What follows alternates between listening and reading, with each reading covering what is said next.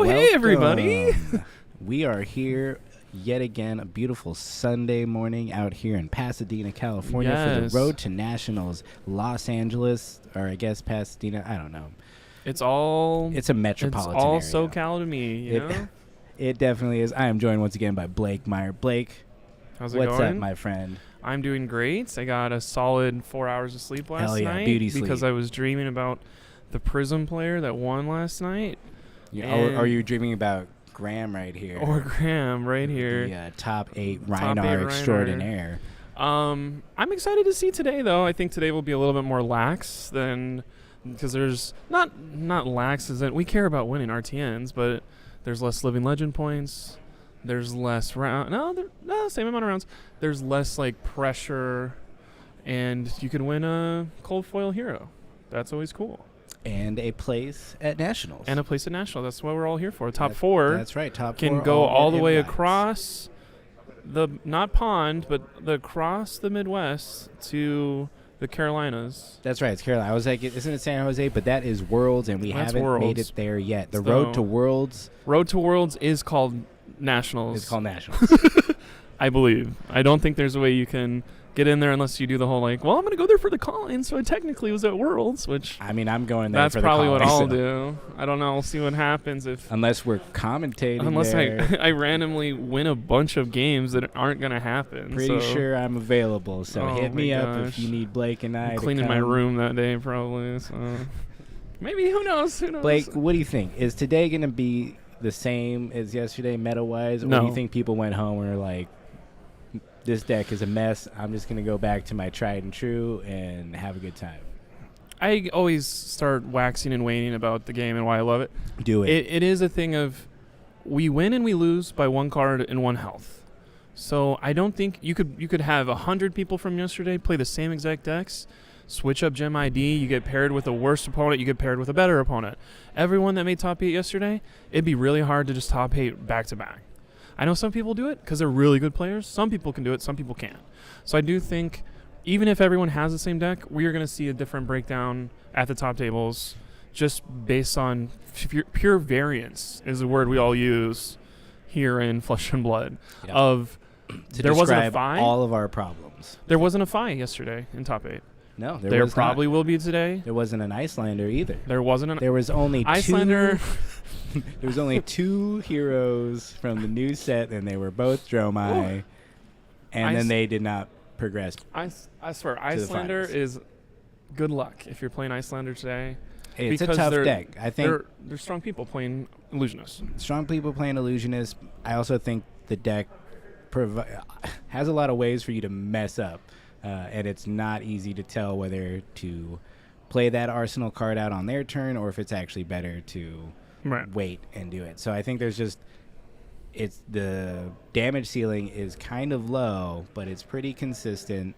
Right. But it presents a lot of opportunity to make mistakes. I think it's cool, and I think it'll evolve over time. If Prism, retires out in Florida with the rest of the pals, things might change for Icelander.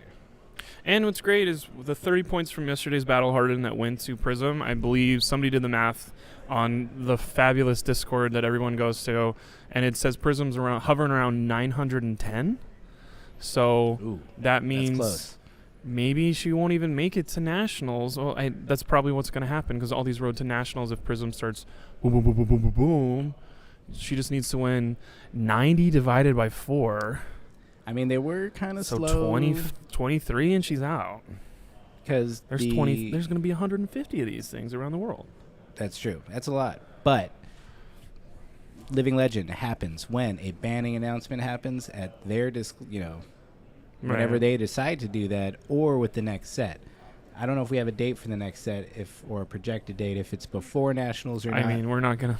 We got insider information. It is happening this year, October 37th. Be ready. It's called Halloween Kudos. And its name is Dynasty, and it's going to be an L5R set. Speculation. Yeah, none of that's true. We're just having fun here. We're gonna see some people die nasty on stream today. Is what we're gonna see. Hopefully no fire alarms today. That was a bit of an unfortunate situation yesterday. Actually, I don't even know if it was a fire alarm. It was some kind of alarm that sounded fairly ominous and led to some people scooping up all their cards to evacuate and then having to replay with some. It's just a bad situation, Right. and that's out of our control. We're in a big old convention center. There is a real world that is still going on outside of our card games, and sometimes it affects the card games. Speaking of that real war, just like a bit of flavor for Los Angeles here, next to us at the Pasadena Convention Center, gosh. there was a jewelry and gem show. Did you hear about this? I did. And then all the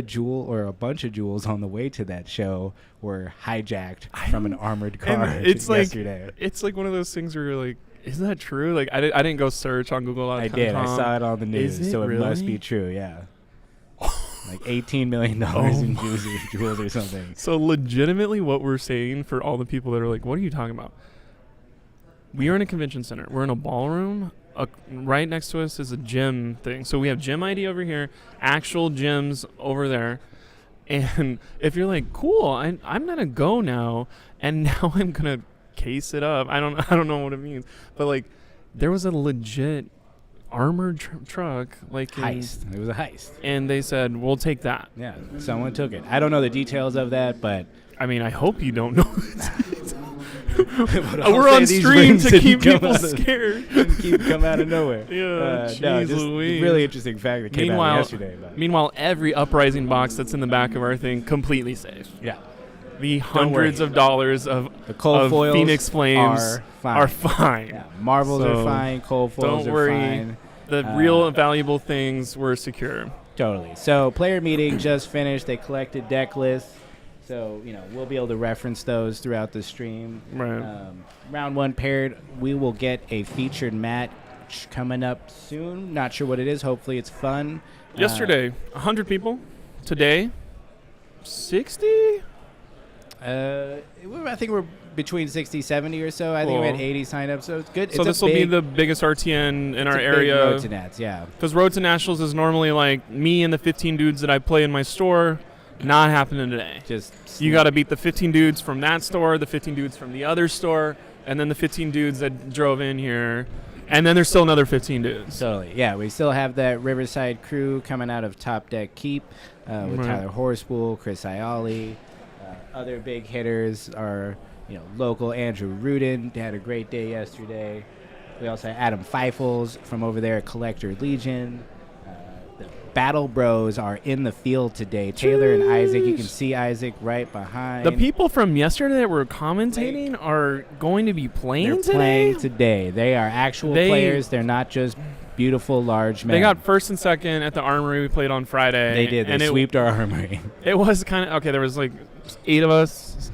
Still. You saw one of them on stream yesterday. And it was interesting because it was like, y'all are better players than me. Like, I don't know how. I guess I know how. You probably practice. You know what you could do to become a better player, Blake? You could listen to the Attack Action podcast available. I have so much to do in my on everyday YouTube, life, Spotify, iTunes. I'm just building decks that I'm never going to play. I mean, I know, but I'm just saying, for you and everyone else, join us over there at the Attack Action podcast. Okay. Lots of great content. I've heard of it.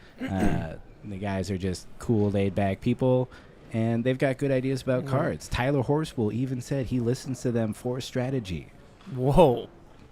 And that guy has players. won stuff. Yeah. I'm just a guy with long hair and sometimes wears robes.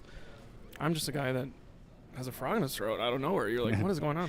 Don't drink on stream. I heard a rumor / it's the actual truth from the organizer. We're going to have Anthony versus Wilson in round 1. 2 local favorites. Which is a crew versus crew matchup from our Discord that we go to sometimes.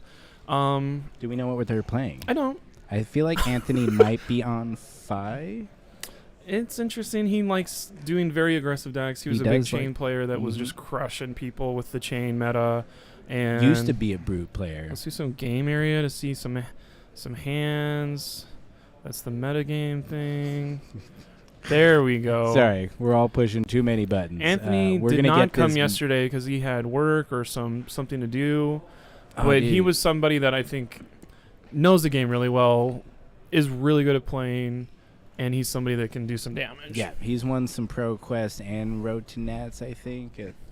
At least he got 4th place at the So-Calling. Like, he's done top 4 of the So-Calling. really well. I forget what he won, but he did win eventually. He got 2nd place against... Like Tyler beat him in a road to nationals recently. And then ProQuest, did he lose to Jarek in the finals? Yeah, so there's some stuff of he makes top tables, he wins a playoff game, and then the next step is the next one for him. Oh, and you know what? Wilson, he loves Dash. And what does Dash do? And Boost. I don't know if he's playing. That'd be sick if he he was is. I playing just today. saw it. I just saw it on our other screen that we'll bring up very soon. The other thing about Wilson is he is also this strong of a player. These people are not looking at their first round matchup and saying, great, I'm glad I drove to Pasadena to play somebody who's this good. And that I know. That I know. Happens. They play each other in Orange County probably 5 times a month. But when you know everybody in the area, basically, it's gonna happen. You're always going to play a friend and someone you know. Not like when I went to Vegas for the first calling, and out of 1,000 people, Brandon and I sat next to each other for round 1. It was just like, dude, no, I know like 12 people here. I know 12 people here. Luckily, I squeaked that win out. Prism versus Chain. That was my worst matchup, and just, that was great. I felt good about that. Had a great day. Anyways, back to today. It looks like Anthony will be playing Phi. I was correct. He is aggressive. Using the chain sleeves. Of course, in remembrance. Shout out to Chain. Hope he's enjoying his retirement. I'm sure he'll be back in some I hope he's having an awful time. I hope Chain and his Legend that's Lounge his aesthetic, is hitting his foot on every Lego that exists. He would be glad to have an awful time. Okay. That's kind of his deal. So maybe you're hoping everything's super pleasant around him, and he's just like, why is everything so bright and green, and everyone's so happy here. So he'll be miserable in their happiness. So I think that's more of the punishment there. But I don't know. I just picture Chain as like Metalocalypse style, like, ridiculous adventures and going to the grocery store What is Chain's hobby that you would never think he does? I don't know, knitting. Okay. All right. That makes sense. Card games, maybe? And it's making chains out of yarn. Dude just loves playing card games. Yes, all please right, put something else on besides those. Okay. Anthony Pham, Wilson Tran. Oh, he's playing Briar. We just lied. No 5. Anthony has played Briar before he played Chain. He does love Rune Blades. Everything I said was a lie, and I'm going to go home. What's interesting about Anthony is he is the one who cracked Channel Mount Heroic before everyone else in SoCal. He invented Channel Mount Heroic. Pretty much, in our area at least. And everyone was like, wow, this is pretty good. And I've heard a rumor of Briar not has fallen off, but some people don't enjoy playing Briar because there's no way you can guarantee you draw your Channel Mount Heroics. You're a bit dependent on that play. I'm curious if Anthony's moved towards the more fuse mix hybrid play. Force of Nature, getting an Earth Amulet going. We saw some of that a couple months ago. Yeah, so we'll see what he's got. I mean, Force of Nature seems pretty... I think if you're running Channel Mount Heroic, you got to run Force of Nature. That combo, if you get it out, is just too insane and can just... There is no ceiling, You just keep going. I remember there was a Blitz game.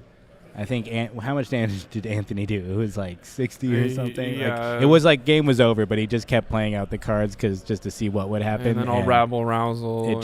It just kept going, and it was nuts. So Briar has that potential. Also has potential for really clunky, weird hands. So the good players have to be able to navigate that. Dash, on the other hand, I don't know if we have many updates. I mean, it seems like the biggest one you see really is Teklo Pounder and maybe T-Bone. Right. It's a way to kind of disrupt their equipment. There's not any real equipment on Briar's side that you're trying to break because you have to do it 4 times to hit the creepers. So I think it's not even a strategy you're thinking of as Dash of like, my opponent would have to completely misplay for me to get the creepers on a T-Bone. But still, if it draws an inefficient armor block from like a skull cap or something, right? It's worth it to waste some of those Grasp of Arknight things too. Totally. But I don't know. I don't play Dash. Never played Dash. Dash is fun. Dash is fun. She likes to go fast. Try it out. She likes to boost. What's interesting too is Erase Face, if it's in Anthony's list, is going to absolutely dumpster Dash because you can't boost. Great tech. You can't boost. Give your pistol go again, I even think. And then it's just like, all right, I'll shoot a pistol for 2. Or I'll play my biggest attack and pass.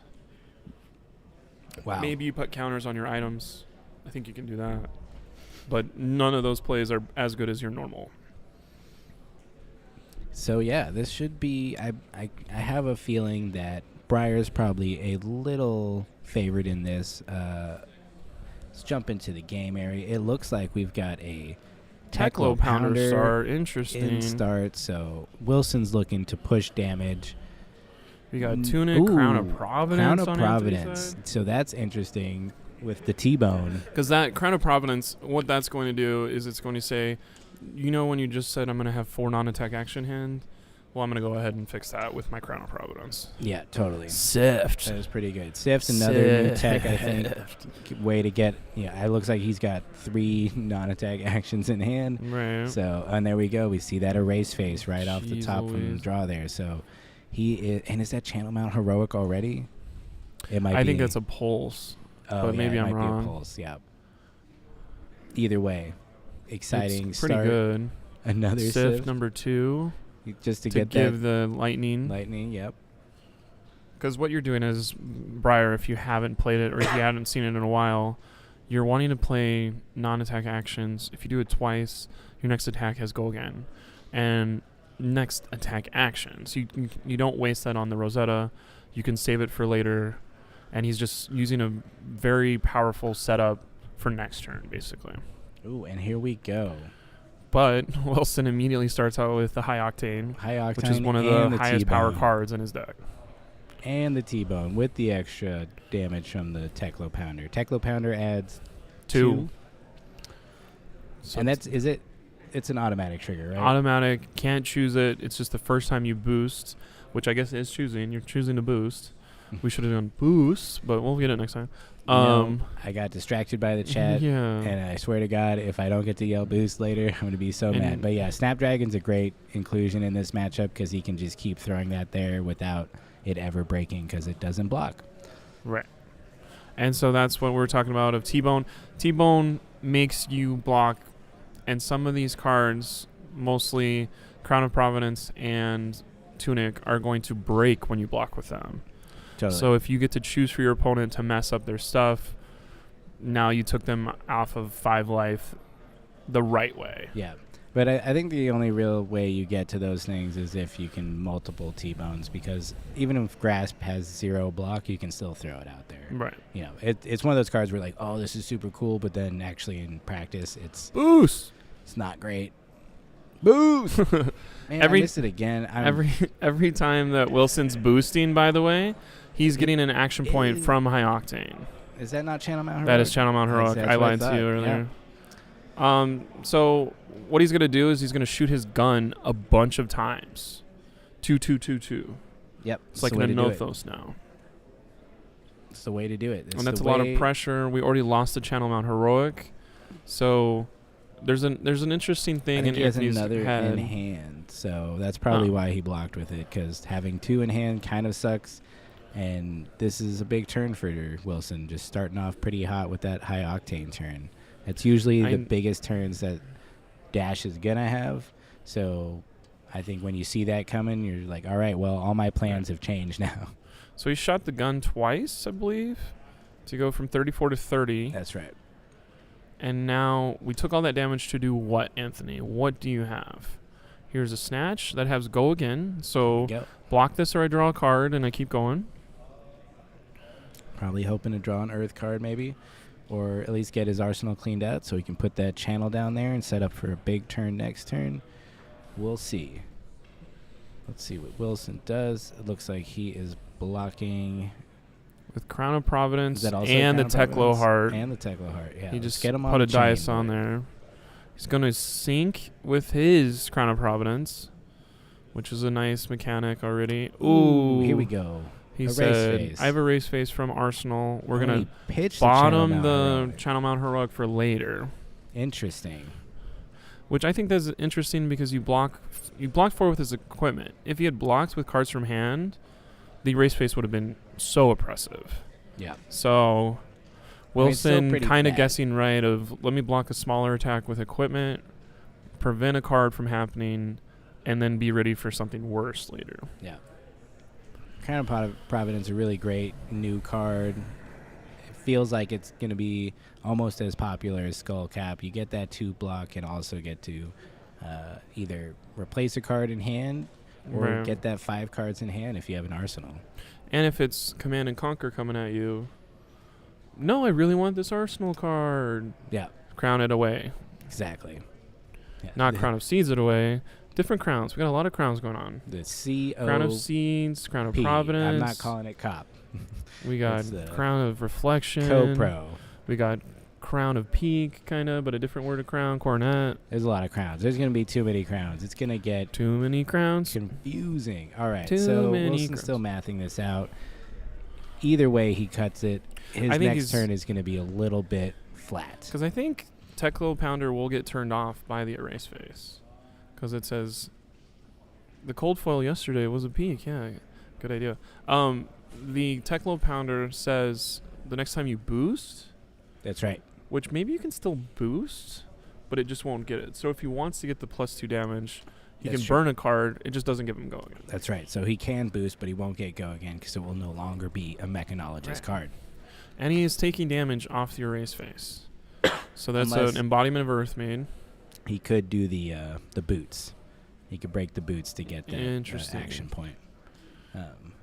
Unless it says Mechanologist on the... I guess Boost probably doesn't say Mechanologist that much. This is stuff we're going to be learning. This makes sense that we don't know this right away because this is... No, Boost is just banishing the this. card, so I don't think... But the go again is from having a Mechanologist card banished. Right.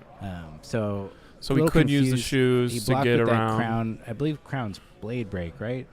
Crown of Providence, yeah. Yeah, so hopefully that is correct and he knows that that's broken and it's just down there for... I think he wants to still show off his cold foil. It's hard to see in that plastic wrap, but, I'm sure it looks nice. Right. When you put plastic wrap over your... There we go. Okay, yeah. Okay. Good. Yeah, you already have a magnetic Anthony case. Says, just what about do it this again. erase face? Just do it again. He says, what does Teklo Pounder say? He's reading Teklo Pounder. The next time I boost, you get +2. Anthony's like, doesn't say Mechanologist, though. Just had the same conversation we had on stream. Because Anthony is probably being like, that first erase face didn't really do that much. Only did 3. 37 doesn't feel as good as 34. And erase face doesn't feel great because it's just 6. He blocked something. He only took 2 damage there. But he erased his face. Look at that. His face is gone. Wilson's face just gone. Doing some math. Randy in the background, showing up Did late. Randy not get here on time? Randy didn't get here, unfortunately. Did Randy get a bye? Can we yell at Randy? Wilson says... Get Randy in the booth? Not if he can't get here on time. Wilson says, I don't care about Mechanologist type card because here's a Command and Conquer. Now it's back over on my side of things. This is where I'll see a Crown of Providence play if...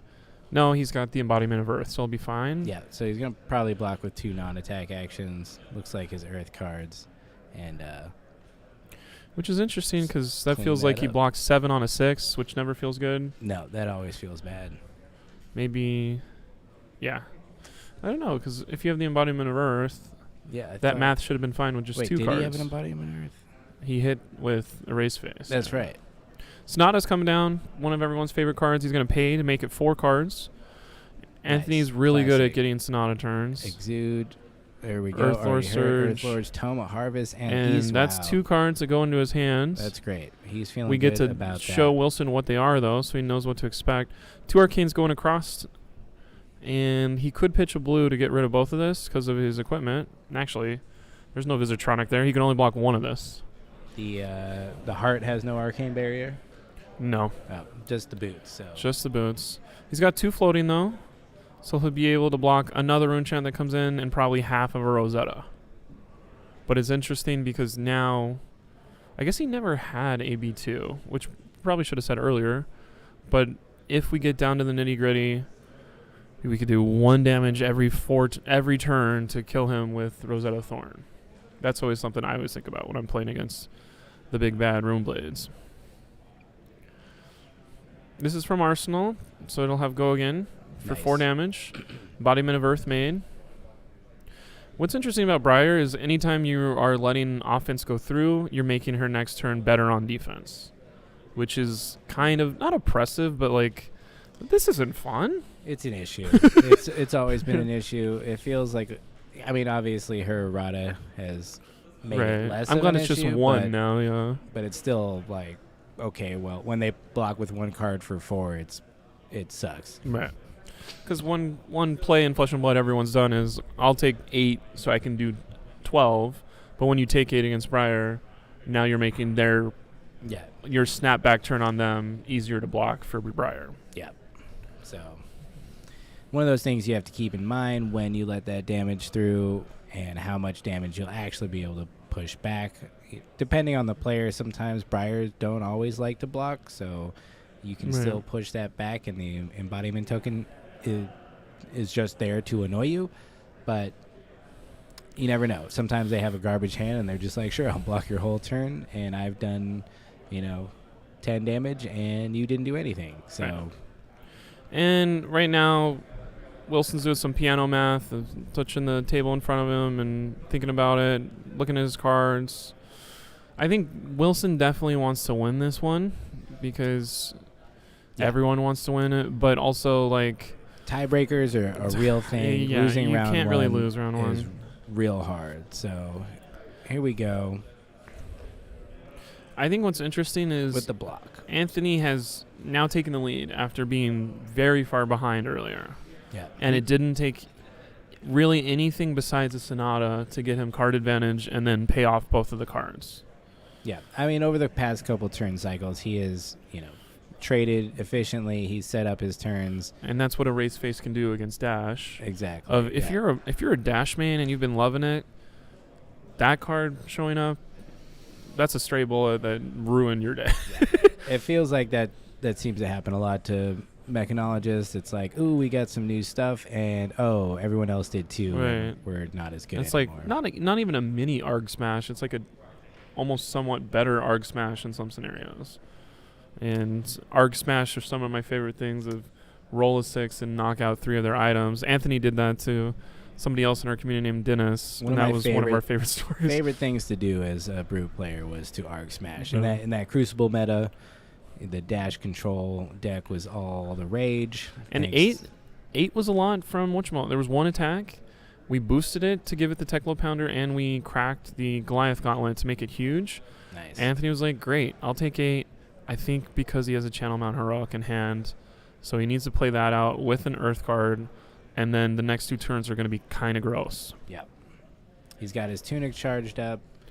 It looks like he has an E-Strike, though, so always kind of an awkward thing to play that card and get, go wide enough. So we'll see what he's got in store. And I just said, he crawled back into the lead. No, he didn't. Now he's down by 10. But I mean, life is a resource. Here's so what we're going to do trade that here to try to get some Channel Mount Heroic has go right again. Here. Do we play the he's got to do the E-Strike. E-Strike for 10? I think he probably does E-Strike for 8 and draw a card, Snapdragons, so he can keep going and hopefully get to his Rosetta at the end, because that would be a pretty big turn. Not sure what he drew there, but we'll see. Hopefully it was something like a Rabble, something with go again. Okay, I'll block 3 of that. What do you got? Go Snappies. Here we go. Snapdragons are being touched. Are they being committed? Is this the turn? Going to read my hero power. Think about it. I think what's interesting, I'm a player that immediately touches cards and presents them without thinking. Yep. Backfires a lot. It does. Telegraphing what you're going to do can be pretty bad, unless you're doing it intentionally to throw them off. Right, Okay, so we're going to use the Tunic to do the 4 damage instead of the card. That's so much smarter because we get to keep the card. Yeah, he said, I'll take the Arcane because I don't really want to pitch. He's going to channel the Mount Heroic, so it'll be out for the next turn. He's going to have 5-card hand. Hopefully he can take the damage next turn too. We sync. Ooh, double that sync. Doesn't feel good about. Although Wilson has no hand, so he actually probably feels great because he's got channel out. He's going to have 5 cards, and Good morning, Sam. It's going to be tough unless he pulls a bunch of potatoes. Nope, we've got Snatch, we've got Nimblism, we've got Sonata, and a Weaver. So this is going to be good. Gee, I This don't know should why be- I sound so bored right now. This is going to be a power turn. Okay, Like, here comes the Briar. channel I mean, Mount this is Heroic just that's going to just Briar. ruin someone's day. This is what Briar does. No! And the thing I like about playing Viscerai lately is Runic Reclamation just deflates a Briar player so fast. It's Okay, not we're to going to grab an gloat. erase face, which will come in for Ooh. 9 now. Yeah, not to gloat about the getting a sad face out of a Briar player, but it is nice to remind them that they are human and Right. they're very dependent on a couple cards. So, pretty good catch there. I believe he has a Blue Weave Earth, so he's got the resources. He's going to keep Channel Mount Heroic for another turn, or that would be insane. I don't think he has 2 Earth cards. Okay. So, but he does. Erase face for 9 is going to happen. Yeah. Race phase for 9, whatever this is, it is a Rabble. Rabble, okay. that feels fantastic. It's a Rabble's red. going to do -1, but +3, so it'll be for 7. Oh, man, he shuffled. I was going to say, if he pitched into that Sonata, it would have been gross to get a race face and swarming. But he already shuffled his deck, so that's not Right. the case. So 7, easy 7, going into Nimblism, into... Now we have... Do we have this? Yeah, because he played Sonata, Oh, so it's the second Sonata one. goes So to he the gets the banished zone. That always Lightning. He's going to confuses play me. Snatch. So it's going to be 7, 10 coming in for the Snatch. Anthony, Because of gonna hook us up. Nimblism. Jeez Going to Louise. show us exactly what we have 6 here. + 4, And it's Anthony. There it is. big. It's big. It's a big Snatch. So he's going to have to go again This should kill. and draw I think a this card. is I think, yeah. This turn, and then he's going to follow up with a race face. for 9. So 10 + 9. 2 cards in hand, or 2 cards in hand, a race face, and a so blue weaver. 19 so -6 is how much? 13. Jeez, he's gone. He's done. Oh, we had 3 cards in hand. Blake still doesn't know how it works. That we blocked this completely. Does he save the erase for or no? It No, he goes, definitely 'cause makes Channel's sense to going just away. jam down for 9. I'll take 9. You have And ruined my whole afternoon, Anthony. He kept a card, though, so maybe he's hoping. I think that was his arsenal. No, he has 1 card and arsenal. He's got 1 card in When arsenal. you have those blue sleeves, they fit on that blue mat, and I'm That blue, nice Arcane Games and Events, Matt. Shout out to our host. yes. Production company doing a great job here on the stream and running this event. But okay, Teklo doesn't block. That's why he gives it. Not going to really help him. Somebody in the chat is way better than all our players and saying all the best lines to do. But I think what's interesting is he's going to win anyway, so it worked. So we're going to make a Rosetta, I don't know, what are they called? Rune chants. Rune Chant, a Rosetta Rune A Chant. Rosetta Rune chant with our Grasp for the Rosetta. And then we're going to just jam in the 4. Here comes that This swarming. is 3 with Go Again currently. But if it hits, it's going to turn into 4. That's not how that works. No. It just has to go again. Right. But he takes one from the Arcane. But this one, This one is going to be... 3 again with Go Again. Oh, yeah. Sorry. And that gets Viscerai. blocked. I'm too used to Viscerai. I'm like, didn't he make another rune shot? No. But this is going to be at least 1 damage he can't block. Or does it? Yeah, no. He didn't, he didn't play it. 2 it. Arcane. So he's going to take 2, and then he's going to block. Okay. What's crazy, I was about to say, if Wilson died without using all 3 Teklo Pounder things, that would have felt astronomically bad. But maybe he uses the 3rd one here. This seems to be the way this matchup goes. I feel like we had a Briar versus Dash, and it might even have been Wilson. High Octane, we can get back now. We draw a card. All right. This is the best thing he could have hoped for. He's got the extra resources from Teklo. Because he got that from Teklo to start off, so he has a 4-card hand now. Because you play the High Octane 4 left, or maybe that's 3 because he did block. But yeah, I feel like we always bring Wilson on, and then he has a rough matchup. He's doing his best. It's not easy out here for You know the who Dash he doesn't have a players. bad matchup on is whenever he plays Maze. We'll get you guys on stream later. Yeah. Boost is going to definitely hit a Mechanologist card. So this is going to be getting the last Teklo Pounder, so 5 turns into 7. I think Anthony's very comfortable saying Yeah, let me give me some breathing room just in case. I mean, he just has to get to Rosetta. He has to Rosetta Thorn and he wins, yeah. That's the unfortunate kind of reality that happens a lot of time versus the Rune Blades these days. We see the nimblism and we see the swarming. And he's got a Gorganian Tome, so he can just draw another card. He's completely fine with what happens in his hands. Yeah, he can do the... he just had to make sure that number is a little bit less than his health, and he's fine. He can Gorganian Tome. He can draw a card. Has he used his Crown of Providence yet? Maybe use your Crown of does Providence. Live a little. I don't think he needs It's to. a $200 card. Play it. I mean, but what if his Arsenal card's really good? You don't have to sink. You can keep You could everything just gravy. That's true. Yeah. You may do it. He's And doing here it. We go. He's doing it. Here we go. Crown. You. Keep it down. He heard you over there. Oh, He did not hear us. They're pretty far away. Last night when there was nobody here for the finals match, it was pretty quiet. So we had a bit of an ASMR stream for a bit. I think that's why we're a little bit... it's Sunday, and Sundays are sleepy here in SoCal, but... Yeah, we had a long day. We had a 10-hour stream yesterday. We didn't do the whole thing, but we are doing the whole thing today. I'm going to feel it if we don't get pizza delivered for lunch, let me tell you that. I'm going to feel it tomorrow morning at my real job. Here's a Gorgan Tome. We're going to Gorgan another card, and then we're going to do that. Get that lightning token. I mean, you know. We're going to play a card that Wilson's going to block, and then we're going to just present our weapon, and he'll be dead. Unless he runs Oasis Respite. Oh. That actually might be a good tech against the Rune Blades. Against the Rune Blades. Although it's just anti-synergistic. That'd be sick. Mechanologist. As soon as you hit it off a boost, you're like, this is the worst card I've ever played. There you go. So, good game.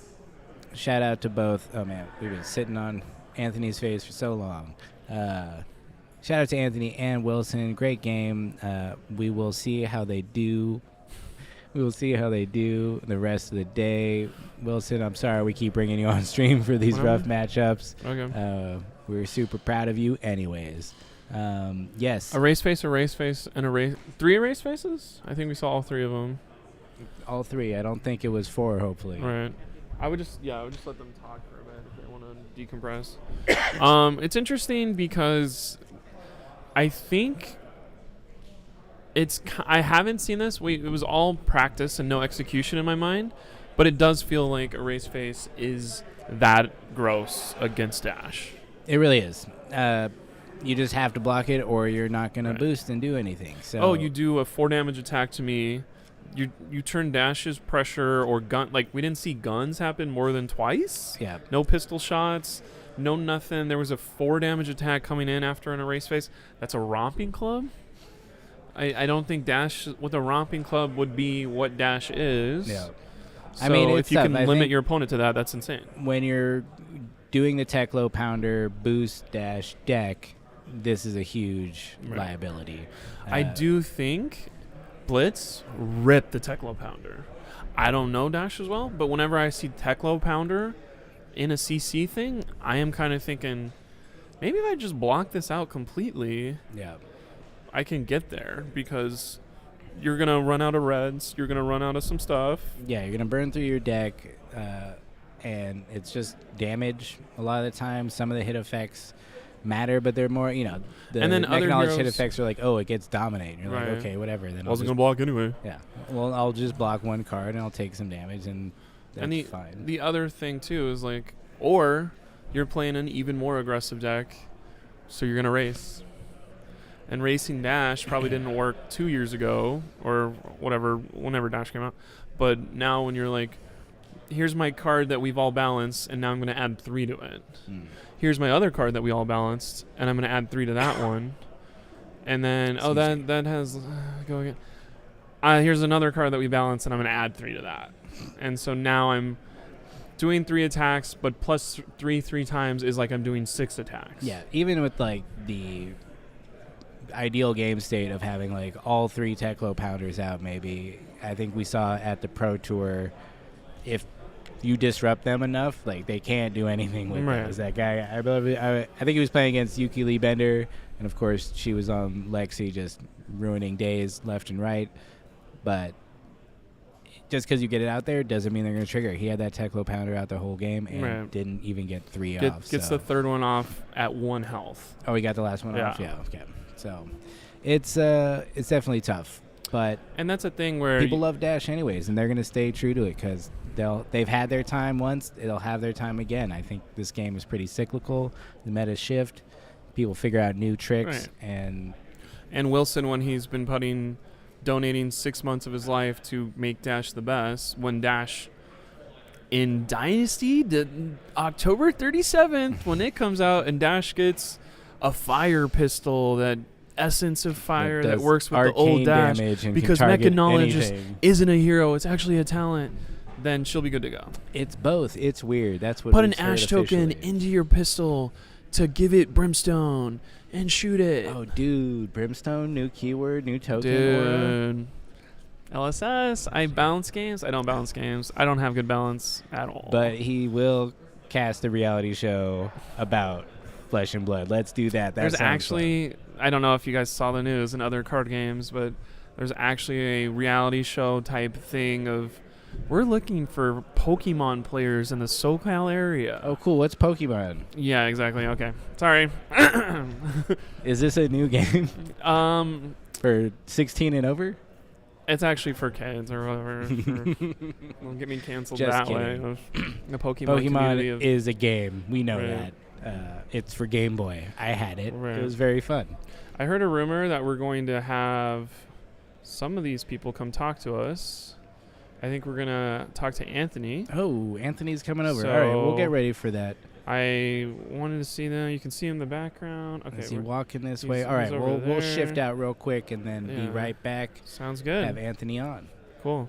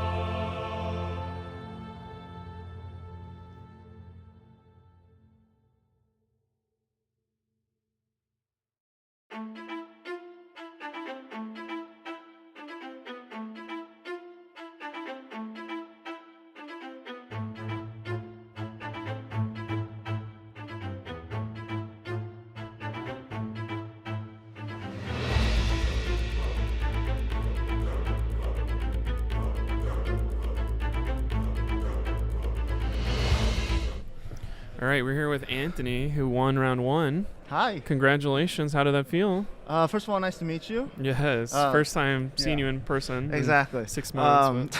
It felt pretty good. The dash matchup is pretty standard for Rune Blades. Cool. I thought no AB2. No AB2. Wilson is a known control player. Induction chamber. That was in my head. I was like, too slow for me.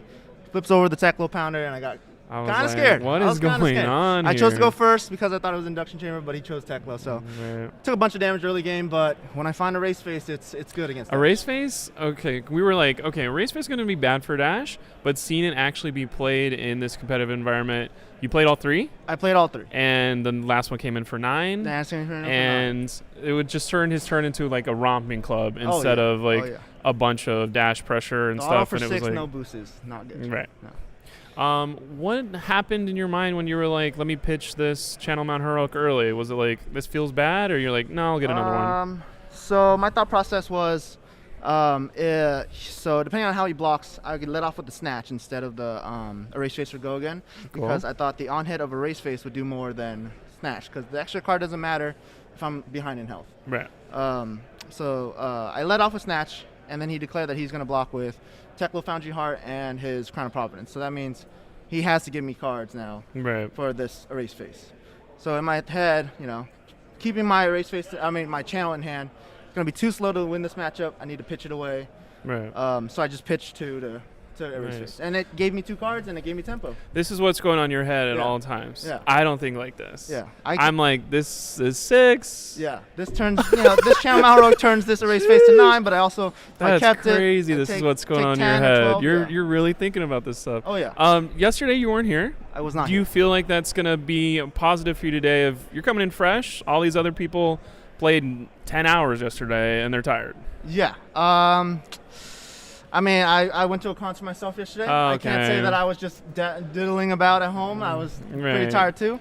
But everyone here is super good. SoCal is an amazing region, so I just got to make sure that I'm playing focused. That's all. All right. Yeah. Congrats. Good luck. Thank you. I One hope little to story see you for later. everybody real quick. Go for it. This is Blake. I know him for so long. One of my favorite stories ever is when we played the Rhinar Mirror. This is why I'm Scabskin High Roller. We played the Rhinar Mirror at one of the shops, Turn Zero. Yes. In LA here. Way back when. Yeah, and he obviously, being a brute player, he decides that he's gonna roll Scabskins. Of course, he rolls a 2, so he's like, I need more than 1 action point to kill you, Anthony. So I was like, sure, why not? So then he re-rolls it. He rolls a 1, obviously, as Rhinars does, and we start, talking about. I'm like, you know what, Blake? I'm just going to give you it. I Gambler's Gloves, his Gambler's Gloves. So he's like, are you really going to do it? I was like, yeah, of course. Yeah, and then he rolls it again. He rolls another one. And we proceed to just laugh and die in the shop for 10 minutes while everyone else is playing. That was the first time people were like, Blake, can you stop being so loud when you're playing? And I was like, that was amazing. No, because this is amazing. Flesh and Blood is a more fun game than we. And then I think that was about the last time you played Rhinar too. Yeah, yeah. And then I proceeded to play against Bravo, Rune Blade, Rosetta Thorn. Yeah. But somebody made top 8 with Rhinar yesterday. You grabbed that list. You put all the old mind to it. Maybe it's good. I'll try it out. We'll see. Yeah. Well, good luck today. Proud of you. Thank you. Keep it real. Yeah. I'll see you later today. All right. Sounds good.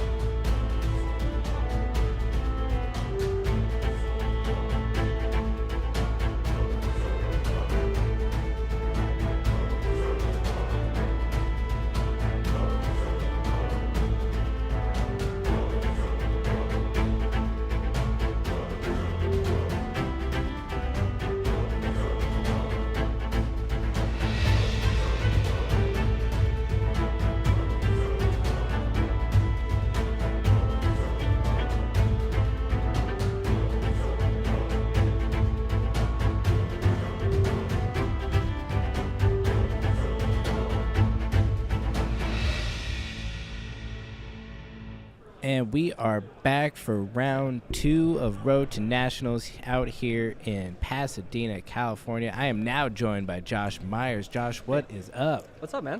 Excited to be here. Excited to watch the Viz mirror. Oh, yeah. We have a Viserai mirror. Viserai mirrors, Runeblade mirrors in general, are like pure racing. It's almost very little blocking and just see who can draw the better cards. It's not one I enjoy playing myself, but at least I am familiar with Viserai, so this should be fun to watch. We've got Arya Howe and Joshua Zapata, 2 locals who are both pretty good players. They're always doing well at different events around, and I hear them come up, and also just nice people. So yeah, no, I think I've seen Joshua play like all the Runeblades before, and he's been getting significantly better and better placements as time has gone on. So he's really getting his Runeblade game down. Totally. John Zapata. John, not Joshua. My apologies, John. Well, there we go. We fixed that. Both 1-0. Apologies to John. I don't know if you saw the meta breakdown. I think there's 11 Viserais here today, which is the most represented hero. Awesome. Yeah, we should have a metagame breakdown coming up soon. For everyone that we will post. Yeah. Or not post, but we'll share it on stream. We'll let you guys know. Looks like they are ready to go. I'm not sure who won the dice roll, but I do know that Arya's got a nicely signed Steve Argyle signature on her Viserai, so already off to a good start. In a case and everything. Nice, and both rocking the Crown of Providence. Very cool. I have not seen people do that yet in Viserai. In Viserai, it's really great. Let's say you have a card that's just not great. You can put it in Arsenal, block the Crown, and correct very easily. I think in any aggro scenario, you'd want Crown of Providence over Arcane Skullcap. Nice. That sounds like a great thing to be able to do, because you can draw those just real hands. And all right, here we go. John has the Belittle Minnowism package. Opening with another. Revealing that Belittle. Yeah. On the Belittle. What do you think about Belittle Minnowism?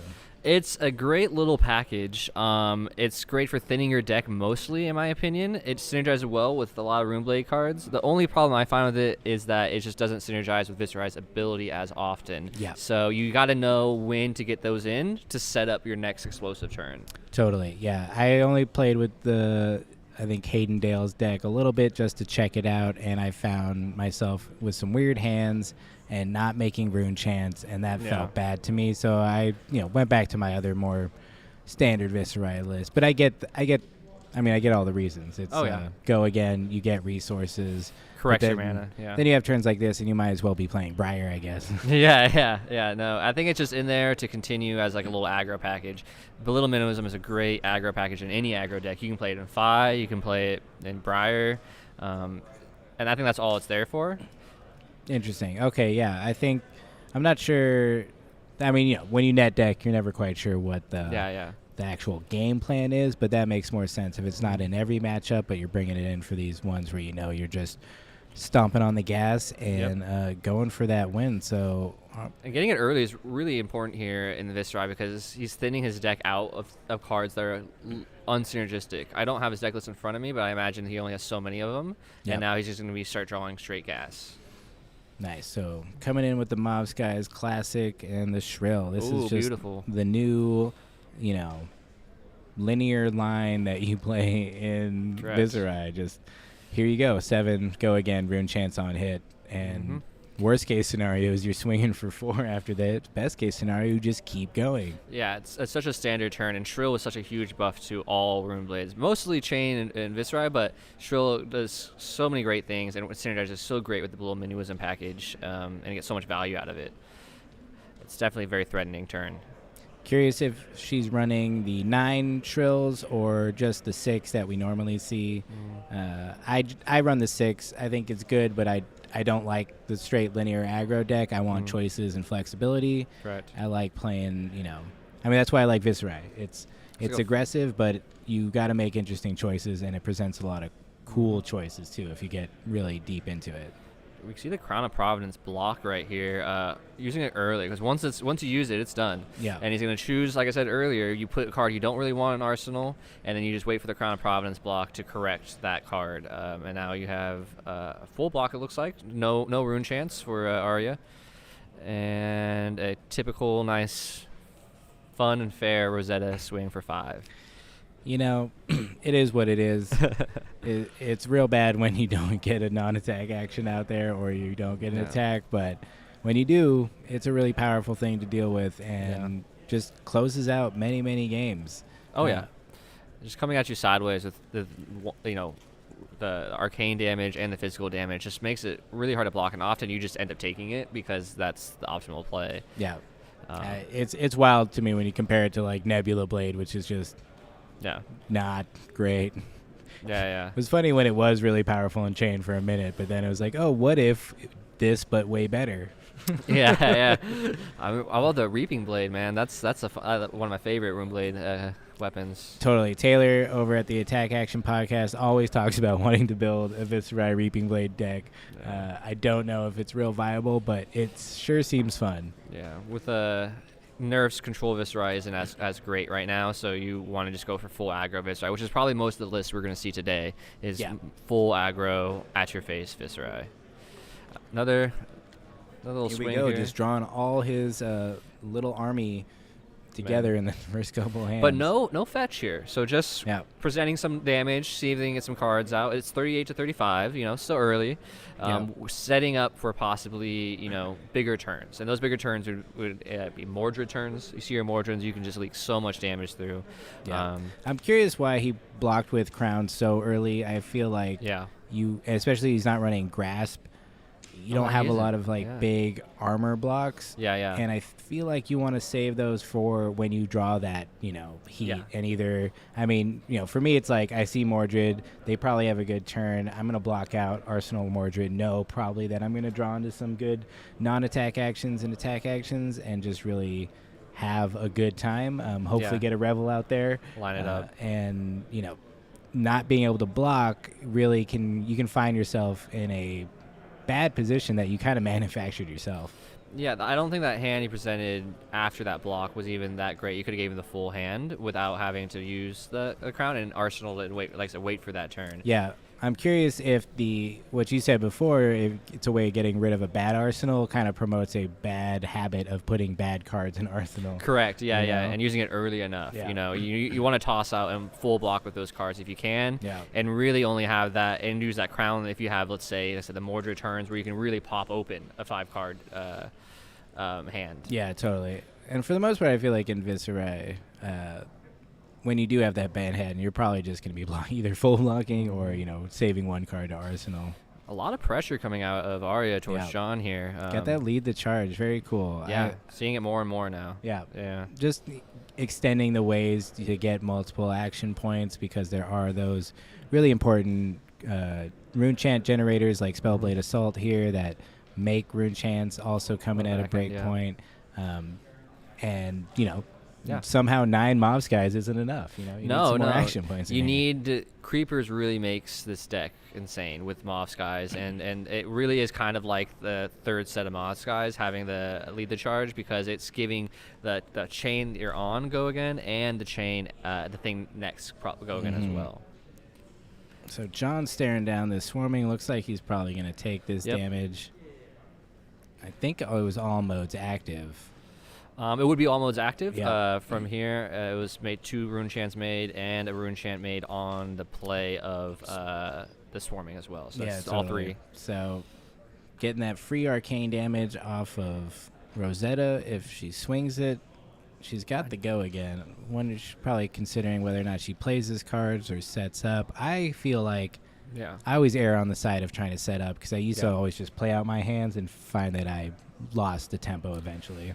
Especially in Runeblade, is you want to have as many options as possible, and it's 29 to 24, so you have time to set up. Ooh. Going in, I think that was the decision. Do I Yeah. go in with another swarming here? And I think that's correct. It presents more damage. I think this is going to be 5 damage, while Rosetta would have been 4, and then it also creates a rune chain on the back, setting it up for future. And she can still come in for 5 again with Rosetta. So this is a huge turn. Coming in, huge. lead the charge, definitely putting in work. Double swarming is just a rough turn. Always. It's just so I mean, free. it's nuts. The way we used to have to play Viscerai, it was so bad compared to now with swarming and revel and creepers. Yep. It's just a really, really interesting time. Definitely pretty powerful. I'm not surprised we're seeing a lot of people today playing it. I think more and more people are going to realize that he is still very strong, and Skeletor was just a shift into more focused on aggressive play. Correct, yeah. And that's not bad.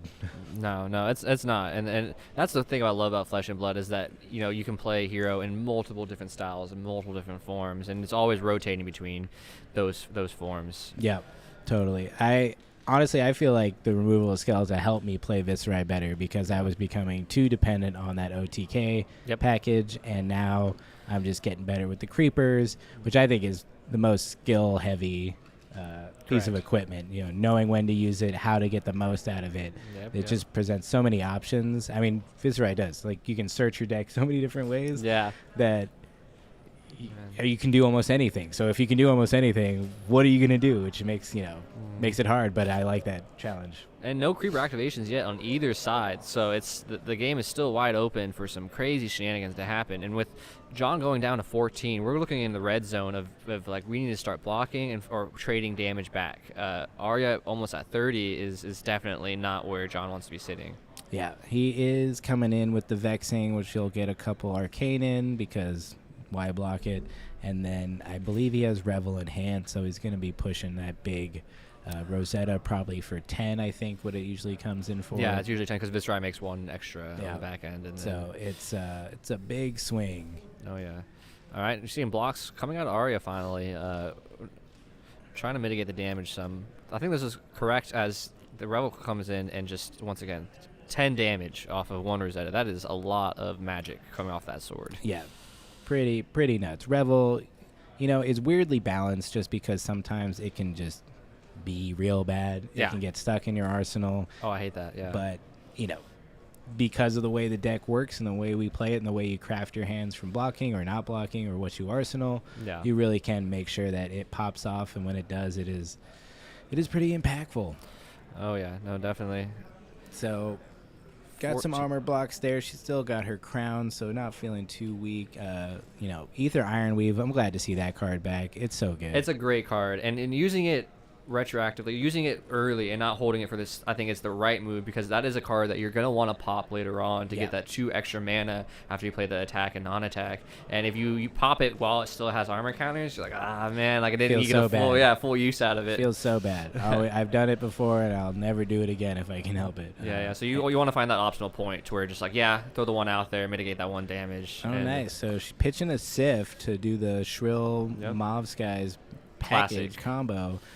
Sift I haven't seen a lot in this deck yet, but that makes sense. It's non-attack, it's free, go again, resource card, does all the things you kind of want to do. Sift's great. I think it's going to be a new staple in a lot of decks. Yeah, you can play that in anything. You can play it in Guardian, you can play it in Runeblade, you can even play it in Ranger if you'd like. Totally, yeah. Anything that kind of needs you to have a good combination of different cards in hands, so it allows you to at least try to fix that, which is really great. All right, so this is coming in for a lot of damage. zoomed in on John for way too long. How's Okay. Arya feeling? Arya's feeling good. Nice. She's a confident Energized. player. She's been at a lot of events. Shout out to her. She corrected someone's play against me in a previous ProQuest or Road to Nats. They did something illegal, and she called the judge, so that was nice. Appreciate people who look out for other game states, even while they're playing their own games. Yeah, no, always, if you're ever in a scenario, a big tournament like this, or somewhere where you feel nervous about it, just call a judge over and let them handle it. Don't try to, confront the person or anything. Exactly, The judge yeah. will for sure is there to help out and handle And the she asked situations. first, too. She was like, should I tell you if I see something else in another game? And I was like, uh-oh, what happened in my game? But, All right, big blocks coming out here. I think this is also correct. We saw John blocking earlier the Shrill with the Mob Skies. he knows the value of the rune chance that you get off here is too good. If you don't block it, it's tough. But here we go, cracking that Ether Iron Weave, Perfect. getting those extra ones, and the Rattlebones. Rattlebones. Nice. Not typically seen in a lot of lists, but it's definitely still a great card. It was more seen in the Control Viscera because you can recurse something after a long time. But let's Oh, see. yeah. I still run it. My favorite is Rattlebones swarming into Rosetta. Even if you just play those cards, Yeah, it's still good. you get to Rosetta, you put on pressure. It's really good. And like you said, getting the swarming, going in, putting that pressure on, go again, one floating still. So most likely seeing this Rosetta coming out after as well. With John being at such low life, he needs to really min-max his blocks to trades here. he's in a rough spot. He's only got 2 cards, so either way, he's going to give up most of his turn, if not all of it. There's the Iron Weave. And a block there to block the full swarming. Because if swarm would have hit, I'm pretty sure all modes are on, so it would not be able to block most of this arcane damage coming Yeah, in. totally. So Arya's just kind of Swinging for eking out 5, this yeah. value and tempo over the last couple turns, feeling pretty good at 17. John's the got 1 arcane. card. She doesn't have an arsenal, which can always be a bit of an issue with Viscerai, but And no Mordreds yet. No Mordreds. ooh, good Yeah, call. yeah. Oh man, hopefully not all 3 of them show up in this hand, 'cause that's Yeah. definitely have spooky. had full hands of like Mordreds and Mobs guys who are just like, well, I've just lost all my temple. I think I see a Read the Runes maybe. Great card.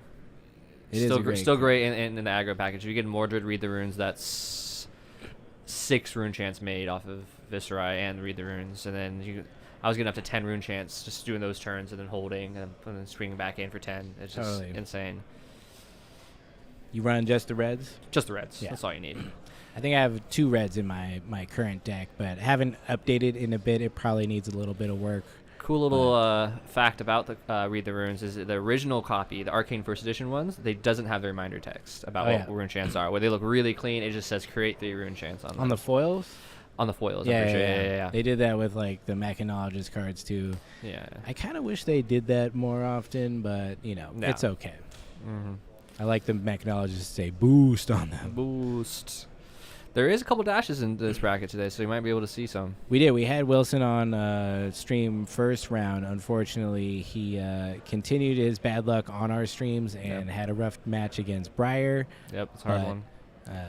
He's a great player and Definitely. always a pleasure to have on. So it looks like we've got to Become the Arc Knight, Yep. a Shrill. Opting to do Become, which is always a great card. One of the best fetches in the game, if you ask me. Yeah, it's so good. It's you discard. It can be it can be a generic, a non-attack or attack action, and you fetch the opposite. But the opposite has to be a Runeblade action or non-attack action, Totally.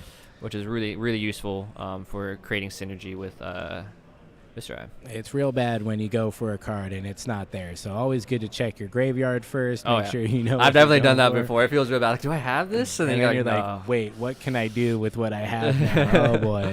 So Yeah. Honestly, swarming an easy target for sure. that's the biggest thinking turn sometimes. If I have to become the Arc, like, what am I gonna fetch? How do I set this up? How is this all gonna break open? Definitely. That's what I'm saying. It's one of those cards that presents so much choice that your brain can, it might have to enter the matrix a little bit to figure out the perfect calculation. Some people are very, very good at it. For me, it takes a bit of work. Yeah. And I kind of fall back on some, tropes and, more standard play patterns. But I think it does allow for some creativity that can be really cool. Oh no, definitely. So I think I see a Shrill in her hand. Yeah, She's she's showing got a us a Shrill Shrill. now. All right. What card did she just grab? She grabbed Swarming. The Oh, other that's Swarming. right. I She think the grabbed last Swarming, yeah. Swarming in the deck. Totally. Yeah. But this would be the 4th one she's played because of Rattlebones. That's right. Mhm. I was like, wait. We don't have 4 cards. no, That was a Rattlebones. mistake. Yeah. Sam, we love you. We know.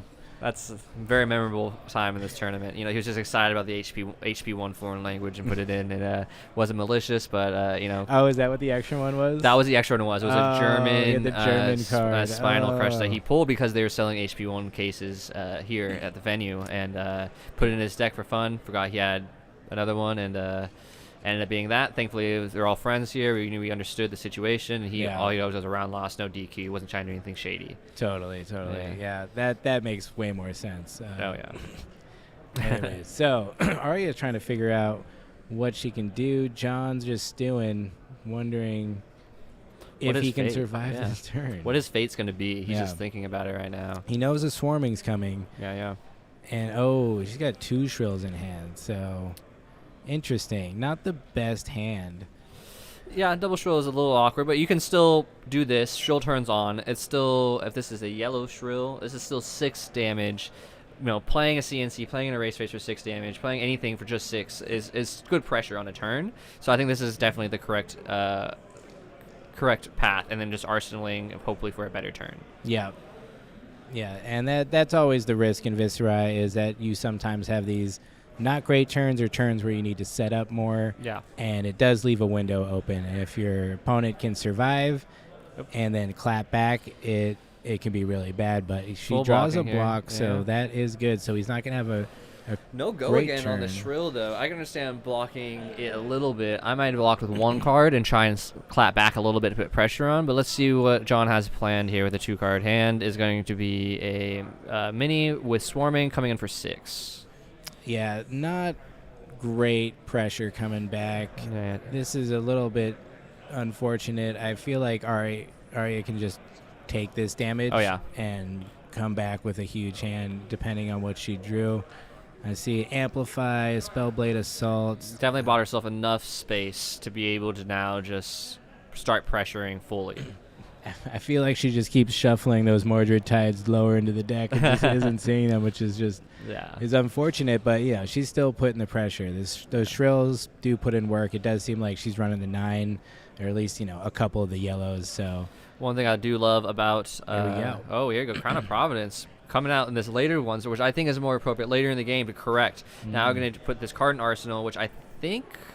What was the card? Card was Swarming, so I think she's keeping that. So she did it from hand. She did the hand to sync the hand ones, and hopefully correct her mana, correct maybe her play lines, because there's definitely situations where you get all non-attack actions in Viscerai, or you don't have the right amount of mana, and Crown can correct that, thankfully, which is really nice. Totally. Yeah, so it looks like he will crack the Ether Ironweave to swing Rosetta just to kind of punish a bit, but the punish is not that strong, unfortunately. So this would only just bring I think Arya she and drew John a Revel closer. off that, which would be pretty great if she did. I'm not sure if that was already in hand. It might have been. Yeah.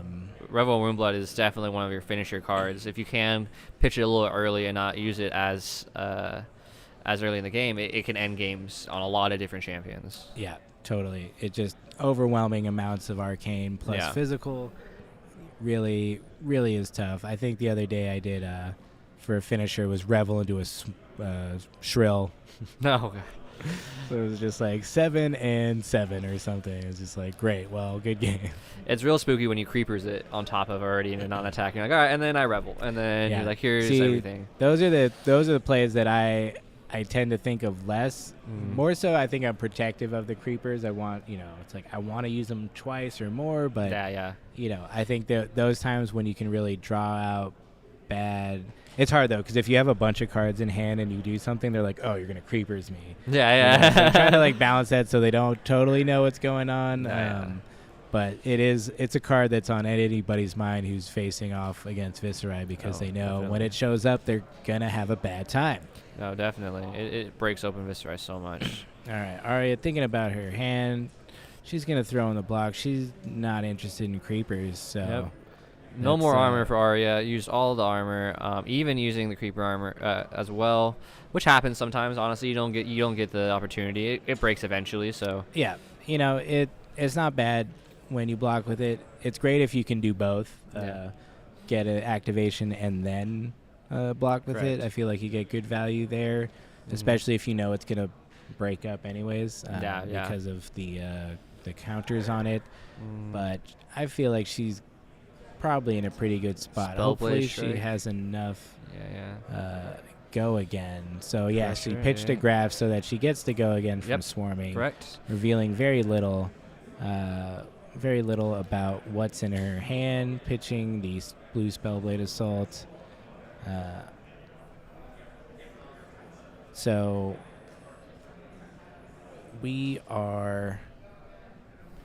John is thinking, I don't think he's feeling great. He's definitely on the back foot right now in this scenario, figuring out how he's going to come back. What else is coming out after this is the real problem for him. No, definitely. Do I block this? Do I wait for something more impactful? At least he knows there's no more swarmings, but he knows there's Rattlebones, so it could just come right back. That is something that I've done many times that's pretty effective. Do you run Sink Below in your Viscera? I know I've seen some lists do it to correct, but it's just not worth it. I don't do it. I run Reduce. Reduce is great. Just because Rune Chant Generation and against the bigger, Bravos and other big attacks, it can be really helpful, but it's I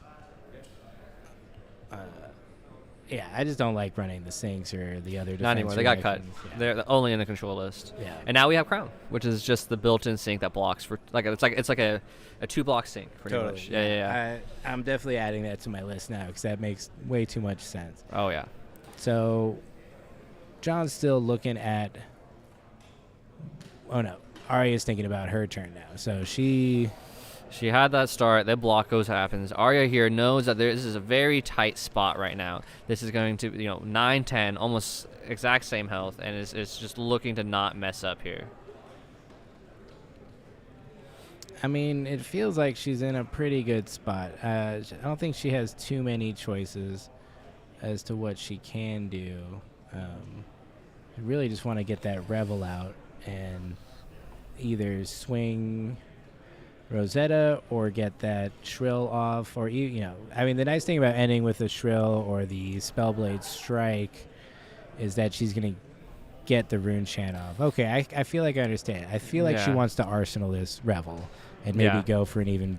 It's usually better that way because you want to set up the non-attack, and Shrill is an option here. I kind of like just pitching the Spellblade and just doing Shrill, ripping some cards out of the hand, and then arsenaling that Revel. Yeah, if it's a red one, it's going to come in for almost lethal, and I don't think reds are in the list. I think it's usually yellow or blue.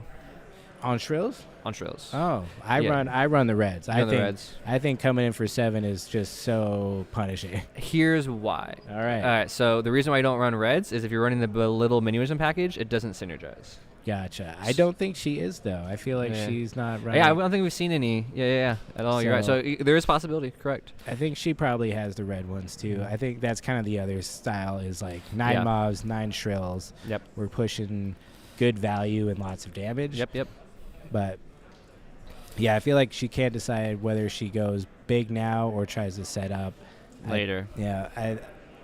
I don't know either. I'm tendency. I'm like, oh, I've got Revel. I'm gonna go for it. I mean, you get 5 extra damage here. Is he gonna pitch? Like, he's got 2 cards left. Well, Revel's not activated right now. You need to play another non-attack. Yeah. Okay. So they would have to somehow do it. So you definitely want to save. Yeah, perfect. I was saying pitching all of it. Didn't have one floating. I was mistaken by that. Oh, she left that on there. Okay, yeah. So yeah. That makes more sense. Yeah. I was like, she's got 1 resource. It should be okay. On Rainbow Shrill, okay, that's someone in the chat is pointing out. Yeah. Knows the list, is a close friend. Rainbow Shrill is spicy. Yeah.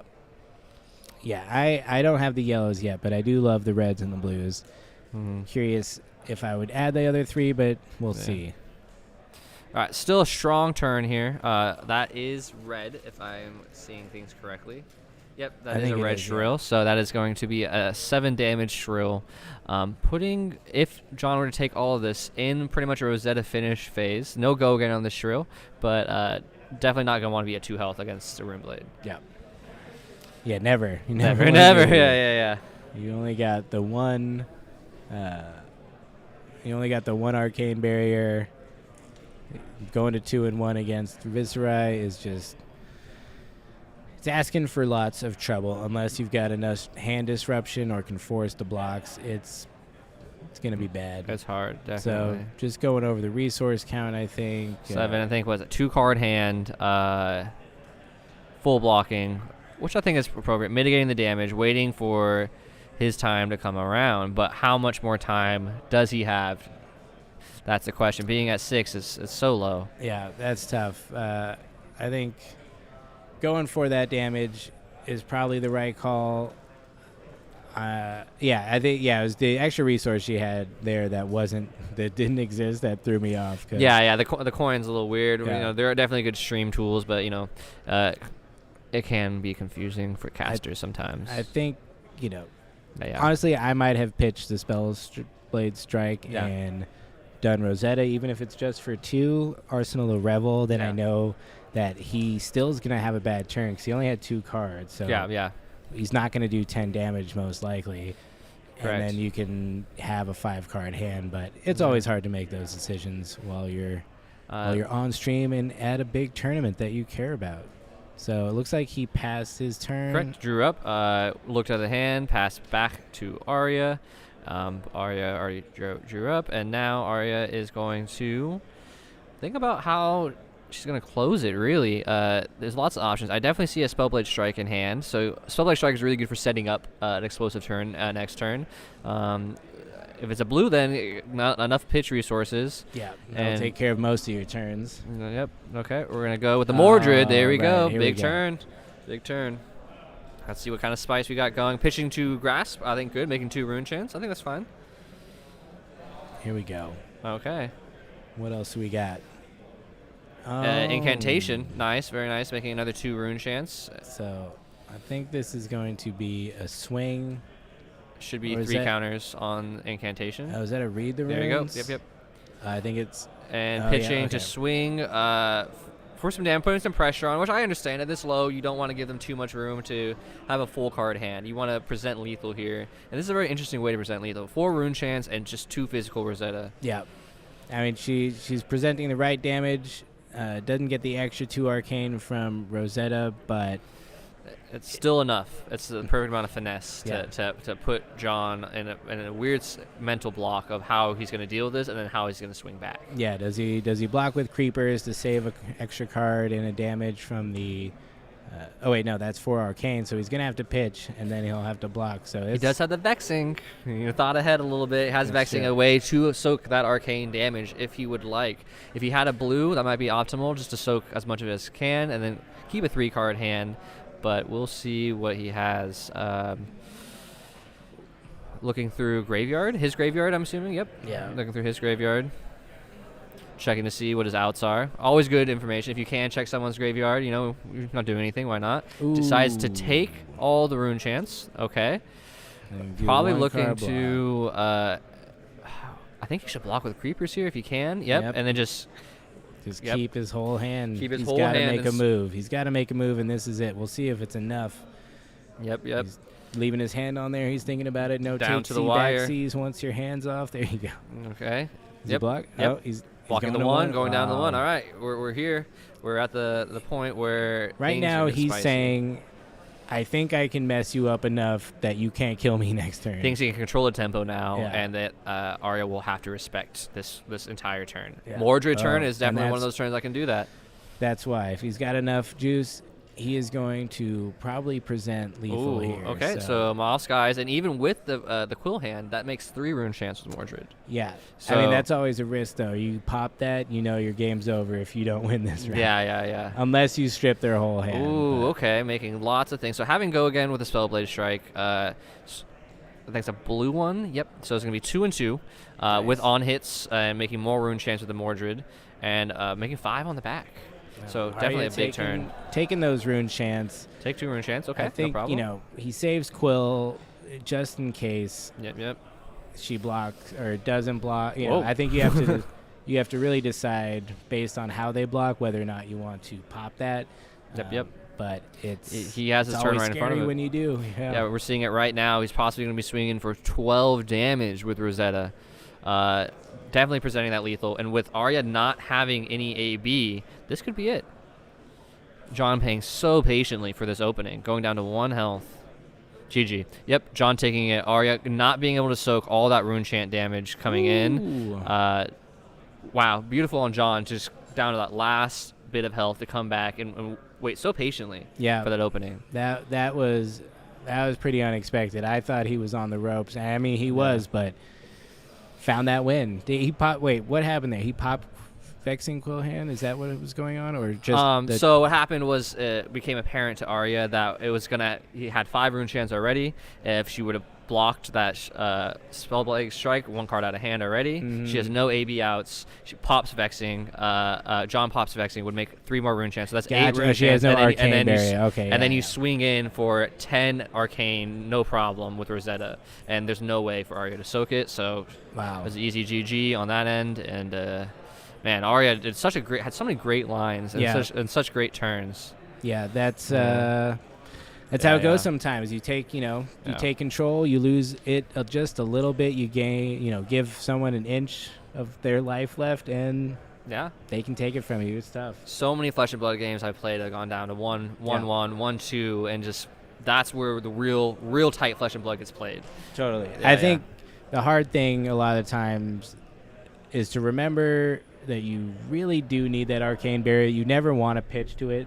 Yeah. I feel like as Viscerai, but when you absolutely need it, it can save you. Yeah. And then Vexing Quillhand. I mean, I have the problem of like, I'm going to put Vexing Quillhand in this mirror or this aggressive matchup, and then I'm like, oh, I'm going to pitch to Grasp, and then I'm like, oh, wait, it's just not there because you're so used to it. Can't do that. Now my whole ideas are wrong, and I just blocked incorrectly because I was, You're just so reliant on that Grasp. Yeah, definitely a skillful card to play. I think you have to do it at the right time and know that it's going to win you the game. I have almost lost games because I didn't pop it, and it would give me that win. Yeah, because I just like forget that that's what it does, but.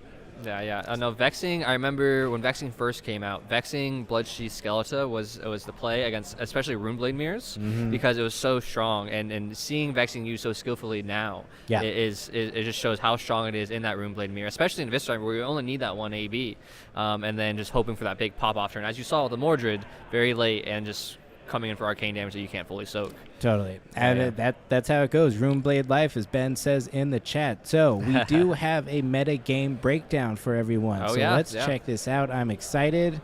That is not the meta game breakdown. So we will get that fixed. Yes, correct. We'll take a quick little intermission and make sure we get that on the screen, and we'll come back, start before next one, and get the breakdown. My button is wrong. I'm sorry, everybody. Yeah, they lied on the buttons. But hold on tight. We'll have round 3 coming up in probably about 15 minutes. Yep. But we'll be back before then to chat about the next round. Thanks for joining us on stream, Josh. Yeah, of course. I hope we come back when we're around, and good luck to all the rest of the players playing. It's definitely really tough out here. A lot of great players. Yep, it's going to be a good day. Awesome. Very excited. Right back. Thanks, See everyone. ya.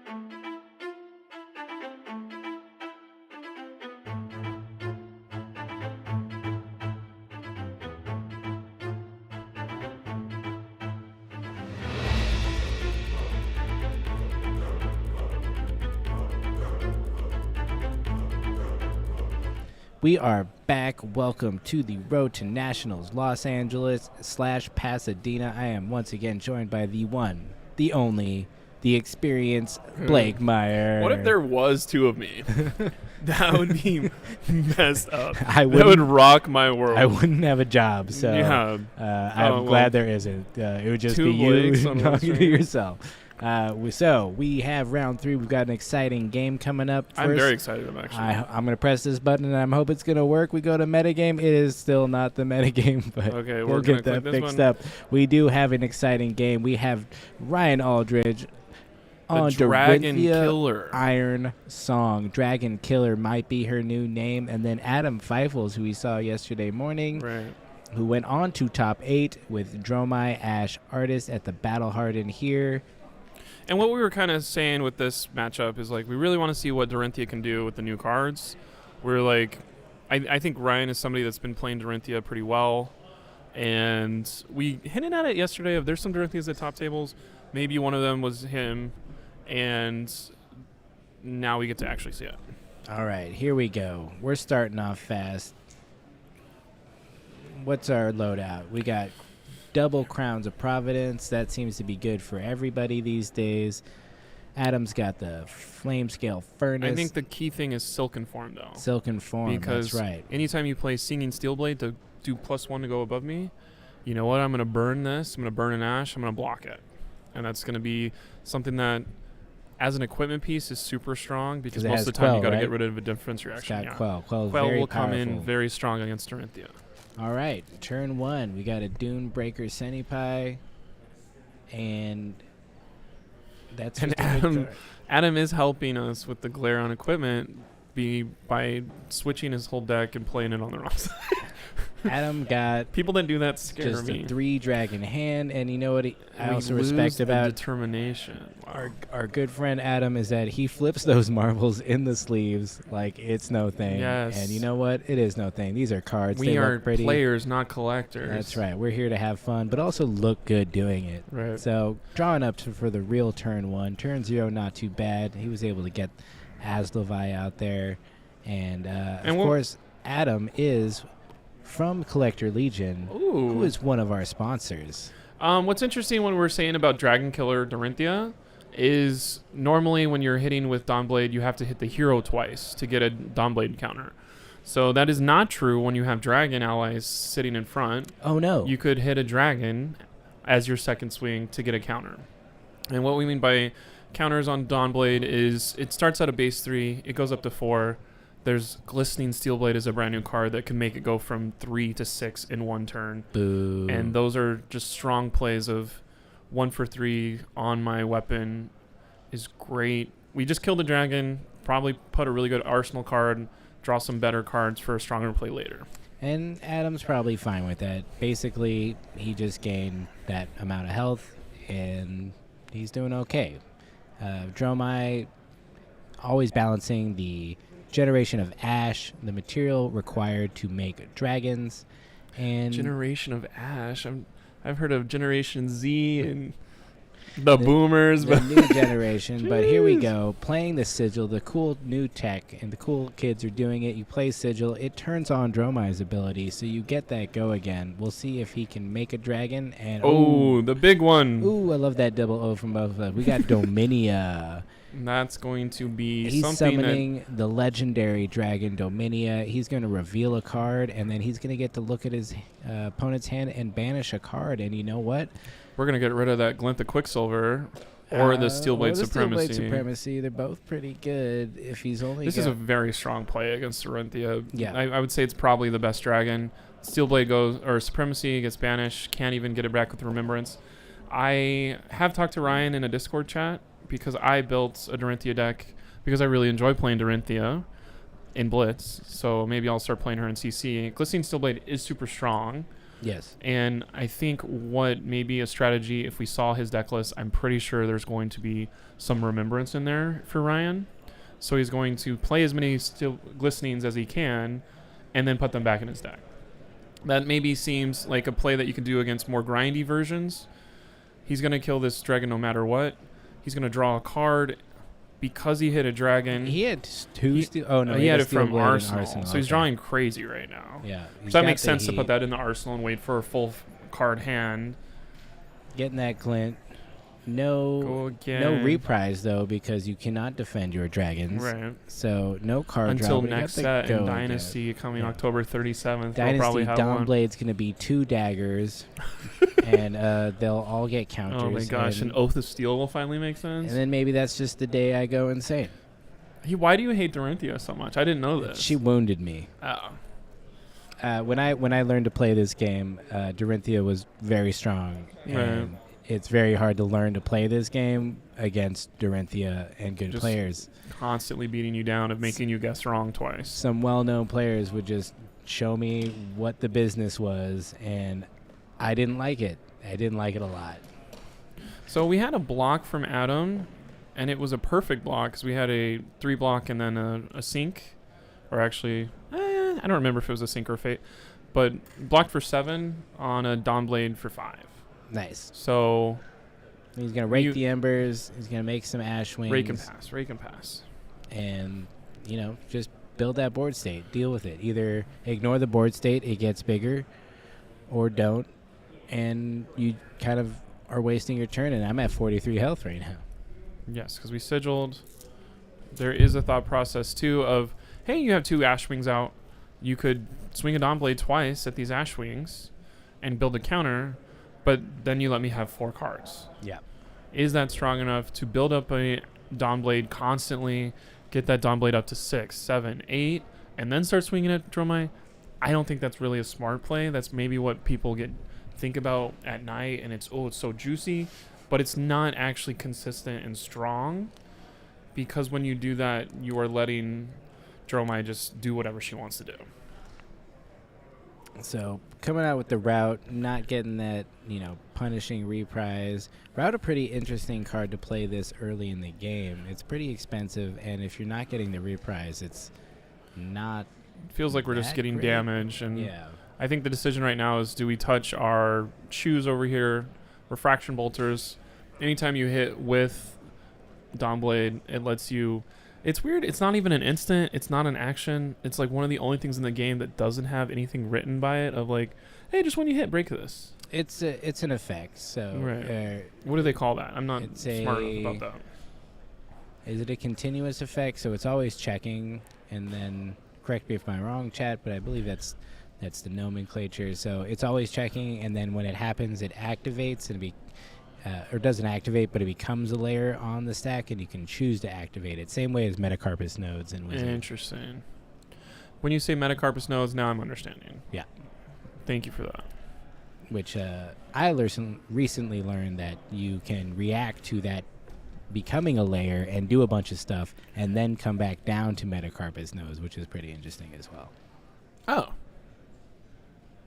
I'll remember that. I forget the significance of it, but people are doing cool Static stuff. ability. Thank you, Steelfur. Steelfur's got it. Steelfur was in our chat yesterday. They went are to back for more. 2.0 in the rules, and they kind of lost me, so Yeah. I've lost a bit of the technical terminology, but I do have a pretty good understanding. So he's going to break with an overpower, and then the Ash Wings are going to come poke Command you. and then Conquer, just a our regular favorite CNC. card. Always good. I don't really care about this Arsenal card. I feel like if I'm Ryan, because you need to do something stronger.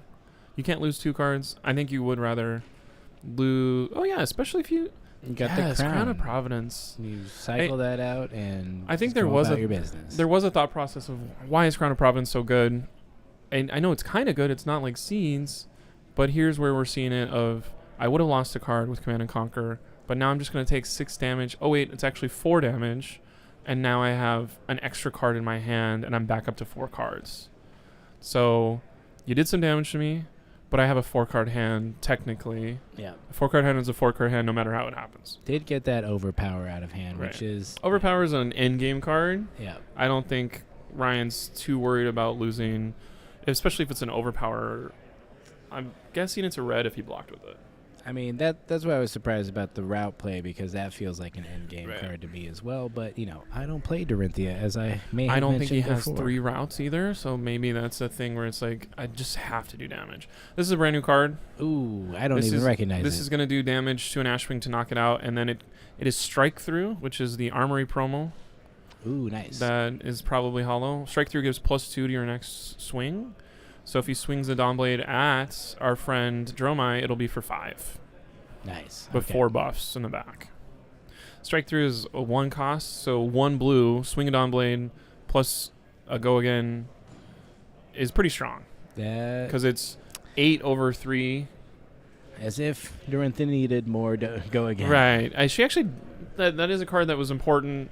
Strike Through basically says too, we have a Dawnblade that has nothing attached to it or nothing before it. I like to say that's a naked Dawnblade. Yep. Makes a naked Dawnblade way more scary. True. Because most of the time, when you're learning how to play against Dorinthia, you just say, oh, it's a Dawnblade for 3, I'll take that. And now that's not really available without getting punished. Yep. It never really was And those 5 that goes true directly. anyways, because they could always do other weird stuff. They gotcha. Adam took 5 there. So there's a Dawnblade counter. Is it run through instead of strike through? It'd be cooler if it was strike through. We're making up cards for next round too. Run through, strike through. We got Spears of Surreality. I know that card for real. What color is that? Is that a That looks yellow to Yellow, me. yeah. I don't know why you would play yellow on this though. It's got to be red because it turns on his hero powers and stuff. He's blocking 3 That'd plus be 2. It's a crazy. 5. So we're All gonna right. burn them all. Burn them all. Chromai. That's just What a is he good doing with his turn. cards that far into the chain? He's like, I'm going to encroach on your chain link right here, my brother. Take the Arcane because there is non-Arcane Barrier on Ryan's side, which Oof. is definitely a That's probably plus on correct. Adam's side of, you're not going to block Arcane? Cool. Can I do 9 damage to you over this game with burn them all 3 different times. Yeah, I mean, I think that's correct. I don't know if you want to waste any of your slots for that, but Right. it's going to be punishing the longer it's out there. It is interesting because we used the arm block, the Braveforge Bracer block, on a non-hit effect. So I'm wondering why we are enjoying more health instead of our damage. It is interesting of like we're not blocking a breakpoint. So, but maybe we're using the 2 here to block a Kyloria later for 3+1. So we're not wasting stuff. I would rather block Kyloria twice with my Braveforge Bracers though. Yeah. But maybe Kyloria isn't going to get drawn anytime soon. What are the worst dragons for Dorinthia? Probably Tomotai is probably up there. Right.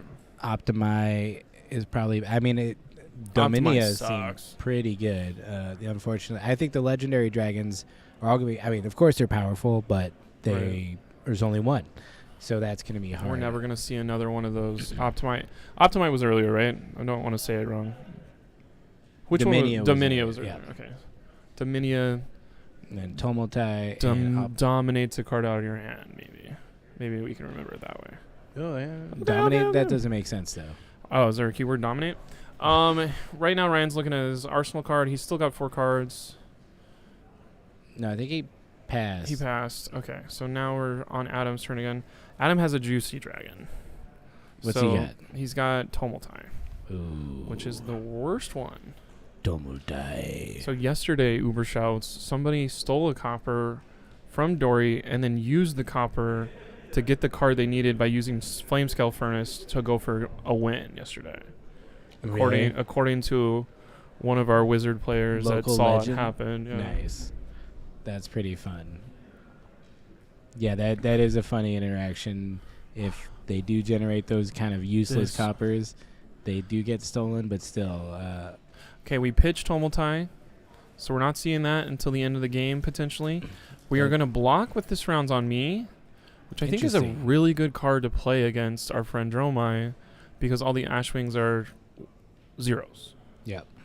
You get a card, but I don't know. It is like pitch 1 to get a card. Maybe it's not that strong.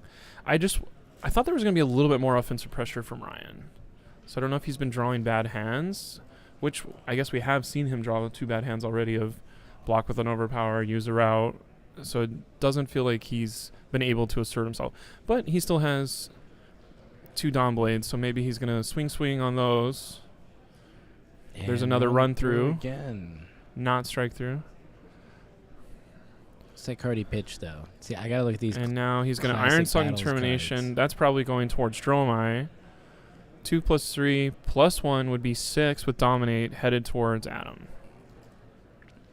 Pretty good.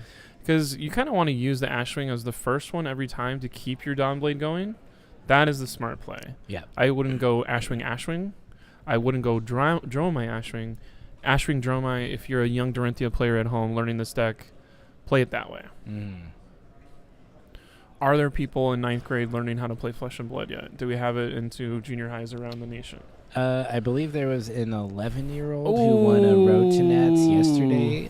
Out I did see that.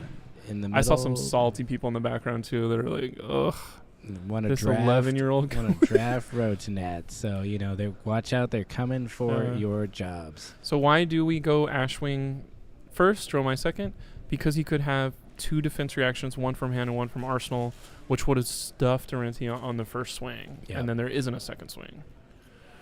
No, that makes a lot of sense. You use that to He's keep your like, oh, counters. yeah, I gotta put 'cause these cards that, in my I think, graveyard. is going to be the biggest mounting pressure. Right.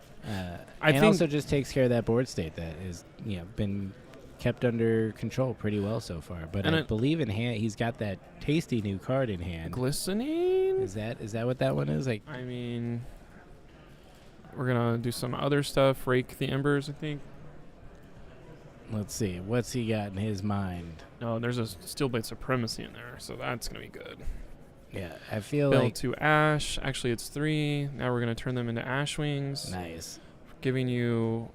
Are those all cold foil Ashwings too? I don't think they're the black ones from yesterday, though. They're not the Marvels, but they are. Okay, the he said Cold take Foils. 4. I don't care about this. Yeah, I think have a he's setting up Dawnblade for that's a ready to go. I've big, got a good card. big hand coming from Here Ryan we over go. here. So let's see how he starts this off. Is that another this round's on me too? I think so. Funny how you can recognize a card at the sometimes most we obscure can angle. see that is round on me right there. That's glistening. That's the new glistening. I believe so. That's the one that gives you a bunch of counters. Yes. Every time you Ooh. hit a hero, get a counter. Not Ooh. every time you hit a dragon. Okay. Well, at least that's not busted in this matchup, but it's I am still wondering what pretty he's looking busted. for in his thing. He's looking for defense reactions. We got two fates that I saw already. There's a sync that's gone. Can he draw all these in a row? Is Adam playing Oasis? Could also might have sand cover in there. Oasis is super good in this matchup because you remember from yesterday? It doesn't turn on. Doesn't turn on reprise. Sheesh. That's right. He doesn't have any ash, Okay. so sand cover wouldn't help him here, but he is going This to is crazy. activate his chest. My sword is free this turn. His sword is now free. It has go again from glistening. Steel Blade Supremacy. He's already got 2 counters, so he's coming in for 5. If he hits, he's going to get more counters. 5 plus 2 more. He's gonna 7. Draw a card. 5 plus 2. Right now it has plus 2 more. It's 7 right now because 2 from the Dawnblade has 3 base. There's 2 counters on it, and then Steel Blade Supremacy Steel adds Blade 2 more. 2 more. Yeah, okay. And then So if he 7 hits, big it'll ones. get the We're glistening. gonna draw a card. We're gonna glisten. Oof. This is the grossest thing. He's still got a I'm card in assuming hand and we an have- arsenal. We have 1 pitch going. We have 1 card in hand. I think there's a combat trick ready to go. Yeah. Gain Curious arsenal. why he did not block with his chess piece. What is it called again? I am The blanking. the courage. Steel Blade. Courage of Steel Blade. Oh my gosh, courage of Bravehold. Bravehold. Sorry, I haven't seen a Dorothea match in like a year What? because she's been taking a nap. What? while I mean, the nobody meta- says anything after courage. Everyone knows that card is courage. That's right. I've got a cold foil courage. Oh, how much is it? Oh yeah, what is? If you said I have a courage, I have a Bravehold, we'd be like, okay, you want to go sit down over there? This is an actual real block here. This is important. Ooh, big block. I have the +1 and Yep. look at the top card Stroke of my of deck. Foresight. This is going to do +3 damage, actually. Is it enough to get over it? 7 + 3 is 10. So I'm going to force another, and there it is. Ooh, and he's got the defense reaction. Very nice. And that is a thing of, I need my opponent to prove that he has it. yeah. It sucks that I gave up a lot of resources and a lot of equipment to do this, but now I know my opponent has used the +2 from the furnace and used the defense reaction. There's a lot of options going out for my opponent's ability here. Yep. And he's gained a bit of tempo here. He's playing this defense Right. reaction from Arsenal. And normally, against most heroes in the game, their clapback would be a weapon swing that is blocked by sync. Yeah. Now it's a weapon it's a ravenous rabble that's blocked by sync, and then 4 more after. Yep. Because we have a board state character now. Yep. What are we calling that? Board state character, ally character, or just Dromai? Let's just say Dromai. It's bro. just drama. Okay. I mean, they're illusionists. The only ones with board states like this are Right. illusionists. I do think if we had a necromancer, Yeah. we'd be seeing something like this with some skeletons instead of nice, cool dragons. Yeah. Which, like, you know, I appreciate the ally mechanics. I think they're really interesting. I do not want it to be too... Every deck in the format. Yeah, I don't want it to be every single deck and too many classes that do that. So I think they'll probably be slow rolling that out. But All right. It's interesting. We had not a quick pass, but it was a quick give my Dawnblade go again. Swing at an Ash Wing, make my Dawnblade more. And now... that's right, because he lost all his counters because Right. Adam blocked that up really nicely. Adam just getting a really strong Adam's lead kind of right grooving right now. You Yeah. see how fast he's going? We can't even keep up. He already swung 3 times with Ash Wings. Ryan was like, I cannot commit blocks to that. That's not how this game works. And I have to block a Command and Conquer, Just which, if he has a defense reaction in Arsenal, is the worst thing you could see. cool as a cucumber over there. Adam Feifel interviewed him yesterday for his top 8 interview and told me that he didn't know how many Rotonats and ProQuest he's top 8'd. It Because was it's too many. a lot. Jeez. And One of those. it is true. If I made one, it would go in my scrapbook. Yeah, I would exactly. dedicate 4 color photo pages. I would go to CVS and be like, "Can you help me print out this blanket that has my mat?" I made my own belt, and I wear it everywhere I go. I talk about my skirmish win to anybody that'll listen. Did you guys know that? Yeah, I don't talk about my skirmish win, but I'll tell you about it now. Oh my god, I just choked on water laughing at that joke. Colin never talks about his skirmish win either. Okay, let's see what's going on here.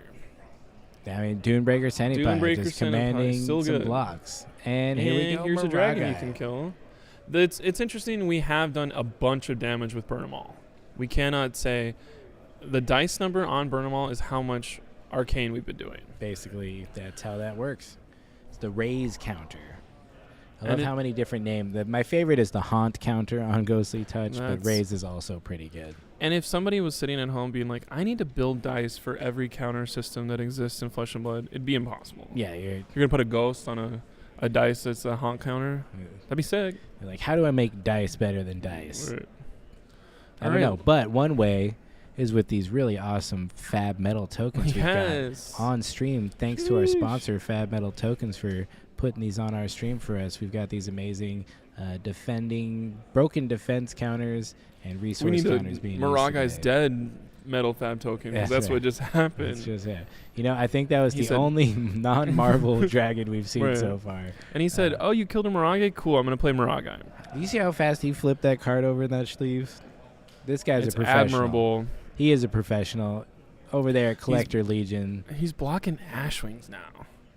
Yeah, he's in a bad spot. Good. Ooh, Yenderai. You know what? This was going to be my other choice for really good dragon in this matchup. This is so bad against Dorinthia. It takes 2 hits. So good against Dorinthia. Because you can hit him for 6 and it counts. Yeah, and he blocks 3. But that says 4 on it. So we're going to... Ooh, that was pretty good.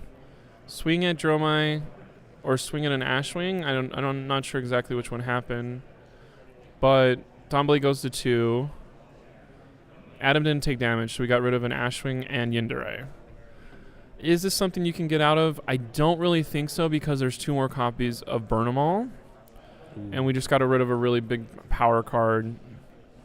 I have played this matchup on a random Tuesday night.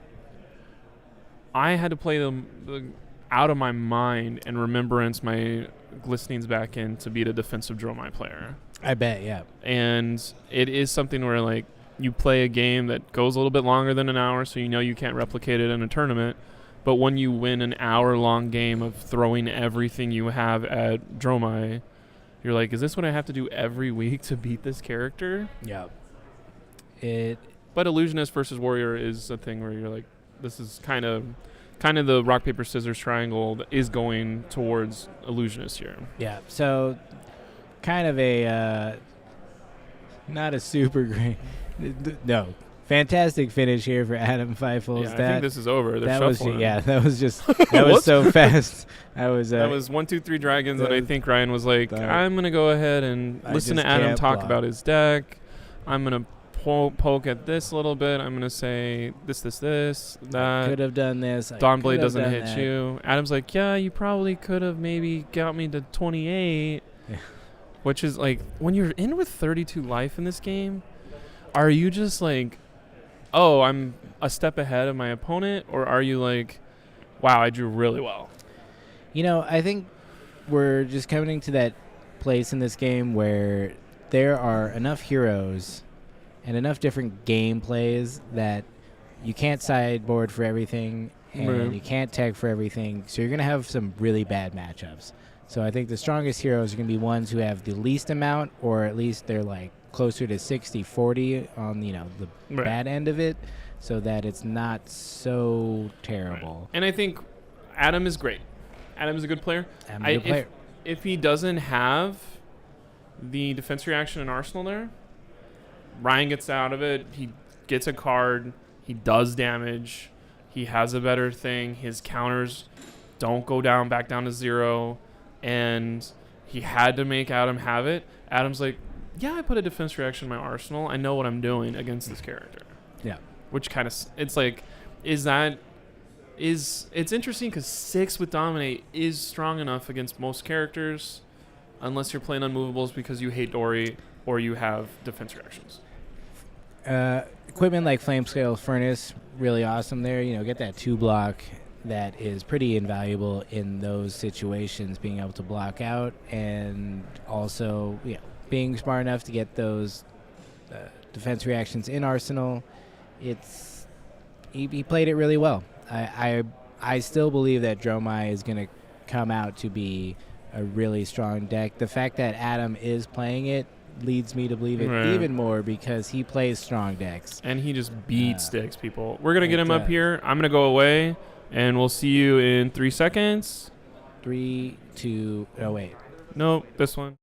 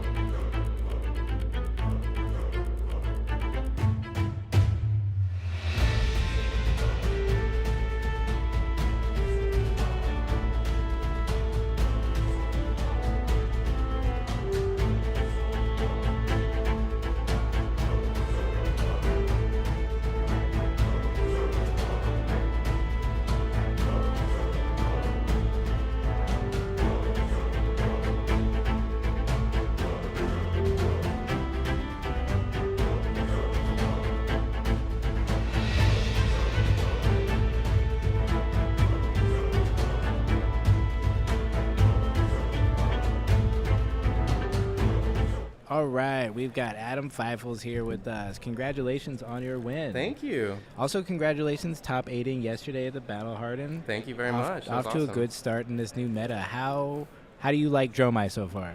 I love this hero. It's so interesting. I was a big Prism player. I love Illusionist, and then the fact that now they're dragons and like the whole theme of it, the cards look amazing. The hero's super fun to play, super interesting. I think there's a lot of things to learn and still figure out about the deck. I'm sure that my list is probably 15, 20 cards different from what it will be in a couple months, Yeah. And it gave me a new itch to scratch, right? Like a new thing to work on and tinker with and figure it out and see what makes her tick, and it's really cool. I've been having a good time. Awesome. Yeah, I mean, I'm really interested in Dromai. I think the balancing of all the bits she needs to work, the Ash generation, the Ash Wings, when do you make dragons, and just kind of dealing with that whole engine building thing is really interesting. Yeah. In this matchup, how did you feel going into it? What was your game plan? So it's interesting. We both had never played the matchup before. Yeah. We had both heard a couple people talk about it. We heard a lot of it's Dory favored. She's just going to kill Ashwings the whole game and get a million counters and then take over the end game. And then there was the unfortunate turn where he did his big glistening Steelblade turn. He should have came at the Ashwing. We talked about it afterwards. He's like, if he comes at the Ashwing first, he doesn't lose his counters, gets a card, and then still pressures me afterwards. Yeah. So maybe that was pretty important to swing the game, and I got a couple counters off of him. I did have the sync and all the cards to block it out that first hit. But I really need more reps into it. I feel like Dromai could make enough 1/1s and all these little guys to chip through, because I was at a pretty high life total the whole game. He spent a lot of cards and time just dealing with the board state. Yeah. So I feel I would need more reps, but I believe Dory players that say they can handle the dragons the whole game and then take over with 5+ Dawnblade counters and just smash you the last couple turns, and I could see that happening, and I could see Dromai just with this list right now, I have a lot of the attacks, the 1-for-5 Phantasms and the one for, and all of that we're just getting in. You know what I mean? I was able to chip him down a ton of life the whole game. So Totally.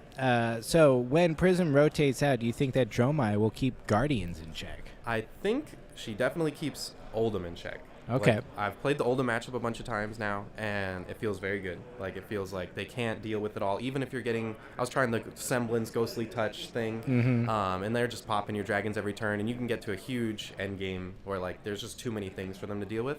But yesterday I played against Bravo round 1 on stream, and that was my first time playing against new Bravo with it. And if they have Old Bravo, yeah, exactly. Old OG new Bravo. Yeah. but he's back and he's really good. But You know what? He's always been good. So it's true. He's just had some other decks overshadowing him, right? True.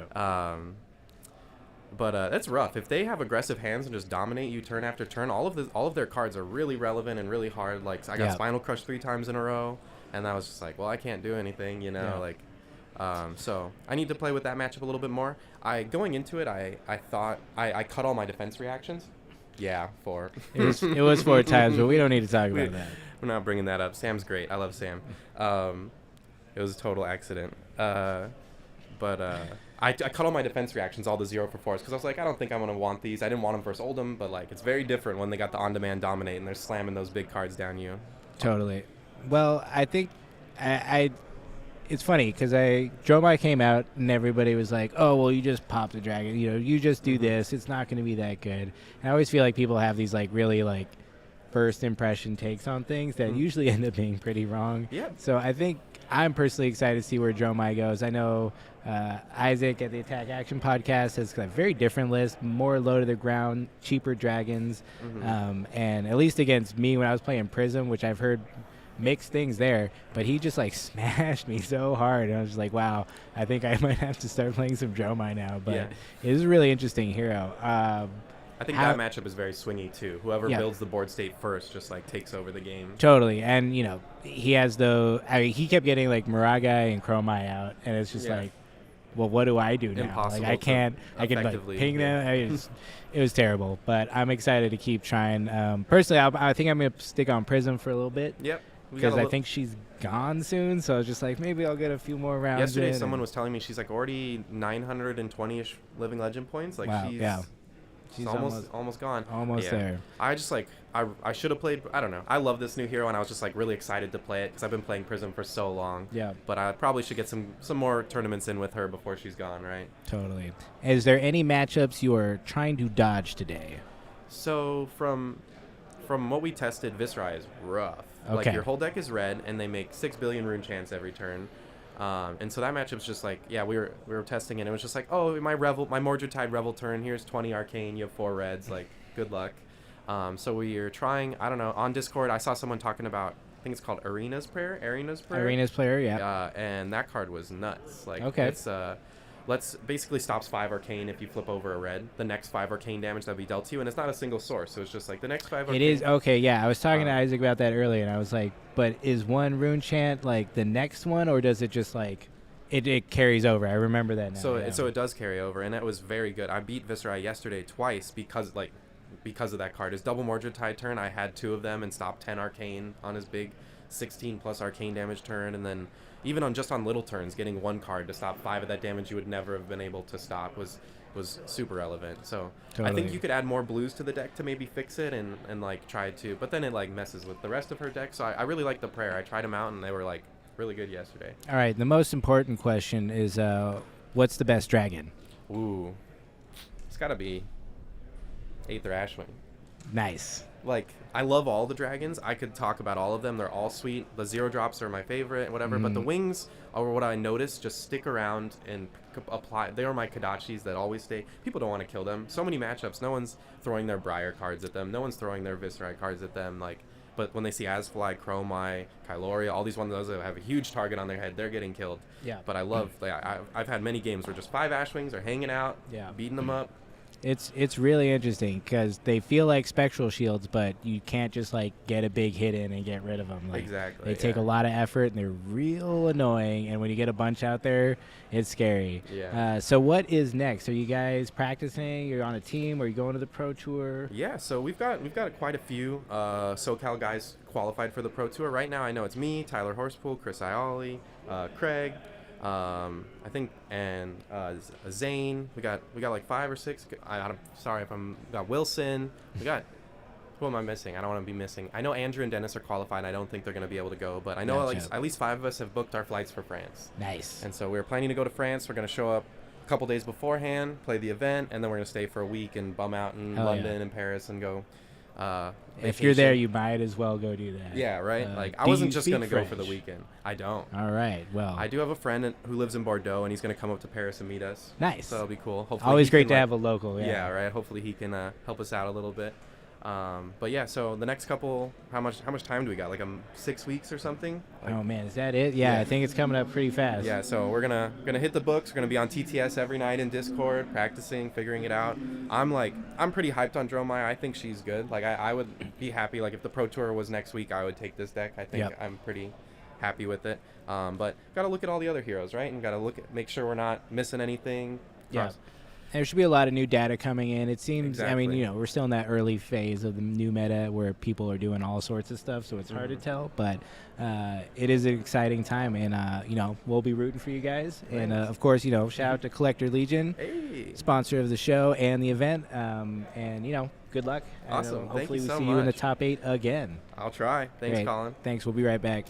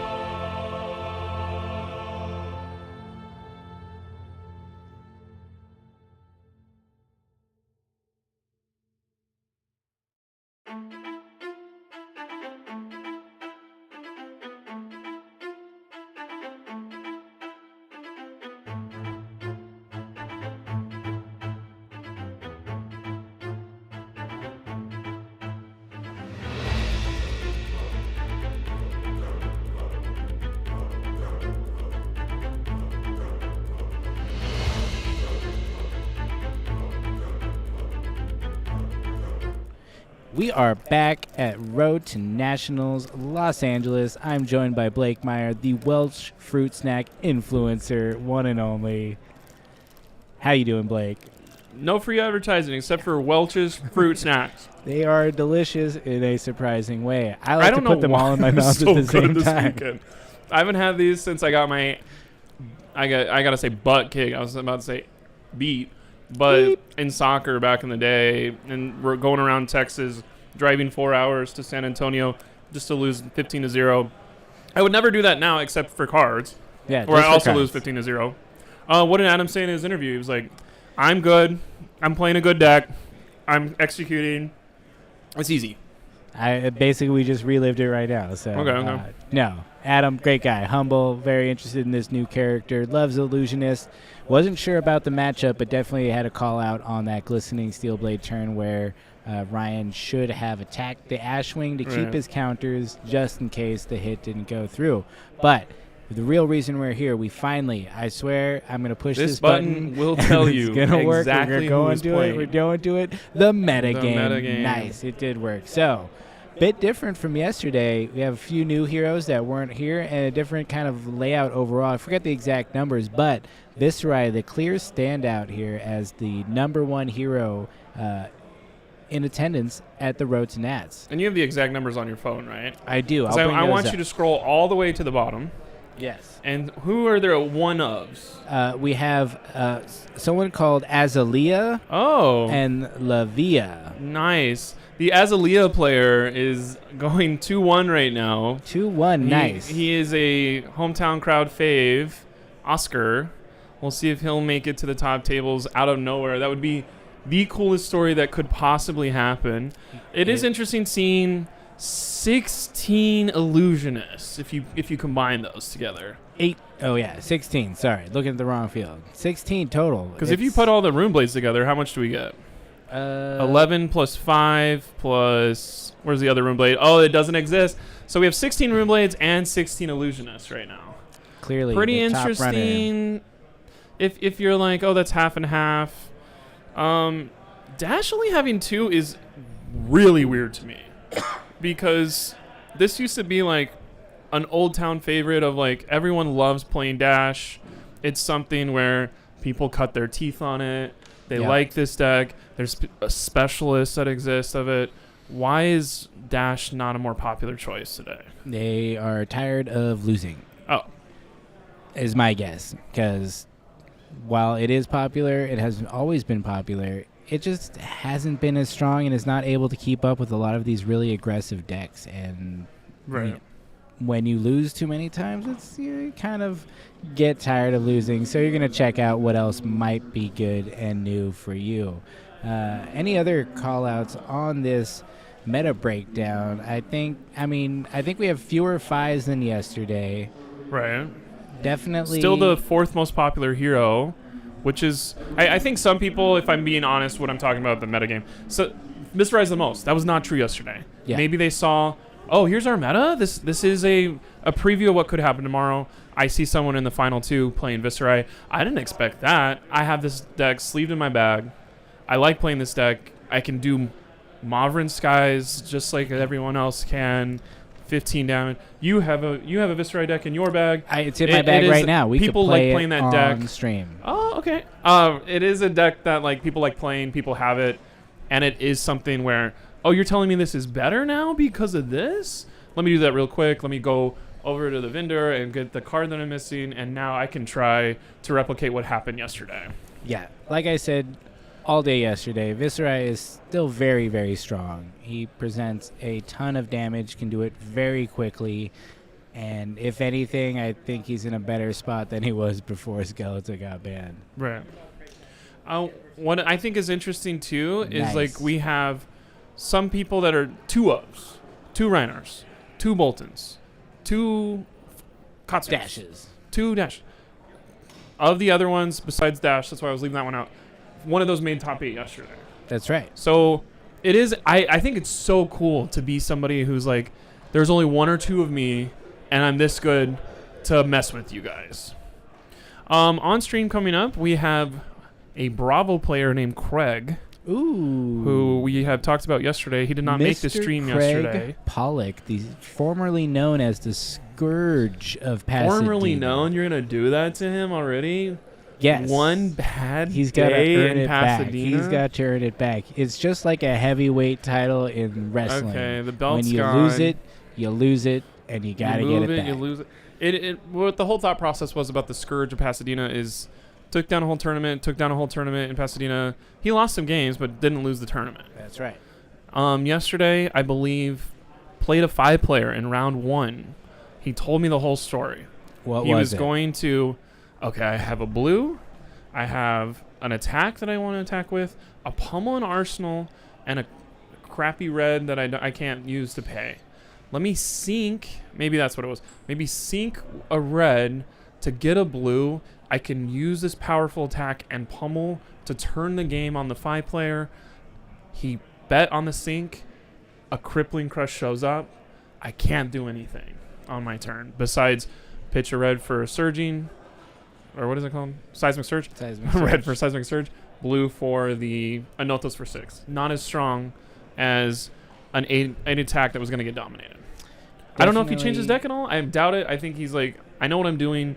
I just need to get better cards today. Yeah, I think, he called that out as just a bad choice, YOLOing it to hope for the thing rather than just working with the cards he has, which, we all do. We saw it even on the Katsu match last night. Tao after just a amazing run all day, instead of discarding his Ancestral Empowerment for the Katsu trigger, he played it to draw a card and didn't get what he needed and really just kind of lost the tempo and then the game. Oh, no. We're watching Craig play Prism on national TV. Here we go. It is an underdog story, but if anyone has prepped... Grab your fruit snacks. Has prepped for this match, it is Craig Pollock. He is someone who has a plan. He knows this. He knows what's in store for him, and I think it's still going to be a good match. I don't know, but I'm hoping that it's at least a good match. But Craig is an amazing Bravo player. He's been playing. Other thing I love about Craig, he has a sense of humor. He said that we are putting him on stream before he loses. Could be true, because when you lose, you don't go on stream, right? Except for the 4 Not ones here. at the You end. gotta win. You gotta win, baby. No. We try to. We don't waste this camera footage on anyone besides Blake, and that's it. And me. Hang on, jeez. What's interesting is I saw Craig beat Prisms before. If anyone can do it, it's Craig. However, it wasn't the showstopper; it was the star of the show. There's more options for star of the show to do this. We don't talk about. We don't talk about Bravo. Starvo. It is interesting. What options does Bravo have to get around Prism stuff? Is it literally just that one card from Arcane? No, I think a lot of it is... I'm not actually sure. I don't play Bravo, but I would think you go on the more aggressive plan. You're trying to swing twice in a turn. You're playing Zealous Belting. You're playing Rouse the Ancients. And you're able to push through damage and take out some of the really messed up auras that Prism's going to get in play. Because what's preventing Craig from being like, you know what, I'm just going to go as aggressive as possible. I'm tired of losing against Prism, probably. Let me just Crippling Crush, pummel the next one. Then also tear asunder. Oh, cool, you got auras in hand. You're gonna instant it in. Cool, I'll hit you into your open hand, get you down to 12. Yes, you have 4 auras built. Do you auto lose if they have 4 auras built and they're down to 12, or is there a chance you can still keep going and the pressure? Yes, they're doing 4 a turn with their yellow. Ooh, I'm gonna pitch this to turn on all my auras and give them go again. Ooh, is that a good strategy, or no? That's an auto loss. Don't do that. You're not smart enough to play Broad. I think it's a nuanced game. Right. Prism, just like everybody else, can draw bad cards or not bad cards, but the wrong cards at the wrong time, and be stuck with awkward hands where they can't quite do what they want to do. They can't quite block you out in a way that's meaningful. The best thing they have going for them against Bravo is the fact that they can just play out all their cards before they get all discarded because you can't actually block. But we'll 11 see. damage is 11 damage. 11 damage 14 is 11 damage is 4 but damage. when you have the ability just to create life and extend your life, as Prism does in the form of her spectral shields, it isn't always 11 damage. What do you So, think about the square equipment placement? I don't like that. I understand. I think he thought there wasn't enough room, but he's going to fix it. No, He's- I'm just. Some people do that I know they on do the it, regular, and they're and you're wrong. like, They're what are wrong. you doing? They're This wrong. is a classic equipment format. My head goes on Shoulders, top of knees, my and body, toes. the body goes on top of the legs, and the arms stick out of the body. Yep, that's what my arms do, sticking No. out of my body. All right, so looks like who's going first? Feels like Thomas is just looking at his Here we cards while go. we got Craig paying Craig attention. taking the play. Seismic Surge, you're going to see setting that up. all the time. This is just what you do. What's his loadout? Is that a Crown of Providence, I believe? It is. Here's Everybody ready. rocking the Crown of Providence. Everyone at these home, days. are you ready for the most busted thing I've heard that Bravo has access to now? What is it? Any card that has heave on it, you can heave, Crown of Providence, you keep the 3 Seismic Surges, Yep. and now you have 5 cards to use the Seismic Surge to your advantage, to try and look for a pummel, to try and hero power, or maybe even Terrace under it. Very nice. And that's a super strong play that I'm jealous of. We're going to see Phantasm a lot. I forgot about that. So, classic play from Thomas. Plays the word tune, pitches the erudition, one floating because it gets popped for sure. Phantasmal Footsteps into a Shimmers or any, 0 cost aura is just a good play. It draws out a card and then Here's what he's got to do. He's got to board use state. attacks with Go Again. Ones that could happen would be Zealous Belting. If there's an attack that has more damage in the pitch zone, Zealous Belting has Go Again. Out Muscle is one that maybe you could see of if you're not blocking with an attack that has 6 or more, Out Muscle will gain Go Again. In this matchup, I think that is not great. Rouse the Ancients can do Rouse the Ancients is a 7 great one. plus a swing afterwards because it has Go Again. I feel like Rouse and Zealous, he might even have the yellow Zealouses. I'm not sure. We don't have the deck list today, but like I said, Craig knows this matchup. He's going to take Get rid care of the that Shimmers. because He saw knows that that's it was bad. a VIP last night in the finals. It is bad. You leave it for more than one round. I mean, if you leave it, just more. It's an horrors are Ashwing coming. that grows. Yeah, it just keeps growing up. It's going in through its teenage years. It goes to college, and then you get hit with that student debt, and then you Oh die. my gosh. Could you imagine if there was student blood debt too? That is student debt. Oh my gosh. That's what we have. That's our system right now. Please, soul shackle me out of it. Give me more cards. I will sell my Please. soul to a demon to get rid of What's this cool is I student can blood debt. I can look to my right and I can tell you who are at the top tables. We got pretty sure that's Alan again. Alan, Bolton our from San Diego against resident Adam. who you Bolton just saw. expert. They're at table 1. All right, we got Oh, okay, we're paying we're, attention we're to the playing real a game Oh, over sorry. here. We're Phantasming. We're Herald of Protection, Phantasm. Yeah, that's gonna happen. It's gonna happen a lot. Curious if Ghostly Touch is something you might consider in this deck. He's but like, no, I don't want to Ghostly Touch. I want to block for 2 one time, which is smart because he's going to try to avoid Crush. Yeah. Which here's like a Crush. right now. A crippling Crush. I'm going to pitch a blue, and a Seismic Surge to fix my math to get up to 7. It's coming in for 11 damage. Right? But we see 2 defense reactions in his hand, which is pretty strong. Which is pretty good. It's just going to be a really weak turn coming back. But you're like, okay, I got to get through 3 crippling Crush. Great. Basically, you're biding your time. I don't think you're in a rush as Prism in this game. The longer the game goes, usually the better it goes. Back in the day, we used to pitch stack those tomes of divinities and those eruditions right behind it, crack that halo, and just profit for all the cards. Quite a bit different game plan these days with just the onslaught of auras, but you can take your time. They're going to keep swinging at you. Every time they swing at your auras and not you, you basically just gain that amount of life.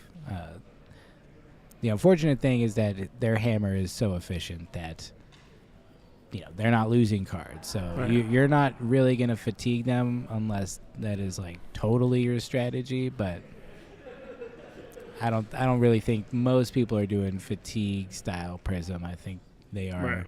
They're building the board state. They are going to overwhelm you in the long term.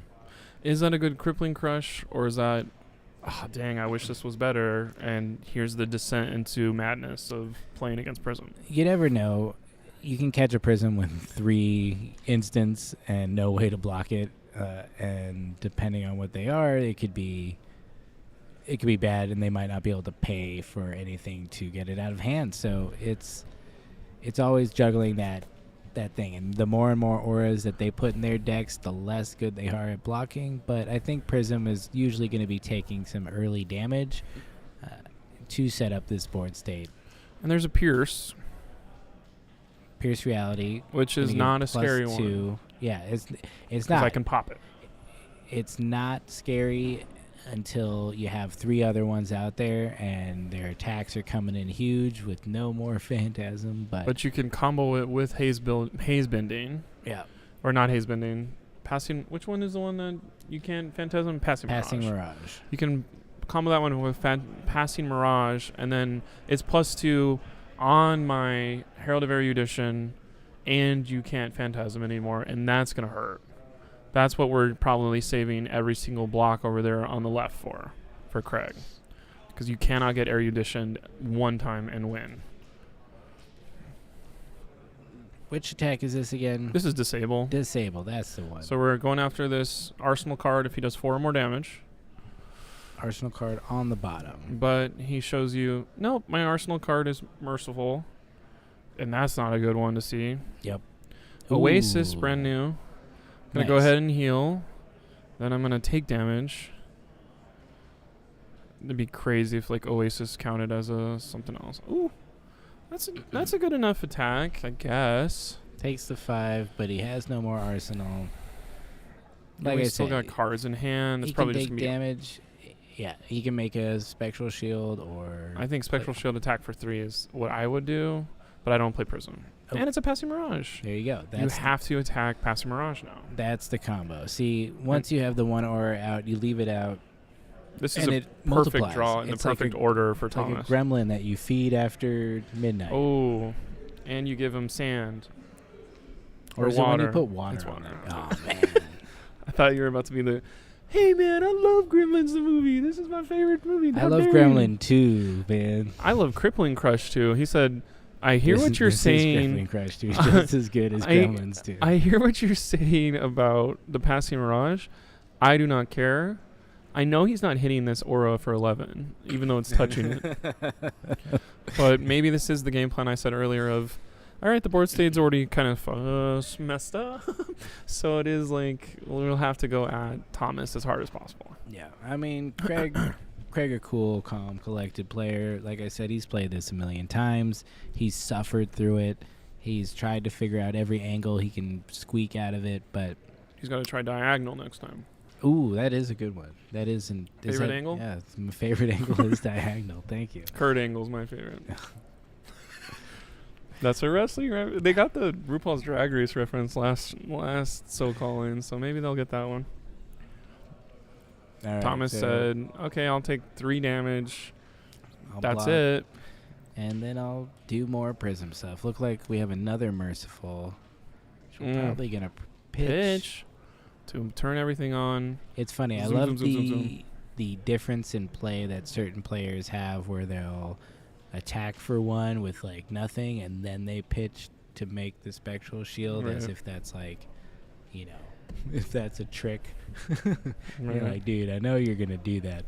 But some people, they just do it up front. Sometimes you catch people off guard, but I feel like for the most part, it's... You're not catching anybody that's 3-0 at a Road to Nationals in SoCal off guard. who's played Bravo since the beginning. Although Craig reminded me yesterday that his first event was that skirmish that I ended up winning. Nice. And we played each other round 1. He was playing Reinar. I was on Kano. And I think it Obliterate. was round 2 because I got a bye round 1. That's probably why I won Dang. that tournament. But That is crazy. You were like, I don't talk about this, and now we're talking about it. It's crazy, man. I never got a buy in my life. I think in 1 year of playing Flesh and Blood, I got 2 buys total. Gym ID hates me. Buys always feel bad because I'm here to play games, but I took it that day Right. because I was also helping to organize it. It was the first Oh, season, so true. and I was tired, so I was like, you know what, I'm going to take a little break. And right now, Speaking of little breaks, Little Thomas breaks, is like, Thomas is I just thinking have about- priority. I'm going to put some War Tune Herald down. Just kidding, Oh, it's Craig's. It's Craig's turn. That's right. Spinal. Yeah. Spinal I have fun. Crush. They're both just so I'm just calm nervous looking for at their Craig, to be cards. Normally, honest. they're the active players Yeah, they're shuffling their doing cards the riffle. incessantly. Okay, so we used 2 cards to pitch for an arsenal card that was Spinal. So there's 1 floating. Do we care about Pummel for Prism right here? Because we'll lose a Spectral Shield for sure. We'll lose a card from hand. But we can still swing. Merciful Retribution will do 1 Arcane. It's not the worst thing that could happen. Interesting to see the Null Rune boots of I am not going to lose to Merciful Retribution on Yeah. Craig's side. Of course, Craig's not going to lose that way Right. for sure. And obviously the thing everyone knows about Bravo, he doesn't have a dedicated shoe slot. None of the Guardians do. That's the one that you can kind of utility to play less powerful cards, because as soon as they give Guardian shoes that block for 3 when the light is on the card or something, I'm going to be like If this card is Nah, glary on literally stream, it blocks for going 3. to play 5 Tumultize in my deck and go straight at you. Yeah, get some nice boots Expose the for elements. the Guardian times players. 3. When's the last time you saw someone expose the elements? It Back- never happens. Okay, yeah. Back when they were trying to get rid of OTK Viscerai, and even never then, gonna happen. it was mixed bag. Okay, so we're blocking over here, Thomas. I don't think we missed anything. Last time we did miss something, but we're weaving in some nice stories. I'm liking the. Thomas is like, I really want to play this card, Let's say he's but got he Oasis. sees for Oasis. Spite. Oasis So- passing Mirage number 2 does nothing for you, right? It just makes it. You're not gonna get double the first 2 attacks. No, it's not the first 2. It'd just be the first one has double, not Phantasm. Yeah, so I would just pitch that to Oasis. It seems like a good play. That's gonna block 4 of this 9 attack Right. coming in here. So And this is the go against stopper. So you're only going to be able to swing one of those auras at me yeah, or because play a card. you don't have go again if I hit you for 4. So let's see. So I here's think he's trying to math out how little he can block for. So it blocks 2, 9 minus 4 is you got to block 6. 3, Which with I the just, shield, that math didn't and work out. then it is the pummel. So he's probably gonna do this Oasis for Spite. I couldn't tell if there was a defense reaction in hand as well. Maybe he does. Because he was both. presenting, I'm going to block for 2 plus 1 from the Spectral Shields. So I'm blocking for 3. Now this is blocking for 4 more. Gonna heal up. He always does the health first, which maybe is the right way to do that. I haven't been seeing people do that. It's worded strangely. I'm not 100% sure on the technical So Crush implications. did happen. Pummel did happen. He's going to choose one of these 2 cards to get out of there. Can he And respond he's- at instant? Not with those cards. Maybe Well, a card what's from in Arsenal. Ooh, Ode to Wrath? The Does that look like? Odarath, it looked like an Odarath. I would Ode to Wrath right now. Who cares? If you can, you might as well. Boom. Nope. Oh, because we got to... You can't... Oh, you can't pitch when it's going to the discard? Or could you be like... Zoom? What he should have done, if he could, I think, is respond to the playing of Pummel. Right. Before we get into the And just take way damage more damage. calculation step. Yeah, I think at that point, I'm not sure if the That's every discard single effect. blue aura except Shimmers. he's got the So- full. Every time you Full pop play. one of these, I'm going to get a free health and a thing that swings back at you. On the first one, you can't. You pop. can't pop, and now it's +2. This is the backfire. I think this is kind of what I said is, can you go straight at Prism with all your red big ones? The answer is kind of no. Because as soon as we have an off turn for Craig, and Thomas says, okay, what does this card say, Herald of Erudition? Now I'm going to turn it on you and go. The interesting question, though, is how many off turns is Bravo with the multitude of tools he now has from the many Guardian sets and supplemental cards. If we're thinking about it, 3 cripples. I mean, because Crippling Terra Sunder, Crush. I was just Oh. thinking about Terra Sunder. Even when you can just swing the hammer, you come in for 7 with Dominate, and you're going to discard 2 cards. Like, this is That's It's a very great strong. he maintains that We also have an Arsenal card card. for Arsenal. So he does have a defense reaction in hand, which is always But he the needs most one in disappointing Arsenal place. too. Is that all you Ooh, got? that all You you can't play got. 2. You can't play 2. you can't play 2 from hand. It is dominated. Oh, he's like, oh yeah. That is what this hero does. That all you got, though. Great card. I think. Could you imagine if I just started swinging through auras and I was like, oh, they have Spectra? Oh. It's like, yes, Bravo's going to dominate you. Only grab one of those. Interesting that he shows both of them too, because that'll kind of take out some bluffing later. Yeah. Because I do believe he's going to be discarding 2 cards. So I'm assuming you wouldn't want to discard one of these defense reactions, but you may just have to at this point because your opponent knows that you have it because you accidentally showed it. And it's just a small lapse of judgment like that that does give very strong players like more information than you needed to. I believe Terra Sunder is.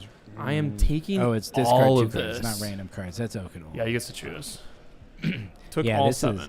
This is tough. I think this is how Bravo does win. They just have to keep pushing the damage and it seems like ignoring this board state, because nothing intrinsically tied to this board state is that threatening. It's just if he starts playing other cards that it gets really difficult, Right. I think.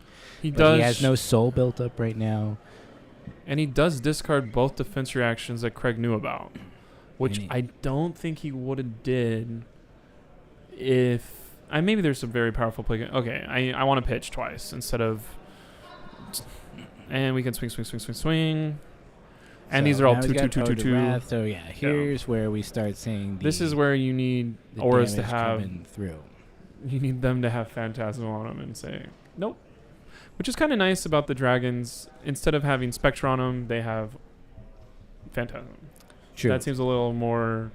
But I it have also some feels counterplay. bad blocking it. So we're getting the Crown of That feels very Providence, bad. But he gets that card in hand. So And he probably wants it as early as possible in this, so he can map out what his next turn will be. exactly. He And can decide if then- he needs to block more or if he can take the next 8 damage and still be okay. And That'll you- put him you at are 28. Having to hit a Nothos on the Odorath. Yeah. So he's gonna take it all. But think about He this said, "Don't last touch my one. cards." Okay. He's gonna take 6. Think about this last one. Maybe get a tectonic plating or crater fist block. But we'll see. Craig. Oh, let's hop over to Craig. What's he thinking? Look at these 5 cards. Look at these 5 cards. I've got so many choices. None of these Are they say- all reds. None of these say pay 6 to get rid of all my opponent's auras, so I don't know what to do. Oh, he doesn't have that card in his deck? I mean, print that card. Just Fog remove down. the auras. Fog down, but call it down fog or defog. Make it cost 6. I'll put it in every deck. Sideboard. All right, so he takes the 2.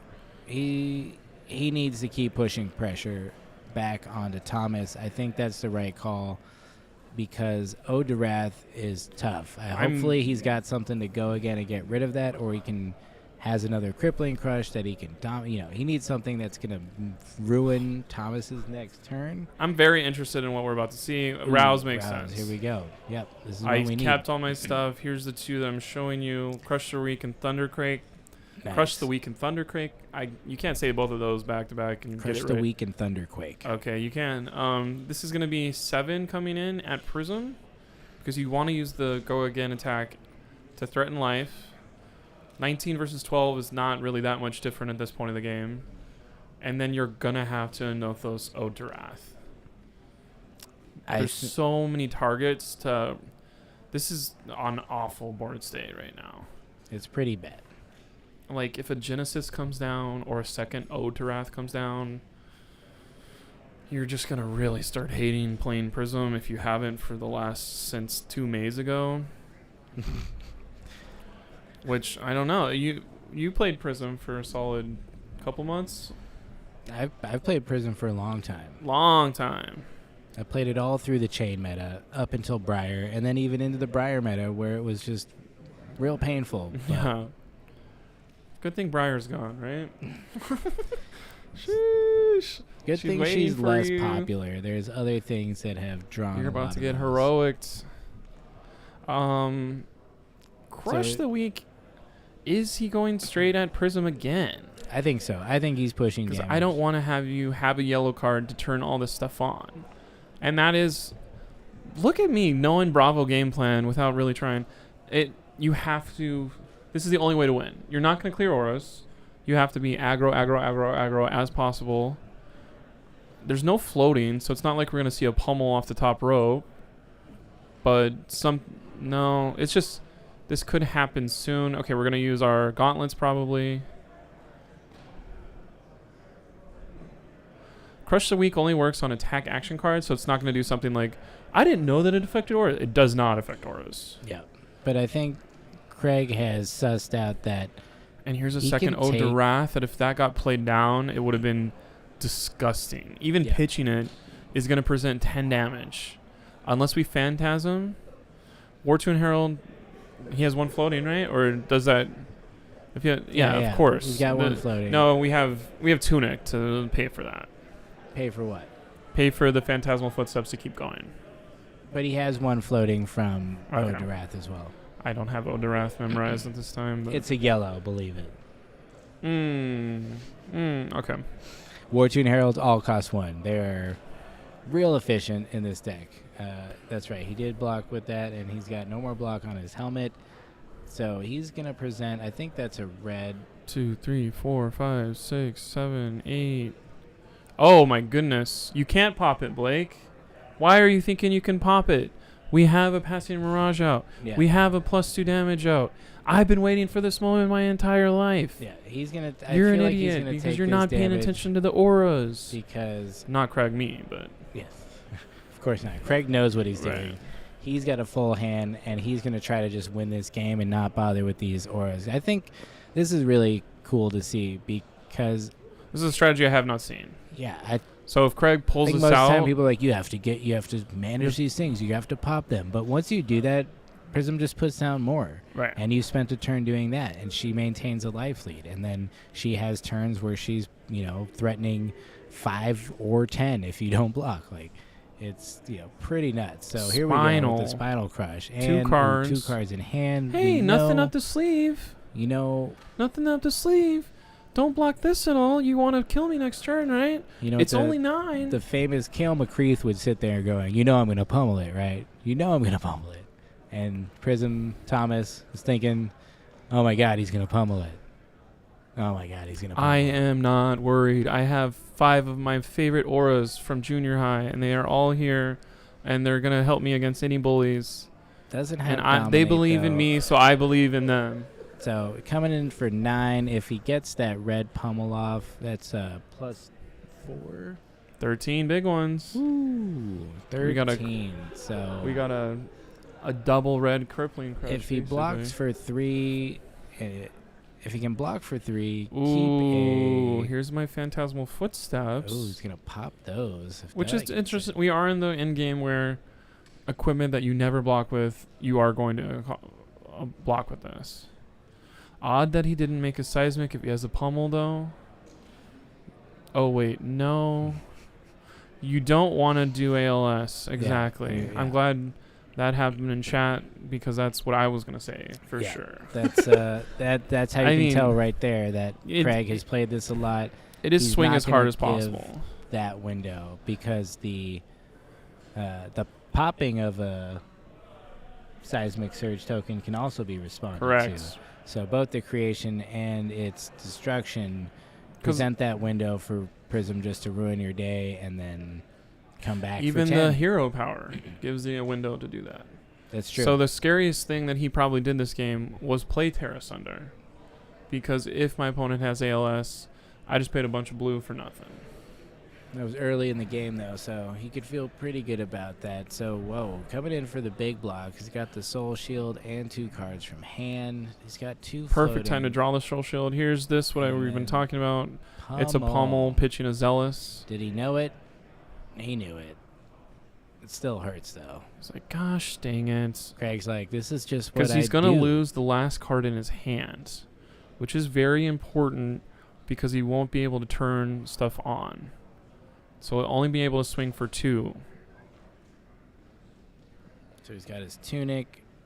Oh, it wasn't 2 cards from hand. It was tunic and then a card from hand, soul shield. He's keeping a card. 10. I am not confused. I probably just did the math wrong.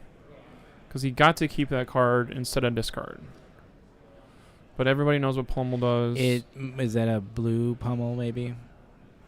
Perhaps it was not strong enough. Yeah, it could So have been a here's smaller pummel. this one. If it hits, it's going to do 2. Next one, if it hits, it's going to do 2. We're at 4. The next one, 6. Next one, 8, 10, 12 damage coming at you. Yeah, this is where it Nothing can gets bump it up to 13, but you are really too far gone to say, I'll take 12 to try and kill you at 11. Yeah, Because and that if is he not going to goes- happen unless our friend draws all auras. Even then, he's got merciful retribution out there. So, Merciful Retribution would do it. if he takes 12, So we block the first 2 auras. It's interesting because blocking 1 blocks both based on how Ode of Wrath works. So that's a fantastic block. yeah, blocking. If you can block from 1 to prevent 2, it's pretty great. Still not great though. He's He's got a got decision 8 of- more damage coming yeah. into his face. Do I take 8? Go down to 5. That does not feel good. It does not. I think How do you get a prison player to get rid of every single card? It has to be Crippling Crush, Tear Asunder. probably something like that, which seems But kind then- of impossible to pay for. Actually, that doesn't get rid of it because it gives them Dominate, so they can't even choose to donate the cards to you. So it's almost impossible to get all 4 cards out of their hand. Craig is probably being like, why did you guys put me on here when I'm playing a Prism? we put him on here because we love him. Right. Great guy. And He tried if anybody hard. can win this match, it's him. This He's is in a rough spot now. if though. anybody was like, oh, how's Craig doing, and walked over right now, they'd be like, oh. Yeah. They didn't see all the rest of it. He was doing great up until a couple turns ago.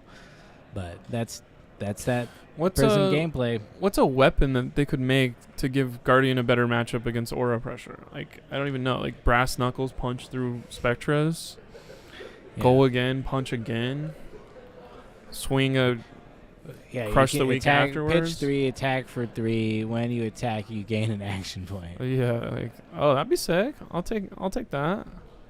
It's one-handed. I used to play Bravo. You can use 2. and That just was punch, my punch, first punch, punch. That actually competitive sounds kinda deck. fun. I did always wish we had another option besides big hammers, but that doesn't make sense. Well, now you have small hammers. Titan's Titan's Fist. Fist. Live that dream. 2 hammers. Lead the charge. Maybe there's a thing where when you attack into an aura, it actually does damage to the aura's owner for whatever's more than 1. So it's like a piercing effect. That would be cool. I know we're just every single Guardian player that I spend time around or spend time in Discord with hate Prism with a passion and will literally talk about it for 35 minutes. Shout outs to those people that know who they are. Yes, But it is that bad. Here's a pummel. I do. It is bad. You didn't block with 2. Unless this is... Is that an Oasis Respite? Yeah, No, that's an it Oasis. is. There's no yellows here. So Craig is going to get out of this because this is probably what we should have paid attention to. There's a couple blues and a red. There's no yellows in this hand. So Craig's going to get the only thing that could possibly save him. It's fine that this gets played. Snag. Ooh. He said, I want to get all this stuff out of here because I want yellows. Wow. Snag is fine. He would have discarded. He would have discarded anyway. So all he's preventing is like a couple damage. That's so funny to me. Snag. You never see Snag anymore. The reason why people are playing Snag, which it's kind of good that this didn't happen to him earlier, you can Snag Rouse the Ancients. Yeah. The first time I said that somewhere, they were like, please do not tell people that. Because That is Just a total main everybody. attack in my deck, and losing 7 damage on that is completely awful. Yeah. So it's a pass after doing 2 damage from Thomas So no cards in because hand, he so has nothing going on. We see the erudition. If our friend Craig does not kill him here, the erudition will defeat Craig. Here we go. 2 Which floating. Thomas says, I have is 11. pummel. How much does this do? Disable? No, that's debilitate, Blake. Debilitate looks like a blue. I don't think you would play red debilitate. So this is a bad spot for Craig. He's going to block with this. Pummel's there, though. He's got the pummel. Spectral shields. How many are they? Ooh. Okay, he's like, that blocks it. I don't want to keep going. That's all of my pummels that I had. Let's see what the next 4 cards are to break my heart even further. Oh, there's still Guardian cards. 876. Thank Yeah. you, Steel Fur. We don't have computers in front of us, so it's all muscle memory, and I don't have much muscles. So 6 plus 4, 10 blocks it all. We're talking about this. We're pointing at each other. Yeah, well, you know, I'm still playing Prism, though. Well, Prism if you attack me 4, is still good. and I think about it, well, yeah, I guess that could possibly work. Well, if maybe I just smash your face harder. Well, yeah, I'll win but next time. I'm going to draw an aura at least once in the game, so I'll have pressure there, especially if I put all the pieces of the blues together. Oh, And we're crap, it's back. us. Now we It's actually us. have to say what we would say. I'll be So- me and you be you. Good. I don't This think is- I could be you. This is a hard matchup. This is a hard matchup. I think it's always hard. I think Craig played it really well. He took kind of a risky position to ignore those auras to try to push that damage, because at some point you have to understand that they are just going to keep building, and no matter what, there's going to be more next, either the same number or more next turn. And is it better to try to force that damage in? I hope they have bad hands that they can't block with to prevent Right. that damage. But then things like Merciful plus Spectral, or the Spectral Shields. But he It's played us. did he play Prismatic Shield at the end there? That was yeah. the final. Ooh, I guess I'll do this. Yeah. And they It's play the good red card. one to give 3. It's such a bad card, good card thing of like, oh, I got it in my opening hands. I got it when somebody's coming at me for their final breath of damage. And I have Amazing. Merciful Retribution Yeah. out. Yeah. Oh, It's, Merciful does. That's what happened. I was like, oh, we're conceding. No, Merciful did the 3rd point, the 2nd point, and the last point of damage. It did all the damage. If everyone saw that already, I saw it a little bit later than you guys. Merciful won last night, end game thing. I was looking at my arm because there's a little bug around going this whole time. We've been trying to get it. I don't know if you've been paying attention to The what bug's we've been actually doing. commentating on our commentating. I wish I had a spectral shield to block this fly that's been bugging us this whole time. So, too bad for Craig. He got his first loss, but luckily it's coming in round 4, so Right.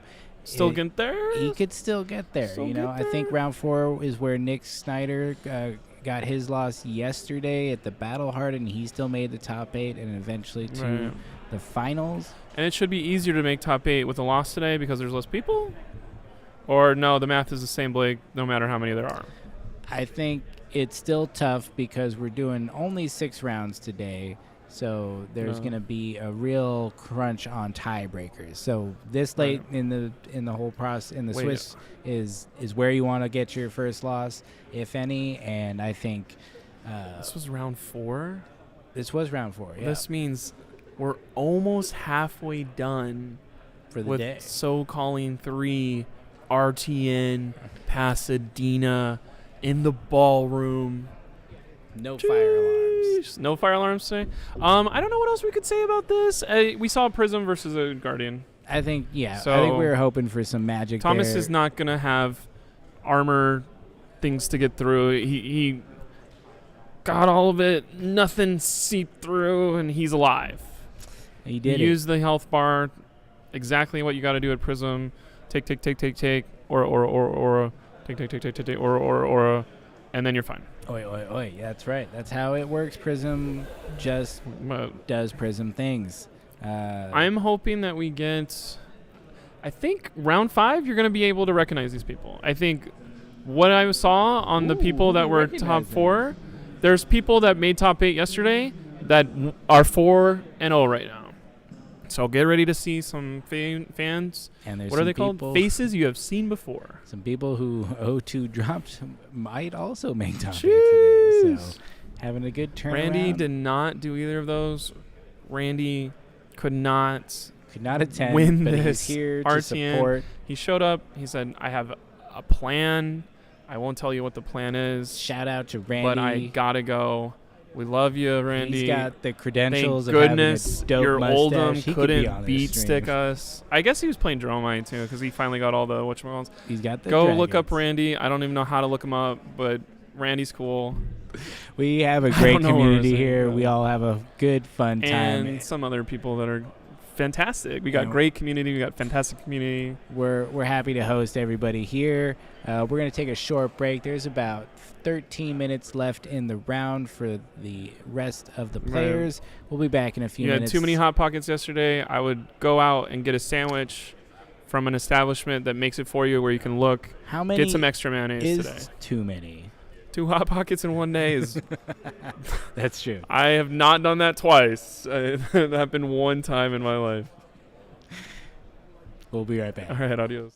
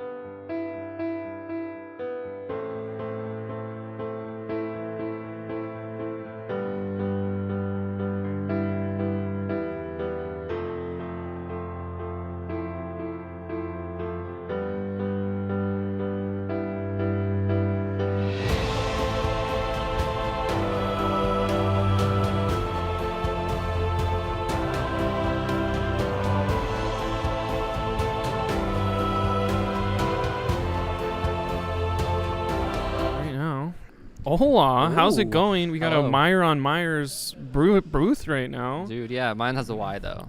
Yes, Colin Honigmeyer is taking a break. So Yeah. what's interesting is we don't care about us because we have this game area that'll tell us who we're playing. Yeah, we don't need to look at our faces. They are 3-1 right now, so this is a not a win and in, but a if you lose, it's over for you. Which we have Oliver on the right. He's playing Dromai. Ooh, And okay. Rihanna is on the left, and they are playing Briar. What's interesting about this is Rihanna is a very good player in our community in SoCal, and they can top 8. Yep. They have played multiple decks very well, Mm-hmm. and they are someone that I think is always at the door knocking. And maybe this is the time where there's an answer and they can walk through. Definitely a hardcore grinder, always showing up to events, traveling to events, and getting their practice in, and not looking good at the beginning with a Rake the Embers red, and immediately 3 little dragons Right. come out of Oliver's arsenal here, and What do you know about Oliver, by the way? I know that he's a good player. Right. I know that I think I've played him once or twice before. But they were always doing I think it was Prism. Prism. Okay, then I believe Oliver is the Prism player that everyone was like, that's a really good deck list. I'm going Okay. to play like he does, second at the calling with Prism that's pretty good. And or something like that. of course, he picks the new Illusionist Dromai, which is Right. way stronger than people have, I think, estimated from before. Like, seeing Dromai's Right. showing here today really is, there's a lot of potential. Right. A lot to be figured out. And we see a Channel Mount Heroic played immediately. Wow, turn What- 1. First thing you could do, best thing you could do. Now here's a Scarfer 7. Is it turned on, though? We don't have any health currently. But that'll be rectified using our The- immense amount of people that are here to Perfect. show and help. There we go. Look at that. Which maybe Immediately that throws solves- off Oliver a little bit, but we'll figure it out. Puts it on top of the channel. So out of sight, out of mind. And now it's only just 4 because I can't see it.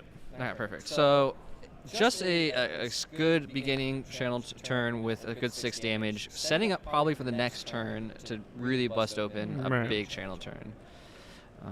These dragons aren't spectral shields, so they aren't going to be soaking any of the damage, and I imagine Rihanna is going face with these. You would not target a dragon No. with a... Yeah.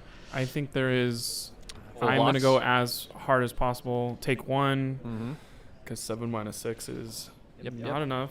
Get the embodiment of Earth. If we Got do it. want to block, we're not going to block on a heroic turn though. Yeah. So far, really strong starts both out of Oliver and Rihanna. Seeing things that they want to see early, getting the game ramped up really fast. This is going to be a good one. This is going to be a lot of just punches back and forth. It is interesting because there's smaller attacks from Ooh, Rabble. Dromai to start stuff off. So this is a 4 damage attack. 4 Rabble. You just take it. Yeah, You go to 36 and you say, I'm going to do more damage next turn. Yeah, that's You got a nothing. purple card in there. What could that be? Yep, I'm going to take 4. I'm going to shrug a little bit. I don't have a defense reaction because I'm an aggro deck. Yeah. Thinking about it. Going to take 4. I think I'll just take 4 here. Rabble is a really interesting choice in Jeremiah. Turns on her Gogans with all her little dragons. So it's going to be 4, and then it's going to be 3 dragons. Maybe even more. Which would equal 1 attack from Mount of Heroic. So Yeah. I do think a Briar player is like, if we both go down the same amount, I can explode later and take Correct. you out. Rihanna having, I don't think, a lot of attack actions in hand here. Thinking about seeing a Sift, seeing a Nimblism. Sift is interesting. That means if I don't have him now, I can get him in a little bit. Yep. All right. Took the 4 on Rabble. Here comes the little draggy Here's boys. 5. Little sand guys. 5. All right. 6. Immediately just assuming to take all of these. 7. Yep. Takes a full 7. Makes a smart move here. Gain 2 health because Gain 3 health, I think, because you remember he took 1 Oh, originally, so that was sigil. probably a red sigil. Just getting it out there, drawing a new hand.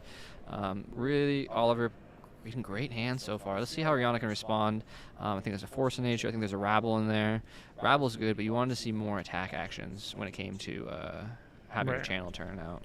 It's interesting because we see Sift. So You can sift all this away and try and find just a Right. lot of 0 things. Sift is, I think, the strongest in Briar, because Briar likes seeing non-attack actions in any capacity. still turns on my lightning embodiment. Yep. And gets me other things. Does Sift say you can use you can't touch your arsenal card with it? It's just cards from hand. Cool. There's cards from hand, It'd and be a little too good if that was true. you can change them up for sure. You can you don't have to go 100%. Right. All the cards in your hand, you can choose one. You can choose two. It's up to. Which is interesting because with red, then it's more all 4 of them. Yellows are 3. Blue. Yeah. Blue doesn't feel that strong because you're just that's like doing a Sonata and hoping you get one that's an attack and one that's a non-attack. Yeah, yeah. But here comes the Sift. We're going to make the embodiment of lightning. We're going to put how many cards back into our deck? Well, do you want to put Rabble back down? I don't think you want to put Rabble back down. No, it'll just be 1. Well, actually, Nimblism. No, Nimblism doesn't affect its 3 or less. I'm thinking Minuism. Oh, Command and Conquer to gain go again. Big one in Arsenal. That is 9. Yep. Command and Conquer. One floating Force over. cannot be dealt with defense reaction, so it'll be 3 cards to keep the arsenal. This is more than 9, actually. It is 3 because of Nimblism, more because of that. Nimblism does not work on Command and Conquer What is because it? Nimblism is cost 1 or smaller. Oh, correct. You're right. My If apologies. Nimblism Command and Conquer was a thing, That would be I the thing. would go ahead and go play Hearthstone on my phone and never drive to these tournaments ever again. But the Nimblism this will one affect does work this, on this. We'll see the top card. which seems to It's be a gonna red. be a red because you don't play blues with that. No, you never. 3 plus 4 plus 3 is 10. A 10 Ravenous Rabble, 1 card in hand, sinks a card, Sink, had another yeah. fate. Okay. And you got me back to where we started. This has to be very demoralizing for Rihanna. Yeah, Rihanna hoping for a little bit better, but honestly, it could have gone worse. It could have gone Right. worse, and kind of resets the whole game Right. state. But there's still dragons? There's still dragons. So There's it's still even 3 worse. little dragons, yeah. So what's interesting is normally, just like in Prism, whenever you're doing, I'm going to get a full block for 4. Normally you can't swing a weapon. Yeah. Because you blocked before, you can't pay for your weapon.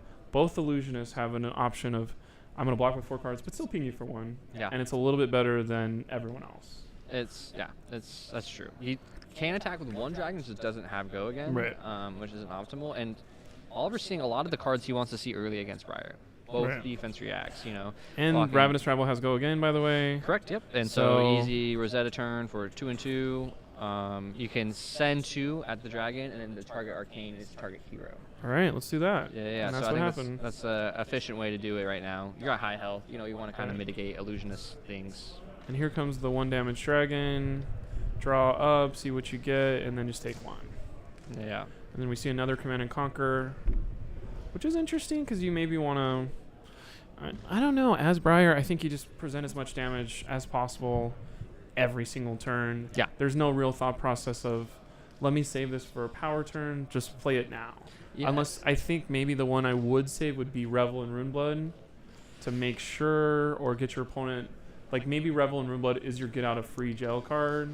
Traditionally, Revel Runeblood is one of your better finishers. So if you Right. see it early, you want to actually kind of throw it in the bottom. So you see it later. It's harder to deal with it later in the game because a lot of that damage can go through. Right. So Because there's no blues in this deck that are going to be...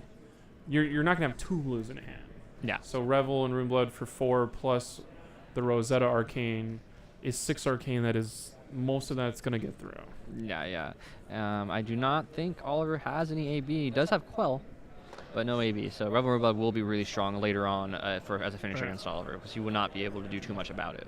We took 5 damage. I'm assuming the Go Again was on that one. Yep. Didn't draw a card. Was 5, so most likely go again. Using the Tunic counter to do a quick little clear of a dragon, which I think is efficient for sure. Rihanna doing a really good job of controlling Oliver's board right now, not letting him get too wide. Right. Which what do you need to do against illusionists? Prism and Jeremiah included, you cannot let them snowball, or else you start losing. Right. Making an Ash.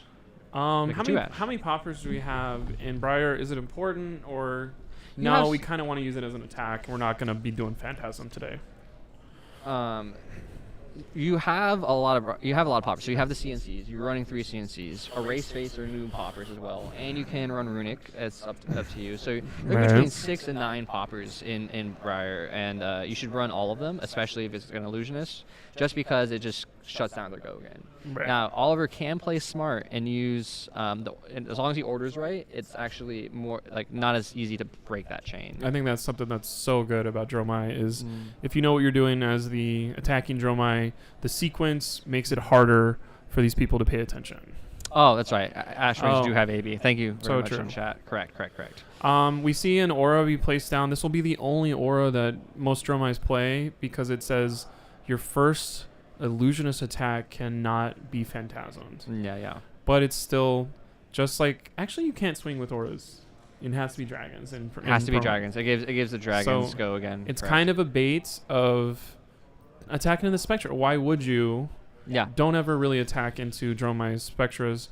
You just lose the ability to phantasm one time. Yeah. I mean, with the blues, it's good. They synergize. So Channel Mount Heroic number 2, amazing. early channel with a good attack action behind it. Still have snaps up to keep going if you would like. It does hit. I think this came from Arsenal, so this has go again, right? Yeah, you see the third Channel Mount Heroic in hand as well. Ooh. Rihanna just drawing everything they need to pressure this Dromite down. Pitch the Command and Conquer, or no, that would be dumb. No, that's you what don't we're need doing. it right now. We're going to kill a... Oh, we're going after the bait. I think we Okay. kill a dragon there. I think we killed the dragon too, but we'll but see. I don't 3-1 tournaments. So we'll see. Not yet, Blake. You'll have your time in the sun. I don't know if it's more fun for the audience to wonder why Blake's casting because he's so bad at the game, or if it's more fun for that. We do have an Earth card, of course. The worst thing you could possibly do is play a channel and not have the flow to be figured out. Yeah. You want it at least there for 2 turns. If you're in a real pinch, if you're not setting that up and doing it incorrectly. And this is the best dragon for Oliver right now, I believe. Because Correct. Chromite is so good. Chroma's super good.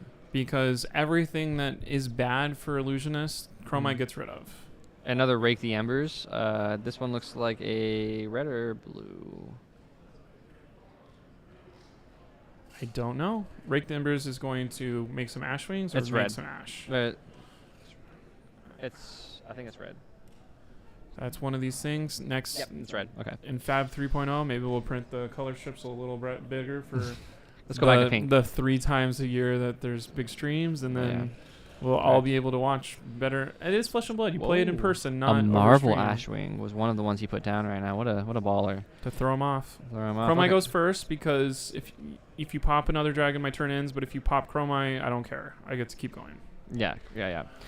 The really strong turn out of Oliver. You saw he was behind. He had 1 dragon, and within 1 turn, made 3 more dragons, made Chromai, and now has a significantly bigger pressure against Rihanna here. And Rihanna wanting to kind of take all of this so they can just swing back. You do not give up cards on your Channel Mount Heroic turns. No, you don't. You don't. That's If you are a Briar player, that is the first thing in the book. Yep. And you know how to read. Wait, Briar's read? So, There's a book that we read? I I didn't, They read, and all their cards say no pitch, no pitch, no pitch, and Yeah. it's Tick. tick. Looking to make sure that was an Ashwing. Did Yeah. not. Marvel one's That's really cool. fine. The Marvel, it's kind of crazy. Ooh, I don't know raised if that matters. faces. I don't know if that matters. We can't fuse, but It matters because you're not pitching Earth cards anymore to yeah. fuse for the flow counters. And then you also, I don't think, get your embodiments, right? Nope. You can embodiment You can off embodiment. of any attack. That would be nice if embodiment only Yeah, works on yeah, Earth yeah. cards. Okay, I yeah. would have voted for that. It would have been nice if embodiment of lightning only worked on if you played multiple non-attack actions that are lightning. But So mostly the flow counters thing, and Rihanna having a really strong hand here on a CMA's turn too. Thankfully, I think we'll see a grasp. I think we'll see a helmet. Yeah. I think I would helmet to get rid of whatever the worst card is if it doesn't all flow together. Helmet's so good. Um, Pick up your helmets, people. Those things I got are a cold foil one, and I was like, beautiful. "All right, Oh, bling I'm gonna it. be using this for 4 years, or Dude, maybe around 16 months until they print a parallel effect on an equipment that's a generic legendary for everyone. That is a very strong helmet, like what happened to Skullcap. Yeah, well, Skullcap, it was not necessarily played because you 100% needed it. It was just Block. the best possible option, you know. Yeah. But now with the Crown of Providence, it's so good in almost every deck for correcting your hand.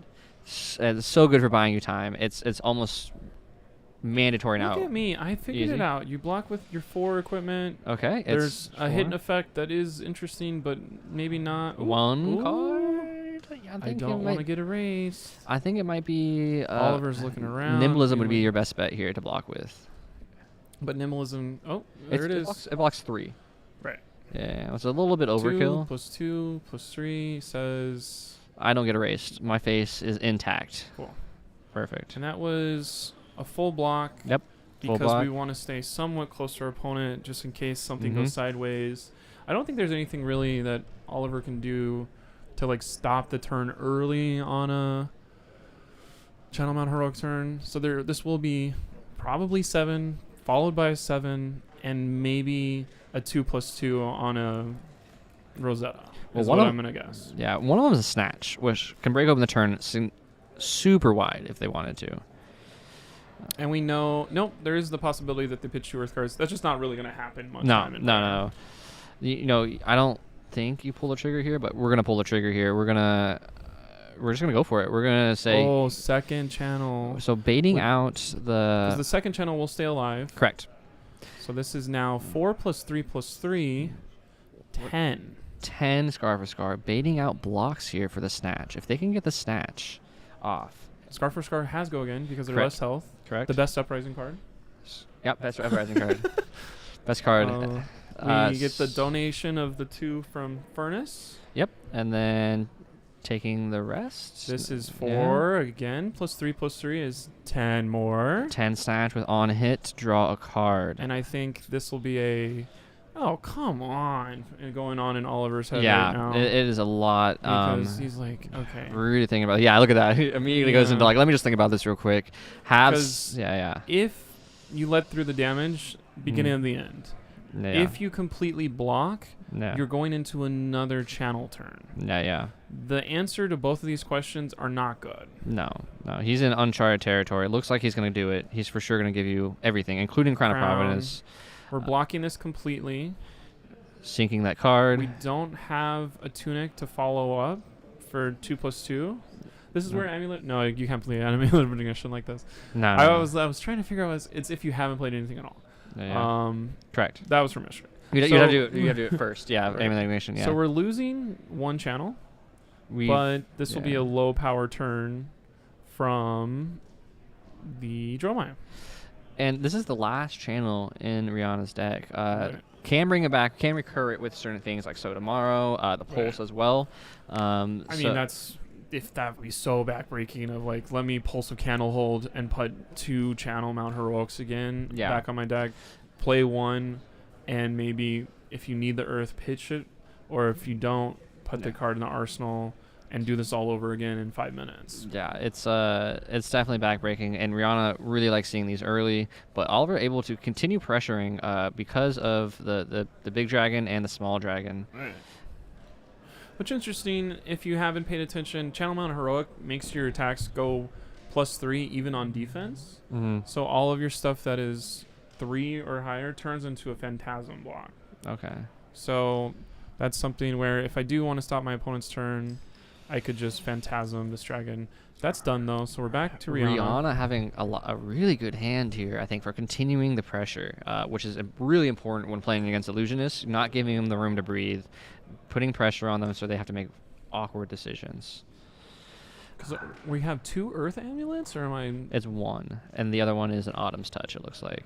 So could we do something like pitch for Grasp and do something else to keep this Heroic up, or that's kind of dumb? I don't think you do it, because no matter what, I don't think you go for Heroic up. You do have a E-Strike in hand, and I think that you go for, like, draw a card. You have snaps up. Right. So you can draw a card and keep this going further, but it looks like Amulet is going to be the play. Which is interesting. That's the first half of our lightning thing. Correct. Our lightning embodiment of lightning. I know what it's called. We don't have a second one, but maybe we could draw one here. To go with the E-Strike. All right, perfect. This will probably be 5 with go again. +3 from the Heroic is 8. So 8 will... Or draw a card. And then draw use card. the Draw card snaps. Yeah, you draw a card 100% the way here. And Rihanna, I don't know if that was a yes or a dang it. Mhm. But they're We'll looking find out. for a non-attack action here. We'll find out here. So here's 8, which is still very threatening. It's just under half of Oliver's life bar. Yeah. Let's see how Oliver reacts here.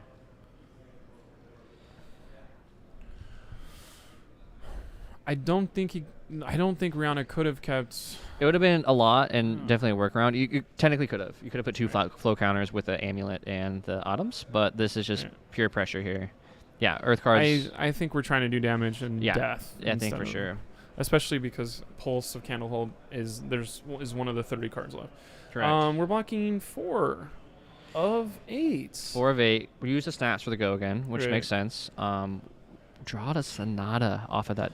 Really? Yeah. That's going to be very gross whenever it gets put down. Well, because if it gets put down, then you get the lightning embodiment as well, Right. and it's pray the gamble it hits for sure. But if it does, it's going to break the turn open Either so way, much more. we're going to Swarming for 7 and then Rosetta from whatchamacallit, the Tunic. You Rosetta first because you need the aura to give Storm and go again. Interesting. Yeah.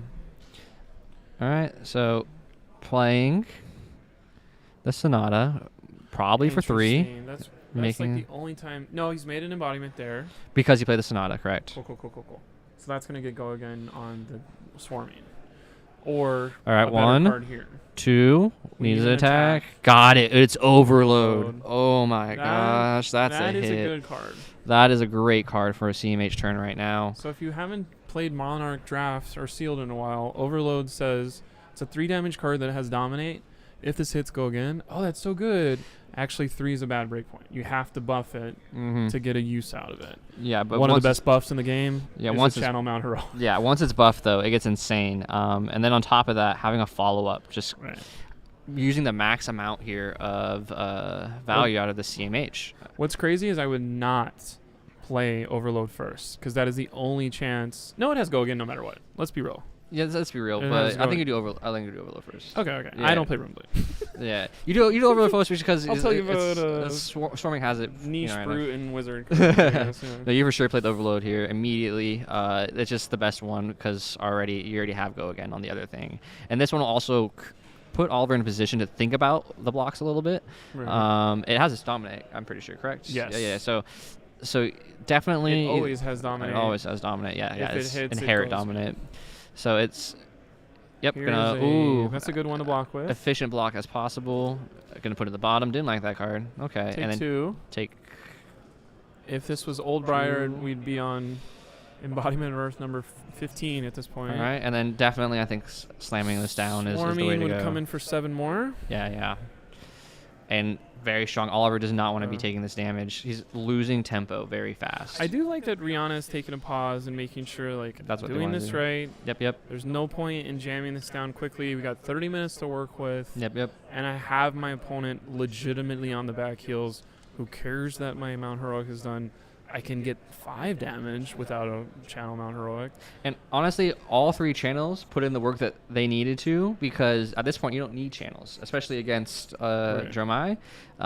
It's going to be insane. And We're Tunic Rosetta. for sure. Yeah, we're presenting as much damage as we can. We are full aggro package I now. don't think we hit an Ashwing though. I think you're gonna be fine taking 3 from Chromite plus 1 from an Ashwing. Yeah, you don't put an Ashwing, I don't think. You're gonna go down to 13 and then have the ability to go after your opponent for game.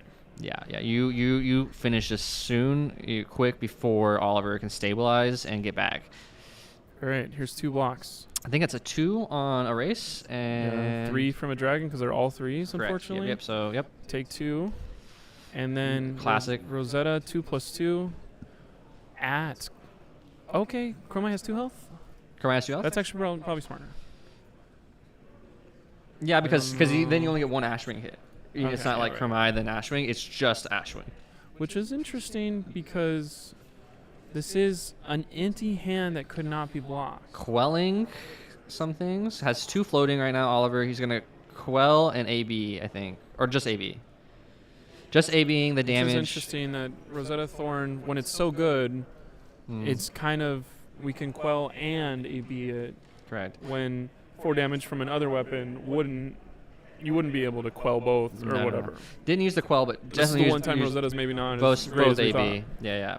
Still got the Dromai with the physical. And just soak the damage with Rosetta. If we quelled, we got to turn that hand off. So I don't know if we quelled. Maybe we did. We I got don't a think so. Sonata Quell, immediately. he would have put Quell on the things on Okay, the so we chains, didn't- so no Quelling. maybe He was just thinking AB. about it, and then he's like, "Oh, I got this." Okay. So what do we got here? We have Another Sonata. Yep, and Sonata for 4 is typically the best bet. What is this? 2 blues. That'd be sick. Just draw. Gotta 1, not draw all reds though. Gotta not whiff. 2, This is looking 3, bad unless 4. Oh my goodness. 5. Okay. 6. Okay. Okay. Redeemed a little That bit. went- Very scary. I mean, it is to get the 4 in a row, and the other 2 is the most stressful way to have that happen. yeah, no, definitely. It actually isn't bad at all. 2 out of the possible 3 is an average thing.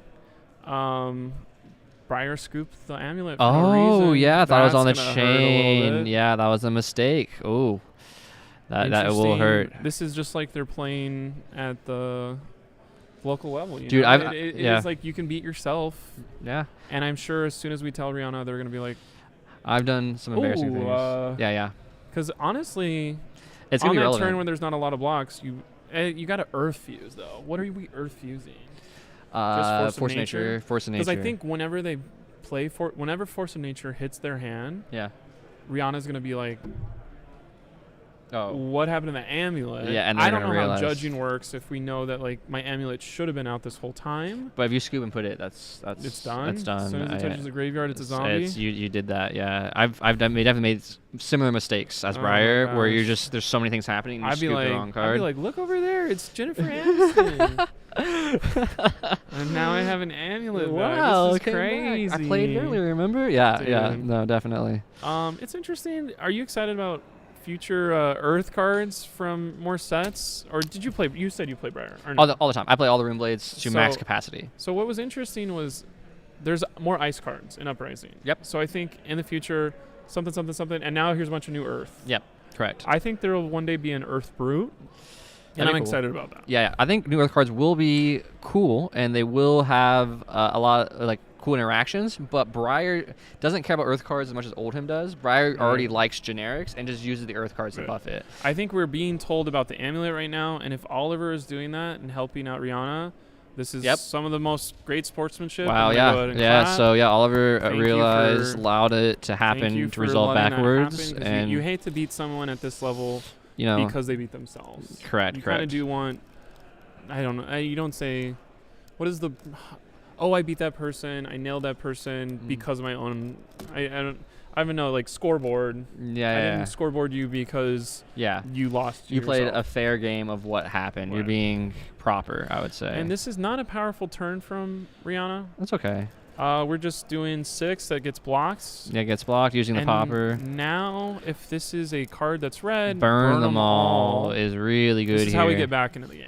Burn them all is a significantly huge card for stringing back with Dromai, just because it can stay up for so long, and you're doing all that mixed damage. Right. You're turning your whole board into pretty much a Rosetta every turn. But I think the confidence in immediately taking this damage Yeah. means there's a bunch of damage in Rihanna's hand. Yeah. Yeah.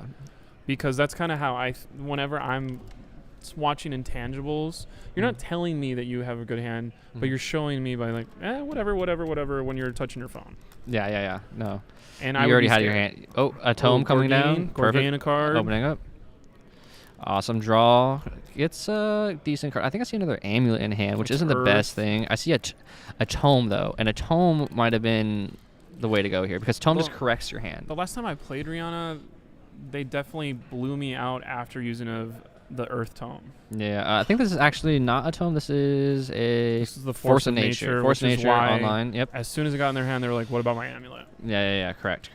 So But creating this the lightning. Is great. We got lightning on the next one. The Easy Command and fuses. Conquer will have go again. Go again, and it And will it have gets bumped up by plus the Earth. 1. Yeah. And if it And hits, it's a choose, so if you show 6, I'm gonna bump. If you Dorinthium me and block too many, I'm gonna not do it. and you just fuse, so your Earth amulets are online. If you block inefficiently here, you And just if pop I both of them hit and you, draw. I draw a card. Correct. So here we go. This is the grossest amulet turn I've seen because I Yeah. haven't seen many Earth amulets. No, this is exactly the amulet stuff you want, and why this. I like amulet this force play, over- like, it was great. This is Kudos great. to Rihanna. Yep. So we're looking at 7. Oh, okay. Why is it 8?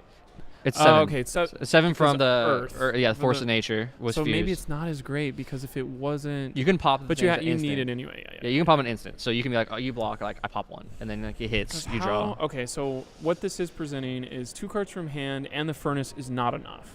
No, So you need to give me 3 cards. 3 cards. Here's 1, 2, 3. And furnace. Not enough. Not enough. I'm gonna break 1 amulet or both. I want damage. Both. I think you do one here and kind of min-max it. But I guess if you're going to break open the turn, why not do both and just Right. make all your next attacks just pop off? Because there could be not defense reactions because we're playing Command and Conquer. We're Correct. covering that basis. Okay, you're right. We so, only lose to Oasis. Oh my God, Oasis is just And devastating here. Maybe we're checking the Ooh. graveyard to see if Oasis It hits. Draw a Two. card from Force of Nature is fantastic. Fantastic. If it's a 0 attack action, it is over. It is going downhill real fast. We have All one right, what is floating the card? Heart of the cards. Ooh, I think that's a Revel. That's a Revel and Runeblood. It's still activated. You can still you play literally that. jam it down and you play your other card and blow this man out of this round. You play the Revel here, Yeah. 100%. I don't know what the arsenal is, but you play the Revel. He breaks both to play around Quell. This is why I am not playing this game right now. Okay. That makes so much more sense. Oh, it does. It's just true. It's true. Amulets don't work on your Oh, is Rosetta. this a swarming? This is swarming. Oh my This is gosh. game. This is insane. This might 'Cause be. This is 4 + 2. So With did, go again? so it's +2. It is Because we 4, hit, so we correct? have embodiment line, so It's- we're making 2. We're doing 2 modes. Yeah, of yeah. Swarming. You're doing 2 modes, correct? So it's 4 + 2 from the amulets. no. You're doing 1 mode. You only made 1 aura. Oh no, you made the Earth. Yeah, correct. Okay, Earth so and yeah. we got lightning. So it is. Yeah, it's 2 modes +2. So it's 6, and then this is the grossest turn I've ever seen Rihanna play. oh my And gosh. I play them pretty regularly. It hits. He takes. Oliver took it, drawing a card. It's not Revel. It's Sting. Okay. Got you. I couldn't quite see. Oh yeah, it does look a little Sting, bit more like okay. Sting. Somebody, screaming their lungs out in the dark. Okay. That's the art for both Revel and Sting. Oh. Bramble Spark's the other card. That's not going to be high power. This is going to be a good turn next turn. And I don't think Oliver can do 11 damage next turn. Well, so, Rihanna's going to get the whole hand. So you pitch to Grasp here, 100%. Cool. To maximize damage. Breaking the chain. which is fine. Perfectly fine. We don't have another attack action to pay off the amulet, so that's not a bad. I don't know if we could say it's a bad draw when we Yeah. draw into a power card that Yep. can pitch for this. But And this is presenting lethal in multiple different ways here. I think Rihanna has to send all of this two-face. I don't think you play two safe. Ooh. Sigil is good. Sigil here. immediately declared. This makes sense. Took the Rosetta and then blocks with that. Okay. Rion's still up in health at 11. Can still take some of these Dragos attacks. No problem. Take one insane and then, turn. and then yeah, Absolutely insane turn. Crazy that Oliver blocked and survived. Doesn't survive without Sigil. Yeah. Rihanna says, "Cool, 10 plus or 1+1. We're gonna go ahead and raise counter unless we're." Yeah, Oh you no, do he's it. looking at it right now. Yeah. You for sure use it every time. Rihanna looking down the barrel here, trying to finish I this mean, down. Briar, can you do 2 damage? Fusing. Yes. Okay, now this gets even Briar harder. can do 2 damage. Fusing the Bramble Spark. That's gonna add +3, and it's gonna do 1 arcane. So what do Rimblades do? They split that damage. Doing a surge, buffing it, creating the lightning embodiment, which is perfectly fine. Right. Because it's gonna be such a big attack at the first one Mm-hmm. that Hand left. you're gonna have to block 3 cards. But I have Go Again. If I play a card that has Go Again, Wow. I'm gonna be able to Rosetta and knock you out. Beautiful here. Using the card that doesn't have Inherit Go again. It's going to be 1 Arcane from the Bramble, and then it's going to be buffed by the Earthlord Surge. Right. And if Oliver says, "Okay, I'll survive with 1," the embodiment Earth makes sense, and then the swarming comes in for basically a game. Pitching for the Arcane, I don't see a way Oliver gets out here. I really, really don't. And Right. quelling the rest of that. And then guess what? He We flips have over his stuff and says, "Dang it." we have Swarming, and then we have immediately Rosetta after. No more resources to pitch. It looks like Rihanna is just absolutely... Yep, Right. GG. Good game, good game, good game. GG. That And was I feel insane. like Rihanna, that is a fantastic win for them. Yeah, fantastic. Exactly. Of like, you are good at this game. Super like, great. Drew all 3 just- CMHs in the first Just 3 show turns. up, show up, play your cards, put it together, and take a top 8 spot here today. Correct. And I think that's something that would make their day. So I'm very happy. Yeah, definitely. Oliver, it's like you got CMH, you got double CMH. yeah. And which then you is got a hard one. like legitimately, if we count up the turns, 2 for each one, and then of the 6 that we're talking about, 1 of them was a double. Yep. I can't beat that. No. And then the So CNC, no matter how well you're playing, all 3 the CNCs. Command and Conquers with the amulets on top. Ambulance on top. Yep, You're yep. just like, what in the world is going on here? Do you think Oliver kind of regrets letting him take back the amulet? You don't want to. You Yeah. don't want to win that way. Yeah. that's I mean, it is a thing of we're under the bright lights. Yeah, under the I'm lights. So confused. Like, Yeah. or I missed a thing. Yeah. I mean, to be 100%, everyone under the gun, would you make the same decision, or would you? Oh, it's in your graveyard. Yeah. I am a person. Go ahead and grab it. Yep. I want to lose the right way. Yeah. Because I don't like winning because of something I didn't specifically play for myself. Yeah. You want to win from your end. And I don't think you go home and you're like, oh, I wish I had pounced on my opponent's weaknesses more. I don't know if everyone at home is like, girl bye. Like, I would be messing with people's stuff and be like, no. And I know there's some people in local armories where you look over and you're like, what are you telling the judge? Oh, you don't want to walk back one thing because it's a missed positive trigger. Yeah.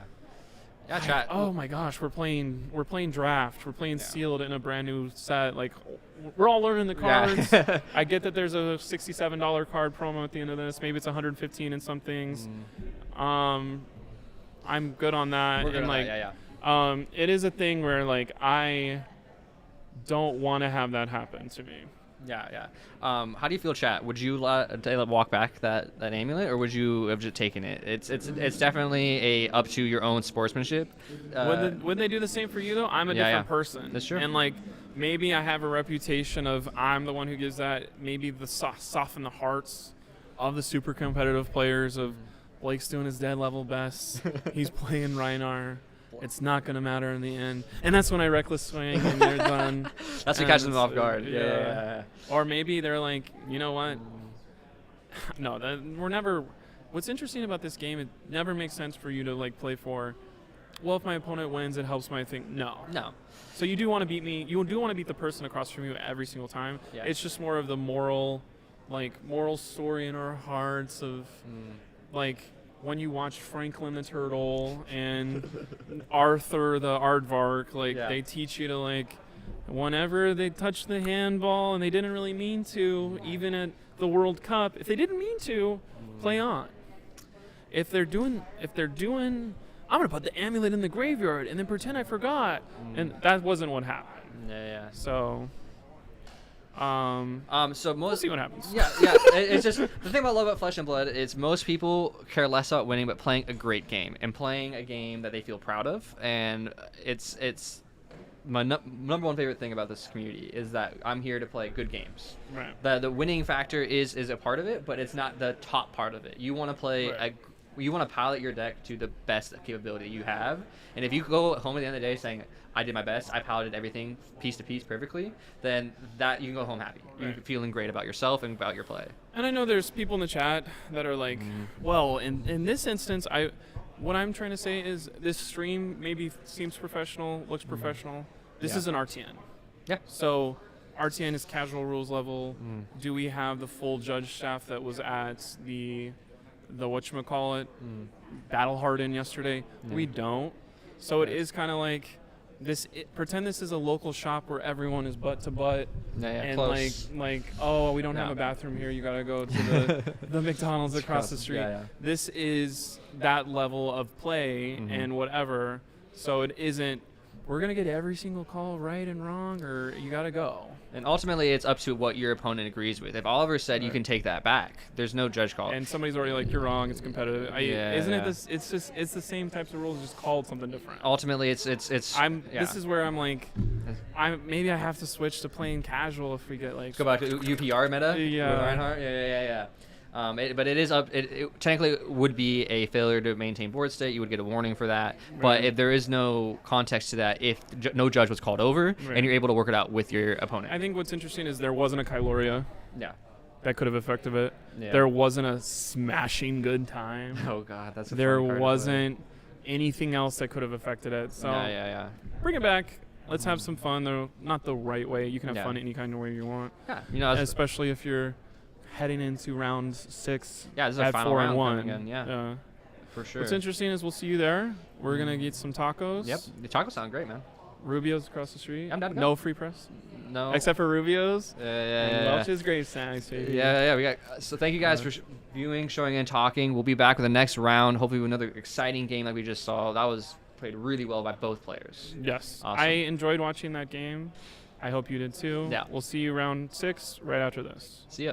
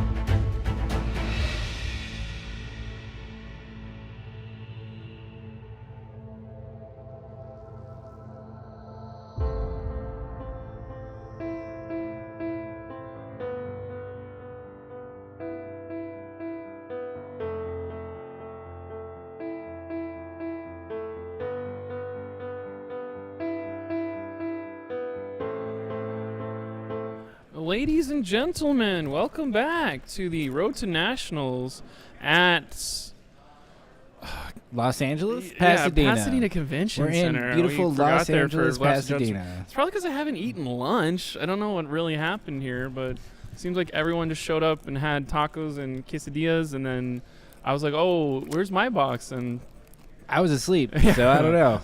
we'll get there one day. You're sleeping in the middle of rounds? Yes. That's how dedicated we are to make sure we make it to the end of this tournament. People that are also going to make it to the end of this tournament are one of Chris Aioli and there she is, Samantha Turner. Chris Aioli is good. Chris Aioli is good. He is a known entity in the area, and he plays well. Today he's on Dromai. We also have Samantha Turner, who we had on stream yesterday, playing Briar once again. This is a repeat of our last round, but being a win-in, we thought this would be interesting because the stakes are high and the prizes are good. So we are hoping to see. I mean, how was the last round? Like, I was asleep. Crazy. The Rihanna turns on multiple channel mount heroics to present unbeatable amounts of damage, even over a very defensive Dromai list, was kind of crazy. What was interesting is Briar was on the left and Dromai was on the right. So that is it is a different match. It is different. It's not the same Right. one. These are different people. And it's crazy because top tables, the whole tournament is half Illusionist and half Runeblade. Not really. Okay. Half of the tournament is Illusionist and Runeblade. And now at the top tables, what are we seeing? Illusionist and Runeblade. Illusionist Runeblade. It seems like the decks are good. Right. Guardian, not there, which is fine. Guardian just had its moment in the sun. First person to leave Legend was a Guardian. Right away, we're going to burn them all. Most people play this so they can create an Ash to create a Dragon right after. Does Chris Aioli have all Marvels? You better believe it. I'm a player in this community, and I want to flex on people. Ooh, We don't attack with it, though. Probably to not give a free popper? Or what would be the point of not attacking? To filter? That's something people always say. Just to build, not allow the pop. Although I don't know how many poppers Briar would be running besides CNC. Right.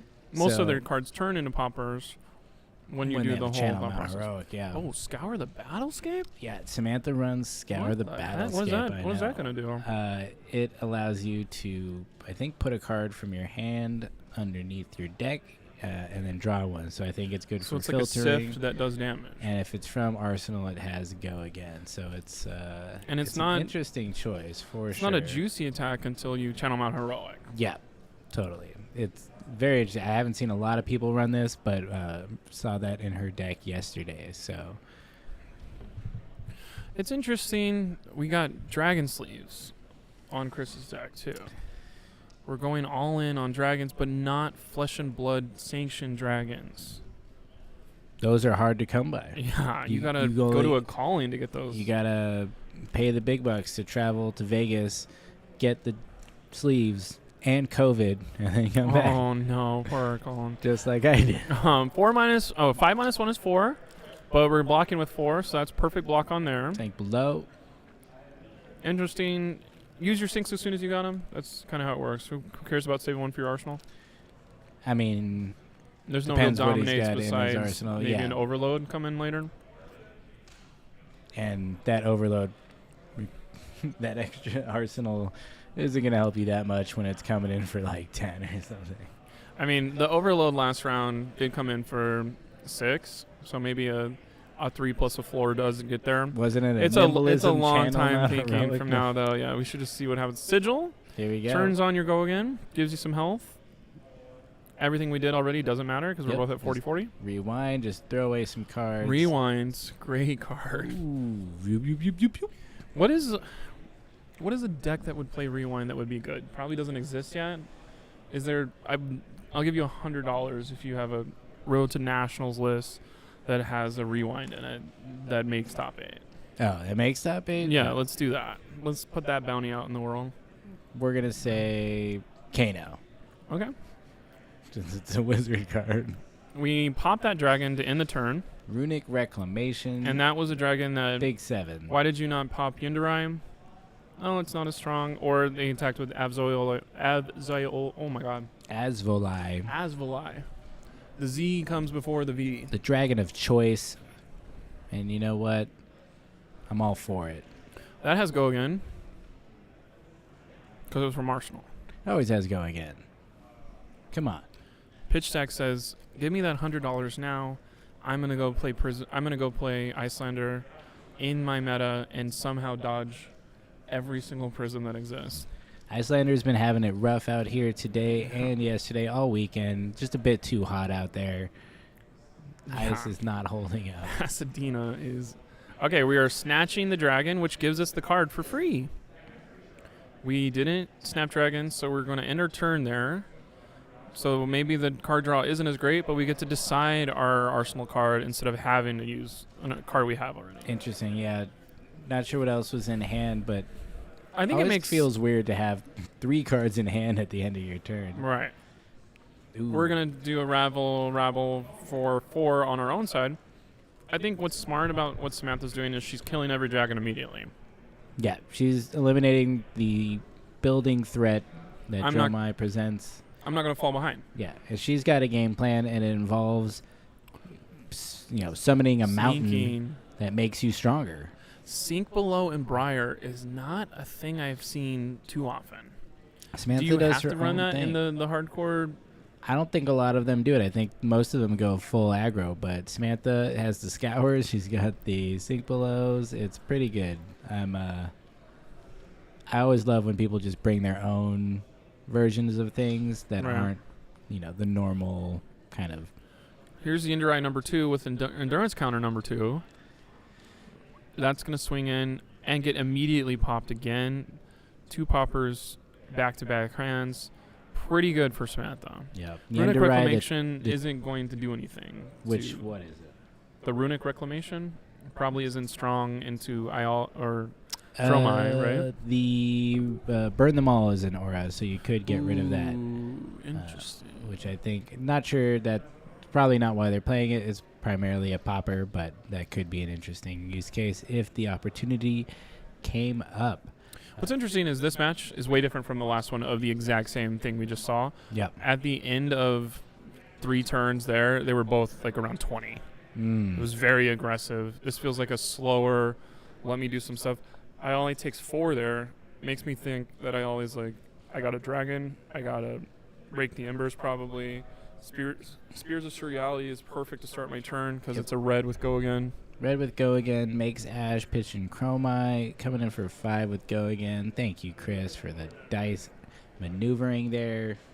I'll take 4, 5 actually. I think the slower pace of the game probably is going to benefit Chris. Yes. The just sheer output that Briar can do can really ruin your day pretty quickly. But I feel like a more successful Dromai list is going to be defensive. Because I don't know what an aggro Dromai list would look like. It's interesting where you're like, oh, you just play dragons that are bigger. You can't do that if you have a bunch of blues or whatever. Yeah, I think Dromai, I don't even know what you just said. I think Dromai is interesting because it feels like it can go both ways. I think the control could be very strong. I think it could go very control. But I do think the aggressive side of it is really interesting. Tome of Harvest is perfect because I didn't have a lot of good cards. Let me get rid of this Arsenal card. Now I'm back up to 4, cards. and I'm already halfway to my Embodiment of Lightning. Which, drawing cards is always good. It's a little bit better when you can turn on some of your hero power stuff, too. True. So, saw the swarming in hand. I feel like if activating Tunic Tome to of get Harvest that was resource. allowed to be in Viscerai, they would play 3 copies. Maybe. It is a non-attack action. We like those. Ooh, Earthlord Surge. Coming in for the big attack that's going to get the Embodiment of Lightning for the go again. And Exude Confidence. Very nice. Always the threat of pitching more into it, but for now it's just a 7. Usually Briars aren't pitching into this, but you never know. That's why it's an interesting card. Right. So 7 damage, base. As soon as you block, you can do more.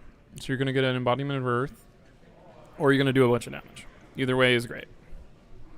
It's got go again. I haven't seen a slow pace thing, though. What? This feels so slow paced for a Briar player. Yeah. Well, like I said, she's got her own version of the deck, but obviously it's working pretty well for her. 4-1 on the day. Right. Bringing something a little unexpected. I'm surprised to see both Swarmings pitched, but again, that card in Briar is not as impactful as it is in Viserai. You're usually only going to get the go again, and you have to make the aura, which they generally do with the embodiments, just a different play style. But yeah, but pitching both of those to the bottom. Let's see what happens next. We're going to rake the embers.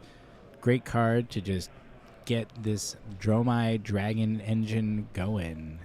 Ether Ashwings, best dragon according to great Chris player Ioli Adam Feifels and Chris Ioli. I think they're both onto something. It is just that consistent utility dragon that's going to get your game plan going. Channel Mount Heroic #1. Here we go. #1. We've summoned the mountain. Give it go again. We're going to get even stronger by being nimble. And then Snatch coming in for 10. But Boom. There's no card in Arsenal. So this is basically just saying, if you block this this ends this turn, but I'm going to draw 4. You're not going to have much to do next turn, and I'm going to be able to have Channel Mount Heroic turn #2 be actually pretty good. Yep. And if you don't block this all, I'm going to snap dragons and draw a card and hopefully attack once more. Right. So that exact line of play gets absolutely punished by an Oasis Respite. Yeah. Interesting there. I feel like I would have baited out the Snapdragons maybe, but, Yeah. technically you want to pass priority back to the attacking player so that they can make their attack reaction, and then the defense reaction comes We got after some Earth that, cards but coming, too. No games for Chris Ioli. He's just playing some straight up flesh and blood. He says, you know what? You've got Snatch. I've got the Snatch Dragon, Kyloria, coming in. Either going to draw a card. Snatch Dragon. It is a Snatch Dragon. That's a good nickname for that. I know Tyler Horspool told us about that on an interview he did with the Attack Action podcast. Check it out. Dragon? They call it Snatch Dragon on his team. So they're very. Oh, so no need for snaps. They're very good, cool guys. Good idea, chat. We are on, what is this? 9 rounds yesterday. This is round 6. So this is 15 rounds of flesh and blood over 2 days that we've been staring at. So. I just woke up, so, feeling groggy, but thank you for keeping us truthful. Dude, even our printer is getting tired. We can barely see some of this stuff with all the ink. I'll put that up to the camera that you're not looking at. That was... They're all gone there. Kyloria is going to be a problem because it's just an attack action card that sits out on the field until you give me a couple damage. Yeah, it's not that big, though. It's going to be pretty easy for Briar to take care of it and move on with her turn, but it does at least maybe draw out an attack on this Channel Mount Heroic turn, which I would say is unlikely. We are killing the dragon. What's going on? That didn't have go again. How does this have go again? Someone let me know. Okay, we're getting an announcement from our judge. It is not a fire alarm. We're doing side events. Side events. What's your strategy happening. in side events at tournaments like this? Just have fun, or you're going for blood because you want these crazy mats that are on the prize wall? I usually play in the bigger events, so I just don't have enough time to win enough of the prize tickets to get anything good. So I think my strategy is to play draft and get cool cards out of it. This is one of the new cards that's going to do 5 with go again. Dune Breaker Which is Sennibai. insane. It's insane that exists. I know it has Phantasm written on it. And 3 more dragons. Boom, boom, boom. Ooh. 5 + 3. Here's a Scar for Scar. Do you play Scar for Scar first, or because who cares? Because I don't care about the go again. Just took a whole bunch of damage. Definitely need to do at least 15 here. Or that was okay. Force of Nature, fusing it. Now it's time to put another non-attack action card down called Tome of Harvest. We're going to get a Embodiment of Lightning. That gives our next attack go again. Bottom this card, draw 3. And now anything we play is going to be buffed by 1. 2 health, so I think they pop that just by attacking it once. Right. It was weird that we prioritized killing a dragon when we had Channel Mountain Heroic up, but maybe we had to. Yeah, And by we, I mean Samantha. I'm not I think keeping them under control is a reasonable thing to do. Nimblism. Here we go. Force of Nature. Double nimblism. The last person I scour saw the do this was battlescape. Chris Iali about 6 weeks ago. Yeah. So he's sent reaping someone what he sows. to the hospital.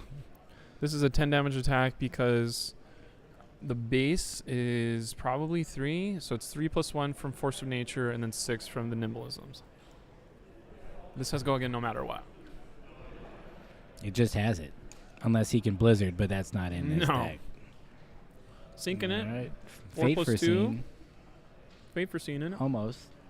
Seeing it coming before it happens. Puts it right back on. 2 plus 4 is 6, so 4 is still getting through unless we have Oasis. I'm just always assuming a Dromai has an Oasis. Well, now he's sinking. It's a different one. I was a man before my time. You knew it was there. You knew it was coming. That's how good you are. Right. So, no Box hit, all 10. no draw from Force of Nature. Closing the chain. Great defense there by Chris, Pitch, maintaining his life lead. Make a rune chant. 2 plus 2 plus 1 this time. Straight at him, not worrying about these Ash Wings. Probably the move.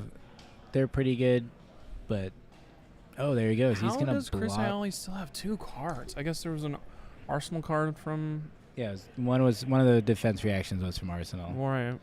So It's just a pitching lot of all block 3 to still have because 2 cards. he's got those very useful Ash Wings with Arcane Barrier printed Ravenous right on them. Rabble with Gogan showing the erase face that's coming next time. This is 4, but it also says a 5, 6, 7 dragon. Erase Face, as we pointed out last round, really useful in shutting off Mountain Heroic because cards lose their type, Right. which is a very interesting play. Ooh, And Ravenous now we're Rabble doing number it 2. again, just, We you know what what? it is We because know we it. didn't turn it back over. And then we're going to poke you with our little friends. And it's interesting. It's like, what happened differently? Because this was a matchup we saw last turn. Oh, that's actually more than we thought. Samantha has to have the most powerful turn of her game, or it's going to be... We're getting Tome's a great start.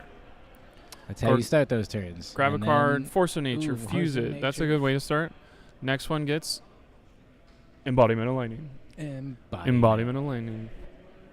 It's interesting that she puts cards into the graveyard before... I guess it's not attack action, non-attack action. Just go technically, you're closing the chain again.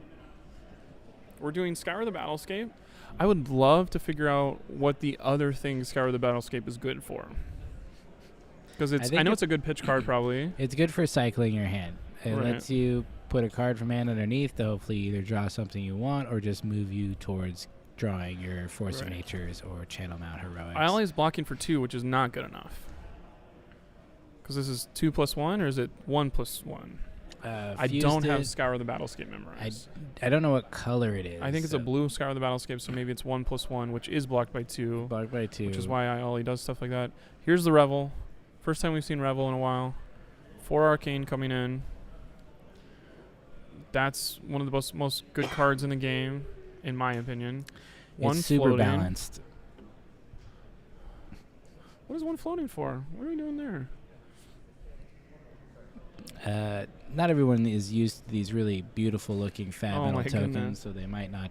Some of them are not taking them off when they use their resources, but I'm unless I'm it was, wondering a unless it lot was from about this, Tunic, because did she activate it Tunic? feels like she's maybe going after an Ashwing. Nope. Yeah, you gotta. Okay. That was so much damage. Yeah, Revel and Reblade. That makes sense. Okay, we did attack an Ashwing. The The- other 6 Arcane went towards Chris Iali. Everything makes sense. Everything I wish I was a little closer, but then they'd hear my ramblings sometimes, or it probably wouldn't work out for them. Pitching the Tomultai, and here comes the Billowing Mirage. One of these just great utility cards in Dromai, letting you create Ash, and We're gonna block for 1, using the other part of Grasp. 1/1/1/1/1, or just 1 because there's not a red. there's no red in play yet. Unless the he one sneaks card- out this sigil, and I'm- boom, he's I'm got Prism go now. again. I'm spinning an instant speed, and we're gonna swing 2 more times. Look at me, I'm Prism Ma. Jeez. Yeah, very different game this time. Like I said, I think the less aggressive You have to go Briar is straight at having- Dromai and say, is having a harder time. I know you have 9 really good, actually 12 really good reds that are defensive, Yeah. but I'm going to go straight at you. We're going to make you play all 12. If you don't play all 12, you lose. If you do play all 12, it took an hour, but you beat me.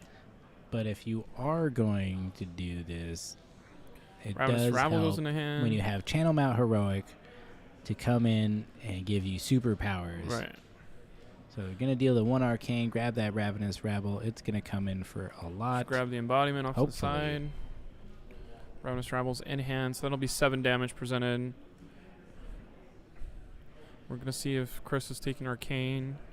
Maybe he pitches a blue at the beginning of his turn to block multiple Arcane, but doesn't feel as strong as just seeing what happens physically and then going for game on the next turn. Yeah, not a lot I would of take the arcane Arcane here, damage yeah. coming his way, likely. so- 22. Thank you for writing it down and clicking. That's a lot of work. I would never do that. They are professional. They are keeping their own Embodiment score. of It's very lightning. important. Sonata gets banished, so that's always hard to remember. Like, I did play 2 non-attack actions, right? Yeah, one of them just got whatever. The lightning token does get wasted because this already had go again, but 4 + 3 is 7. So we are getting into the teens over in the life bar on Dromai. Also have a Revel in hand, so going to be able to make a bunch of rune chants and keep attacking. Right. 7 + 4 is 11, so that's half. We do get a card here. We just need to be... Ooh. That has go again. I was about to say, and I hope the card from the Arsenal does have go again, because then it would have been a way... Like, there's a reason she played Ravenous Rabble even though it had go again. Everything has go again already. We don't need the lightning token. She only have the 1 card left? Right. Interesting. Which we know is Ravenous Rabble. But we're going to 2 and 2. Gotcha. Okay. I mean, very nicely Right. done. Getting him down from Ashwing 22 down. to Ashwings don't 9. provide lethal, which is nice. We have a Channel Mount Heroic for a turn. So if She our could get friend some Chris poppers out Ioli here if has the worst hand ever, we can survive and go for game. but no, he's got... Oh. This plus Is erase that Billy, face. that's Billowing yeah. Mirage, so it doesn't have Phantasm. Really nice that some of these illusionist attacks Cool. cannot be popped. She said, bet. I'll just play this classic card from our Welcome to Wraith. Welcome to this block. Yeah, sink a card. Ooh, Erase face. erase face. Um, Doesn't need dragons. which is to kind of win this interesting game. because we're blocking 2 + 2, take 2, go down to 1. Is blocking 4 on that with her embodiment of Earth, so she covered it up nicely. Whisper the Oracle, really good non-attack action, blocks for 3. Jeez, that does. Oh my gosh. Yeah. Somebody needs to trick me into getting my brain reset and get allowed to play Runeblade instead of being too like, I don't like this. This is too easy. I 7 need a damage challenge. from our lightning. Entwine lightning, I Entwine believe. Lightning, that's the one. And now Samantha is almost really threatening this. Of like, Oh yeah, she made quite a comeback. You were up, bud. Why is this less than you thought? Channel Mount Heroic does so much work. Yeah. I'm curious the choice to take so much damage. I mean, you're always going to take damage on the Channel Mount Heroic turn. And it's always scary either way. Either you block it out, you give them more time to just keep taking that tempo away from you. But it looks like he's got a handful of dragons. I can't see all of them, but it might be There's a all big 4 one. dragons. There's the big Dominia there, which would be pretty good to get off, but I don't think he's going to be able to do it just yet. But maybe if he blocks, I think he does have a full dragon in. I think that's something that is both great early on, but awful when you have less than 10 health of, I got all the dragons I wanted to play way earlier in this game. Because now I can't afford to block. Yeah. If Samantha draws a popper right now, I think this is like exactly what she would need to steal this game from Chris. Not Yeah. steal, like you've been playing really well, but now it's I'm gonna banish a card from your hand. Banish happens before you're allowed to defend, so you can banish a popper. Yeah. I spoke way too soon. He is getting this Dominia off, and he is And it's going red. to banish a card. None of those are Very poppers nice. though, so it's not a heartbreaker. But how can we do 5 damage to that dragon before next turn? We cannot. I think you go for the kill and ignore the damage, but that's just me taking away the swarming. Ooh. It does Oh, pop? Is that a popper? Okay, that's red. I didn't. You can't see the it's strips, a guys. Red. I was thinking it was blue. Nice. Because that does feel like Chris just blew it there. Because why would you not banish the popper? I don't know. That's why I did not think that was a popper, because you got to banish the popper. Who cares about the swarming Gloomville? There were 2 in hand, so maybe he didn't have. He knew that was going to happen, and then... But then was Yeah. still just shocked when it happened. What's interesting anyway. is Chris is good. I need to give him some credit of he knew that was probably going to happen. It This has is been a long, long day, though. It's been a long day. It's been a long weekend. Everybody Huge misplay, says Pitch Stack. is feeling Freaking huge. the long hours and the burn I'm on sure the brain. if we zoom in on some zoom-in technology from CSI, we could see should 2 enhance red the ones. screen. Enhance. Enhance. Didn't work. Okay, next time we'll get that technology Heaven invented in the for you. background, staring at this Briar. Play that one. Oh, wait, you're defending. That's another popper. Ooh, got a tense game No, it here. wasn't. Okay, thank goodness. Got a tense game going. She does on. not want to take any damage. Is this the big Ooh. one? This is the big one, right? A blue that's a 6? Or no? Doombreaker or no? That looks like a Doombreaker. I don't have the draw my cards memorized by picture yet. That is what I'm doing before Soul Calling 4. Exactly. Me too. And the draw my cards. Oh, you said that. And the Phi cards. Not a lot of Phi on stream, though. Hasn't been able to. Phi has quote unquote underperformed, if we're being honest right now. Nice. Cracking the Silken Form to get that extra Ashwing. Interesting. And now, do we have a play from Samantha, or is it just swing a Rosetta to do 2 damage? So 4 damage at Chris. Please give me at least 1 card. Or maybe I'll go down to 1. I don't really care. The one thing that was insane that happened to somebody earlier, and they told me, was that they lost to a Runeblade, a Viscerai, who used their Spellbound Creepers to, on their turn, do Spellbound Creepers after blocking, of course, to pitch for Sonata and go for basically Huge a 2 damage yeah. arcane when they were at 1 and had only 1 arcane barrier. Absolutely. And that's how they lost.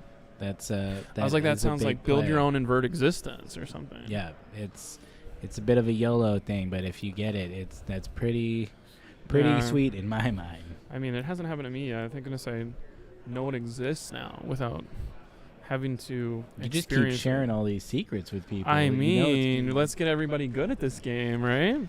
that's we're true. both we like to share the informative knowledge around here. And whatever the other thing is. Okay, he did take 4 because he can survive with 1. And then I'm going to play him enough pressure where I don't think Samantha will attack ever again because I can get there. Just a stack full of marvels over here. Block that And one. is Swing. she popping it? No, it's not a popper. Good game, good Swing, game, good swing. game, good game. So that is it. Wow, and great that's game. That's what happens. Flesh and Blood, you lose by 1. You do. And like It's the last point of life that matters the most. Chris is kind of a thing of. It felt like it was slipping away from Chris. Yeah. And Chris had such a commanding lead. He does a bunch of damage. There's some low power turns from Briar at the beginning. It felt like there was pitch stacking for the end when there was stuff like pitch both swarming Gloomvilles to the bottom. There was a popper play on after Domini. And then we got Chris coming up to interview after this, which will be interesting. Oh, really? Which he did last time too.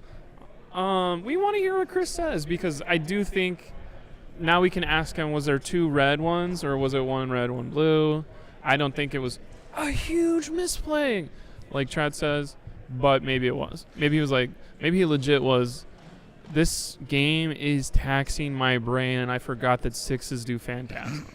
I seriously doubt that, but we will see Who knows? what Chris Iali says. We'll bring him up and find out. But What's great interesting game. is we're going to stare at him in the back. We're going to go ahead and break real quick, and then we'll get him on here.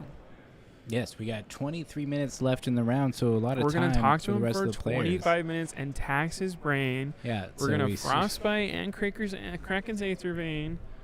I do not understand why she held Blue Pitch in hand for 2 turns. Well, me neither, I guess. We're all learning and swinging.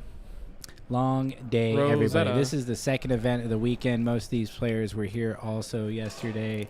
Right. I'm tired, and I haven't even played a game of Flesh and Blood this weekend. I think, too, the Rosetta interaction between our dragons of kill an Ashwing or kill a 2 damage dragon, and all the arcane goes back to the hero. I think that's pretty sick.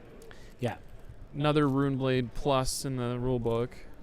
If But- they weren't good enough already. All Right. right, man. All right, we're jumping off here. Be See right you in a second. back.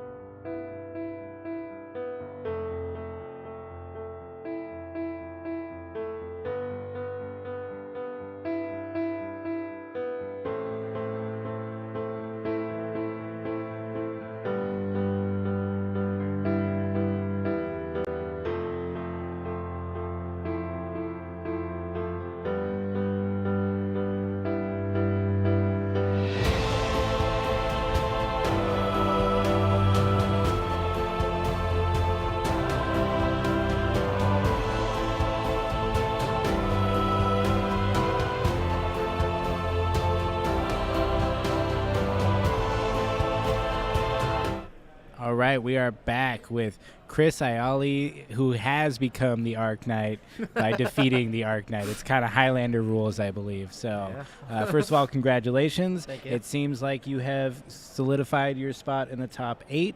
I so. don't understand Gem, but we hope that that's true because that's what we were hoping for. So, first up, how's your day been? It's been good, yeah. Deck's running hot and had good matchups. Faced 6 different decks, so Nice. the meta is pretty great right now, and yeah, I'm happy I pulled off the top 8. Nice, hell yeah. It's always an achievement. So, second thing, we already did the first thing. Dominia came out. We Yeah. saw you pick a card, Uh-huh. and then it just immediately got popped. Was it? We didn't realize that they were red Autumn's Touches. Were they both red Autumn's Touches? Yeah, they were both yellow Autumn's Touches. Oh, but yellow. Okay. I just I'm so used to playing with Briar and playing against Briar that I assumed that they were both blues. But I mean, if he has 2 of them, it doesn't really matter anyway. Doesn't matter in the He got end. rid Yeah. of his cheapest attack that would possibly have go again. So. Very true. Yeah, we were looking at it. We couldn't tell, and we were just like, wait, what just happened? Oh yeah, Why- it caught me off guard too. I was like, wait, it gets popped, but yeah. That's too bad. Awesome. Yeah. So in that matchup, what are you kind of looking to do, and what are you worried about? Also have some other questions about her specific deck, but anyways, have you played this matchup a lot before? I mean, you've played a lot of Briar, so you know. I played it kind a of- couple times, yeah. Yeah. And, I mean, as the pilot, you've played Briar a lot. So. Briar, and I played it from the Dromai side a couple times too. Yeah. And it's very close. Arcane damage is one of the ways they can win, and so when they're playing Revel and Runeblood like she was, then it can be a lot harder to block out those end game turns where it gets very close, like 2-2 life or 1-1 life. Basically, the plan is to set up a board, and if they're going to ignore the board, then you block efficiently and then try to keep 1 or 2 cards to swing back. Like if you're keeping 1 card and swinging back for 7, that's like a pretty good rate. Yeah. And you're blocking 9 or 10 in the meantime if you have defense reactions. So, yeah, the matchup's close. Yeah. I like it. I just like playing this deck in general. Totally. It seems like a really cool deck. We had Adam on earlier. We were talking about Yeah. it. I'm excited to jump into it eventually, but yeah, I think Samantha has an interesting deck. She's got Scour, the Yes. Battlescape, which is an interesting choice. I think I understand the idea there. And also, she runs defense reactions too.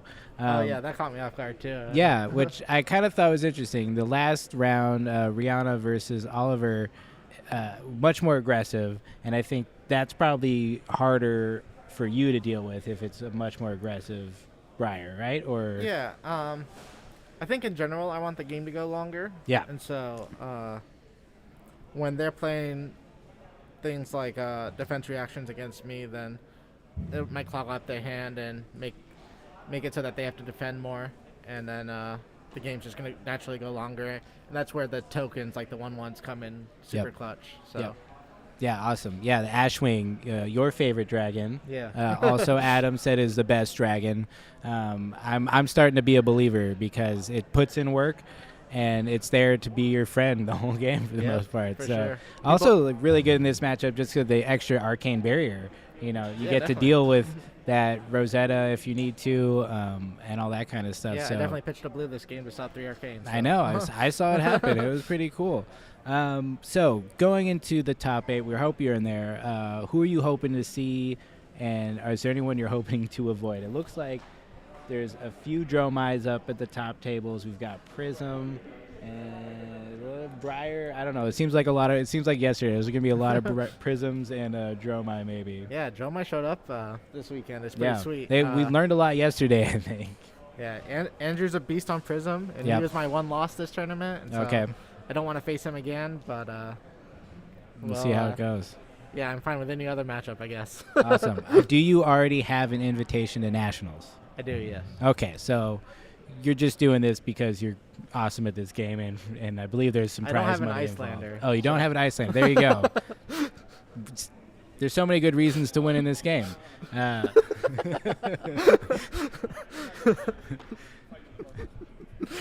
Blake is adding some additional commentary from the production booth that you cannot hear. Who won? This man won. Yeah, I was playing Dromai. Dromai won. Very cool. Well, Chris, thank you for being on. We're always rooting for you, and maybe we'll have you on during the top 8. We'll see what the matchups are, but yeah, good luck. Appreciate it. Thanks, Colin. Yeah, man. Take care. Mhm. Oops.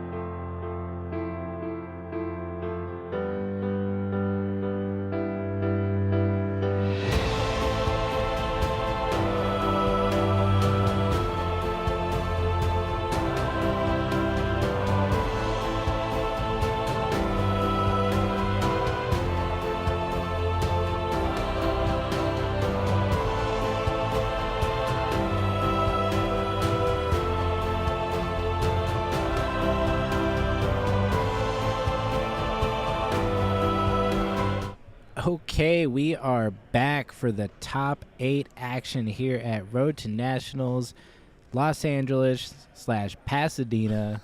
I am here with Taylor Morrow, the Battle Bro himself. What's up, my guy? How's it going? It's going great. I have had a lot of fun today. I got to participate in the Road to Nationals event. Had a few too many games not go my way, but sometimes that's how the cookie crumbles. That's right. New decks, you're figuring it out, and it's going to be okay. I'm glad to have you here, though, because now we get to talk about the whole day, the top 8, and then get this quarterfinals round underway. So let's take a look at the metagame breakdown. Overall, pretty diverse here, but there was a clear front runner in Viserai as the #1 deck in attendance today.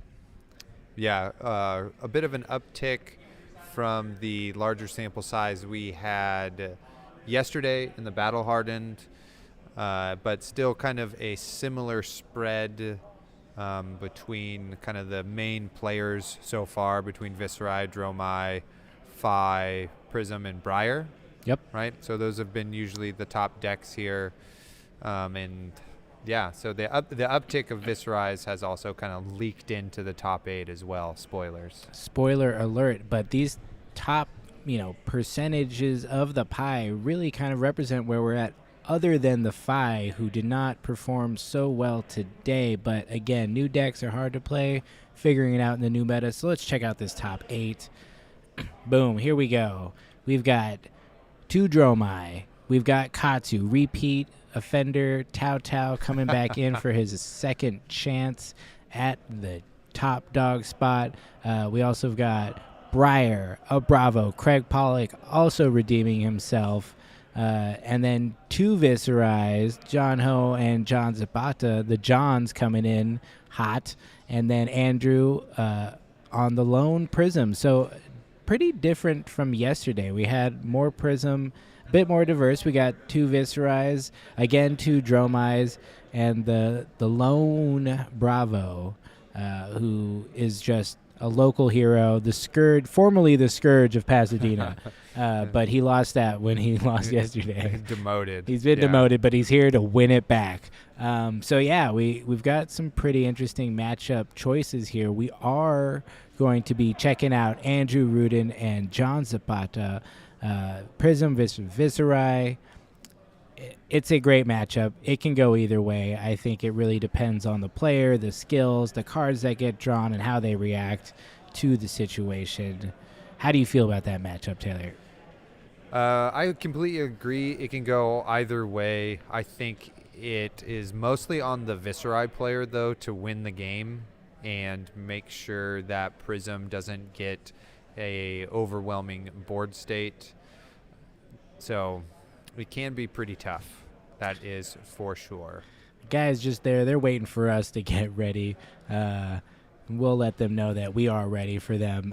Yes, Katsu versus Dromai. That was on stream yesterday, so we're giving Tao a break today to bring you something we haven't seen in the top 8 this weekend. Really interesting breakdown here. I don't know where we're going to end up. It could be a Dromai mirror.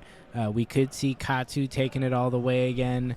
Craig always is a force to be reckoned with, but also, all these players are so good. Chris Ayali, we had on an interview earlier. He's been doing it very, very well all day. John Ho, just a strong Viserai player coming down from San Luis Obispo to show us how to channel that arcane energy. And, of course, Andrew Rudin is just a local player who is just really risen and showing everybody the chops he has and how the skill and creativity he's able to channel into his Prism deck. Interesting to note, though, that Andrew is a really great Viserai player as well. So he's familiar with the deck.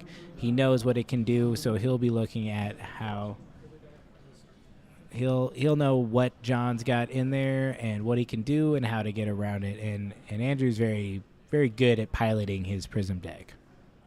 Yeah, I expect we will see this matchup play out quite a few times over the last weekend, and I'm sure it has been playing out in other Road to Nats throughout the world, because Flesh and Blood is worldwide now. So it's one of the classics, and we'll get, It's a new classic. Yeah, totally. So, yeah, I'm excited to see it. I am always intrigued when you get to look at these local metas and see if some people have like kind of some interesting tech that we haven't seen before for specific matchups and stuff. It looks like Andrew is sitting down now in the background. So we're going to cut over to the game. Nice. And we should be getting started here right now. No time in this round. This is untimed. This is where the professionals are, really. They're here to just mull over their hands, make the perfect choice, and get that win. We had John Zapata on stream earlier today in a Viscerai Mirror and was able to really make an astonishing comeback using Vexing Quillhand to expert use to win the game there when he was on his back foot. But here we go. Andrew Rudin with the top seed choice of going first, which illusionists love to do, double aura right off the bat. Yeah, pretty oppressive right away. Great amount of tempo here from Andrew. John is going to be really hard pressed to control the board state. It does look like he has a Runic Reclamation in hand. So that is love to see that turn 0. Yeah, that's going to put a lot of pressure right back on Andrew. But I think Andrew is probably pretty happy with just being able to like maybe block that card out if we don't have a go wide turn, which it seems like we are going to get that somehow. Yeah, he's got the Mob Skies into there the we go. Runic. Ooh, pitching the shard. Nice. Well, hot hands for everybody who are starting off Here we go. The top 8 gods are with us, and we are hopefully going to be blessed with a great game. Andrew coming in here. He's thinking about blocking. He might not be overly... Yeah, he's going to use the there we skull go. cap here. Skull cap right away. Yeah, that's for good. The one block. We'll get life totals on screen as well as in just a minute. I think that's the right play there by John. Strip a bunch of cards, get rid of some armor, which is going to be key in this matchup. And then get the Genesis anyways. Yeah, get the Genesis out of there. So that's what you kind of want. They do get some value out of making the Spectral Shield there. From Haze Bending. From Haze Bending. Yep. So we'll see what Andrew chooses to do here. Yeah. No cards in Soul, so we're not going to really see those auras swing. It looks like he has a War Tune Herald in hand and maybe another blue aura. So maybe he will just aura arsenal that War Tune and move on. Not putting any pressure on the Viscerai. Can be challenging though, but no arsenal. All right, opt into... Oh, no, it was a Merciful. Yeah, so okay. Coming in with the War Tune, it looks like a yellow maybe. Hard to tell. Andrew with the full rarity Prism deck. He loves it. He's got every single extended art and foil that you can fit in there, and it looks real good. But it doesn't help you see what color that strip is. But that'll be coming in for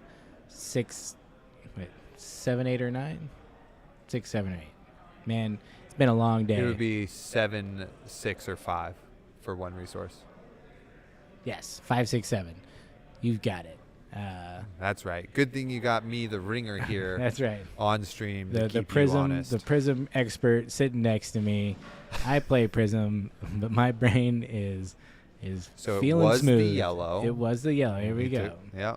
So And that makes sense. But I think War Tune you probably running 9 of, but I'm not totally sure of the contents of Andrew's deck. Swinging both of the auras and passing the turn. So pretty good early exchanges here, setting up the board state and maintaining it a little bit and able to put on that pressure. John Zapata is going to try to figure out how he can come back.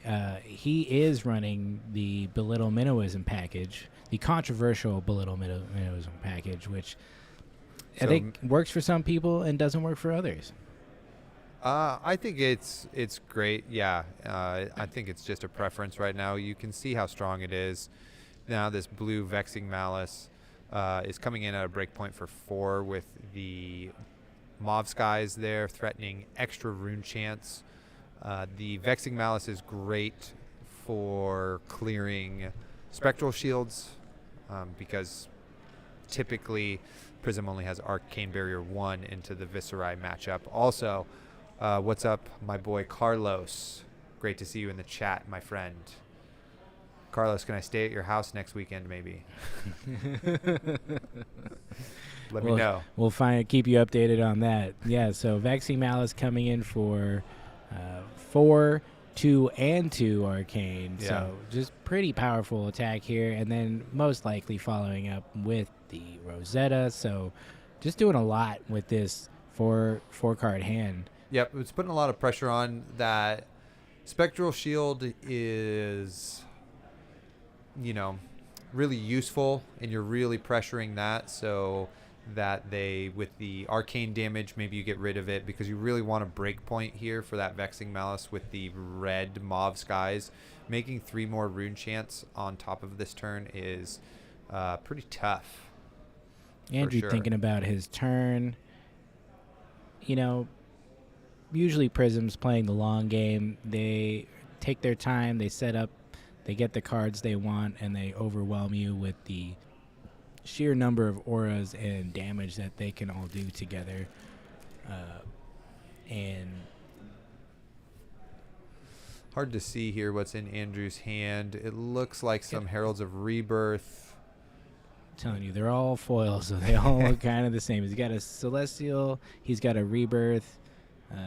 Rebirth, really great card late game, I feel, but can also be good at recycling some of your good War Tune Heralds, stuff like that. Yeah. Sea Strike, kind of a dead card, but it's great for pitching. So he's going to pitch this blue Rebirth. Gonna block the Rune Chance. He's still got 2 Arcane coming from the Vexing Malice, which he'll use Spectral Shield here for. Still got 1 floating. Takes 1. It's going to use Footsteps. I think that's the move here. And block with The Sea Strike. Sea Strike or Celestial Cataclysm. Yeah. It's a dead card in his hand right now. Chat, we'll be able to see you better here once we get somebody to fix it for us.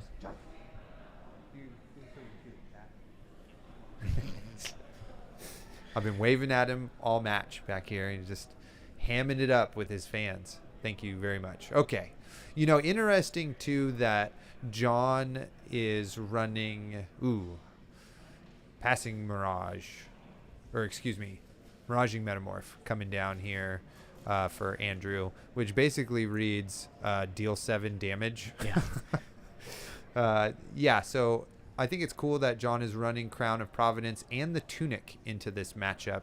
So maybe thinking that this is going to be kind of a longer matchup. Some players I know have opted to Run the Ether Iron run Wave. the Ether Iron Weave. Weave. We're going to get a pop here with the Command and Conquer, so we'll get to copy a Spectral Shield. Yeah, probably is the very cool. best version of that. Usually if you're popping Miraging and there's any other aura out there, you're just not popping it. You're going to take the damage and play that 6er because it's not worth it. Yeah, definitely. All right, we got a Tunic fully charged. 3 cards in hand. We're coming into Sonata. Looks like he's not going to pay into it. And there we go. We get a hit 1, so we got a Belittle and a Spellblade Assault there. Nice. Looks like blue Spellblade Assault, maybe yellow Belittle.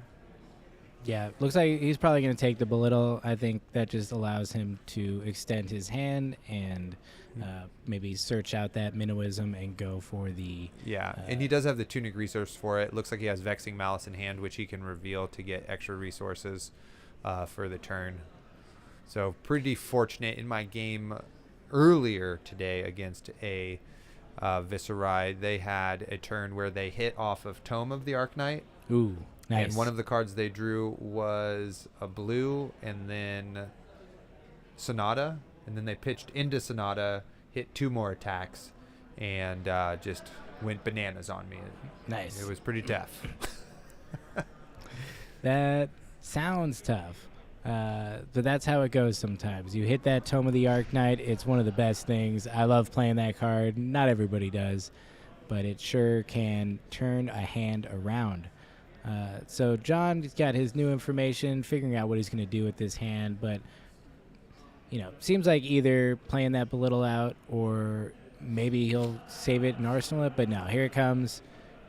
Revealing this Vexing Malice more than likely. I can't tell what that last card. Oh, he's got Revel too. You got Revel. Ooh. That's a pretty big turn here. Yeah, Really salvageable. I love it. Yeah, so he's going to attack here. I think the Rune Chant should also be coming up with this attack. He's going to search out this blue Minnowism, so he'll be able to swing his Rosetta with this Revel and then arsenal, or maybe not. Maybe he arsenals the Revel, waits for an even bigger turn, hopes It's to draw possible. A Mordred, but You I don't know. Vexing is like a weird card to arsenal sometimes, but I think that's a red, so. Yeah, it definitely can be. We'll just have to see. He can definitely creepers in the Revel, depending on what his resources are, but he is going to just play it for maximum Rune Chantiness. Yeah. That is always good. I mean, you just come in with so much extra damage, swinging your Rosetta for like 10. It's pretty good. You can't really go wrong. So, I'd be surprised if he doesn't pitch the Minnowism. Yeah, here we go. So, swinging this in, just being careful, making sure he's thinking out his turns and his options. Everything is on the line in this single elimination top 8. And there you go. Yeah.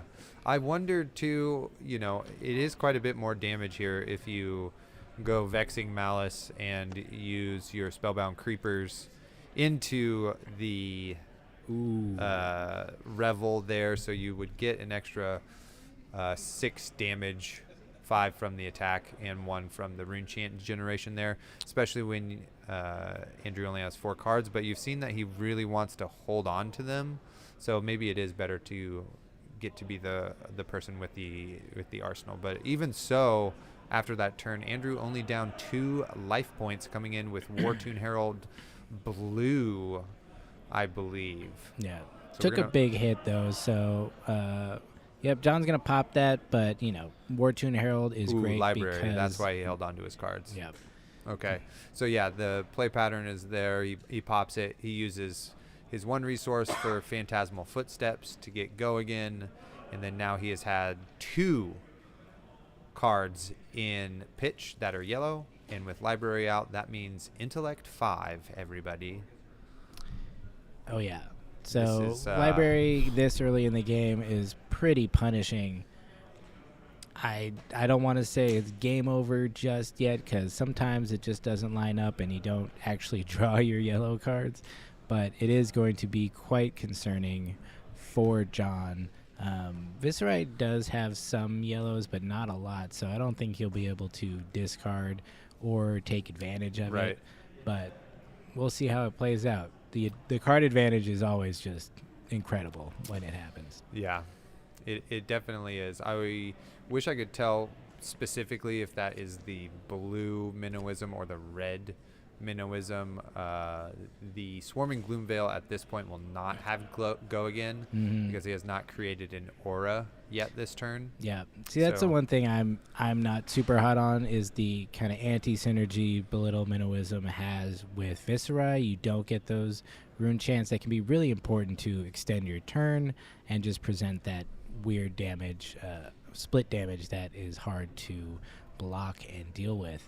So we'll see how Andrew blocks or doesn't block with his 5-card hand. And here we go, Minnowism. I think it's a red. Yeah, I would bet so. So he'll come in for 6. and just make the 1. So just needs to go again, get the +3, 6 go again. Not too shabby.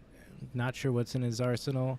Ooh, Andrew just going. It's the Vexing Malice from earlier. Oh, that he has nice. there. Okay. So then red, 5 here. Yeah, I think Andrew's looking to push a lot of damage with his 5-card hand. Wow. We've seen 3 6-power attacks from John already. Yep. So it is unlikely that he is going to draw into them depending on how many he is running. But at this point, you can say it's safe to say he has 3 CNCs and 3 Runics. Yeah, I'm not sure. I think he has amplifies, but I'm not sure. So Arclight Sentinel just coming straight out. Double aura. It's And basically like here, my turn is shutting down your turn. And did he attack? I don't think. Ooh, I feel like he should have. Oh, I don't know if he had go again. yeah, he only has 4 cards that he drew. Yep, so he didn't So he pitch a didn't- yellow. so See, he like I must not said, pitch a sometimes the yellow. library just doesn't fire and can be tough. So Yeah. So But- buying himself a turn here. Colin, you have to correct me here. Sometimes these prism interactions can be a bit confusing. So if we are to attack Arclight Sentinel with an attack action, we then are allowed to use creepers to regain our action point or not. I don't think so because the I don't attack think would so. have to have go again itself. No. mm, Well, chat, you can flame me all you want. That's totally fine. yeah, I think that's one of the ones that's lingering as confusing to me. I don't think it does because does it count as being played? Well, no, because Rune Chants pop when you play an attack action. Right. And then is Soul Creepers reads exactly the same as Rune Chants when you play? If you have played or or defended. defended. Yeah. So yeah, I think if you do that, you can Creepers when Yeah, you play you the can. attack action. Yeah. Thank you, Fab Chile. Hopefully that's the Flesh and Blood. Oh, now we have some disagreements in chat. Thanks, Sam. Well, regardless what's happening, we're getting become the Arc Knight here. We're getting rid of an attack, so we're going to look for a non-attack. Nice. We have a... I shouldn't have put it up. Chat, don't get mad at everybody. We're getting a Mordred Tide, so maybe we are just going to see some Rune Chant generation here, because that would be good, because Rune Chants on an attack action do go over the top, so it could be a way for John to chip in some damage here as he attacks Yeah. The other Arclight Sentinel. The other option, I think, is to use, play out that Vexing to attack and then put that Mordred in your arsenal so you're setting Okay, up cool. your next Yeah, turn. that's a better idea. Yeah, that looks like what's happening. Very salvageable.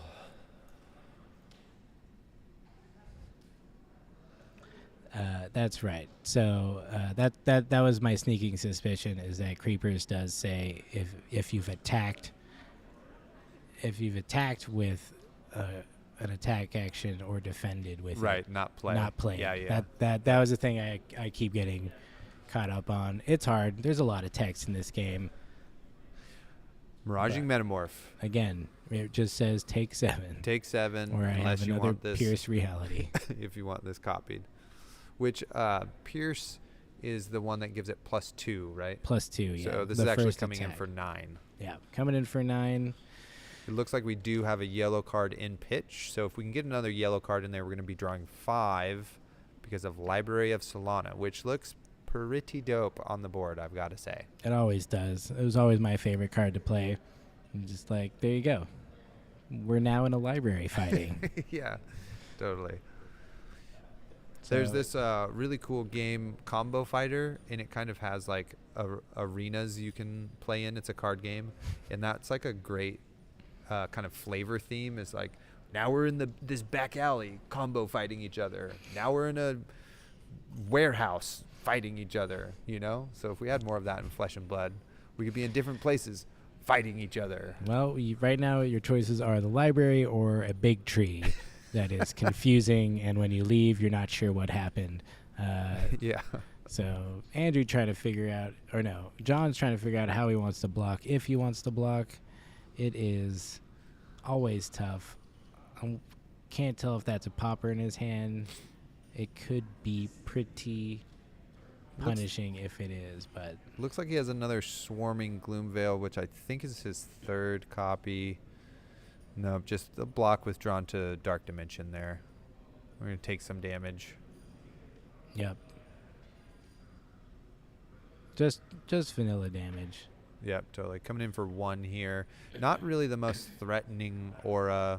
I mean, it is pumping this attack, so we'll see if Andrew can get something a little bit spicier out there. War Tune, a classic overcosted 1 for 6. It's probably the yellow, so 1 for 6.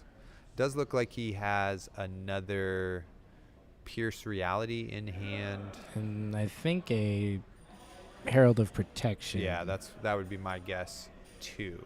So we'll see if he. Another Pierce Reality is kind of overkill.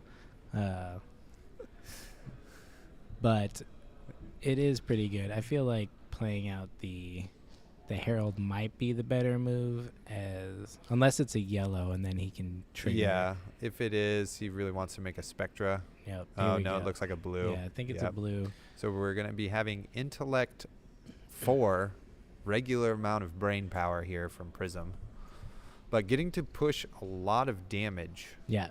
So- Andrew went down pretty low a couple turns. He went from 30 to 14 a couple turns ago, but now he has evened it out just a bit more, getting that in his soul, making a Spectral Shield. Yeah, And that's what he needs right now. He definitely needs to build up his soul a bit. He needs a little more protection out there to deal with what's about to come, which is a Mordred Tide turn and Swarming Gloomveil. Only 2 cards left in John's hand, though, so going to True. probably get in some more chip damage here.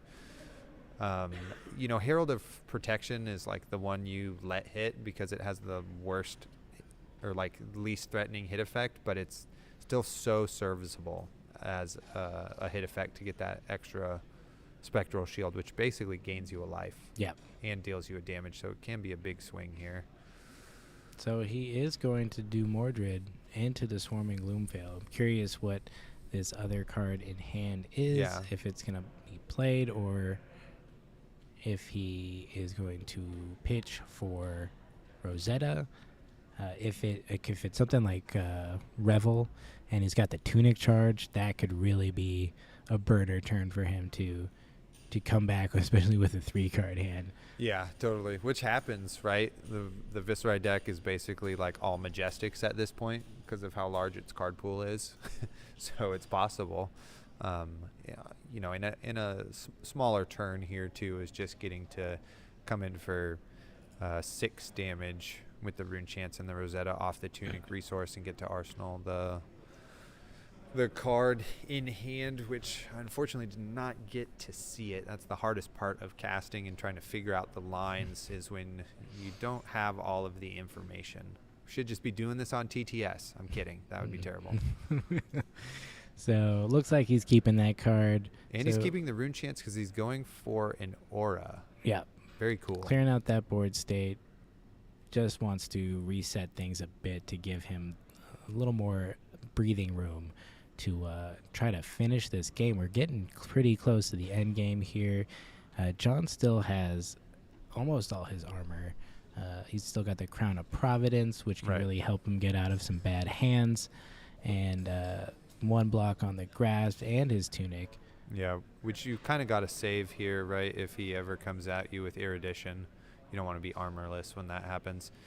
3rd Miraging Metamorph coming down. No auras at this point to copy, so it seemingly does seem like a safe block or pop, but it's hard to see what Andrew had in hand. He would have to dump his hand for him to be able to like kind of copy something other than a Spectral Shield here if it does get popped. I believe that's a That All You Got in pitch over there.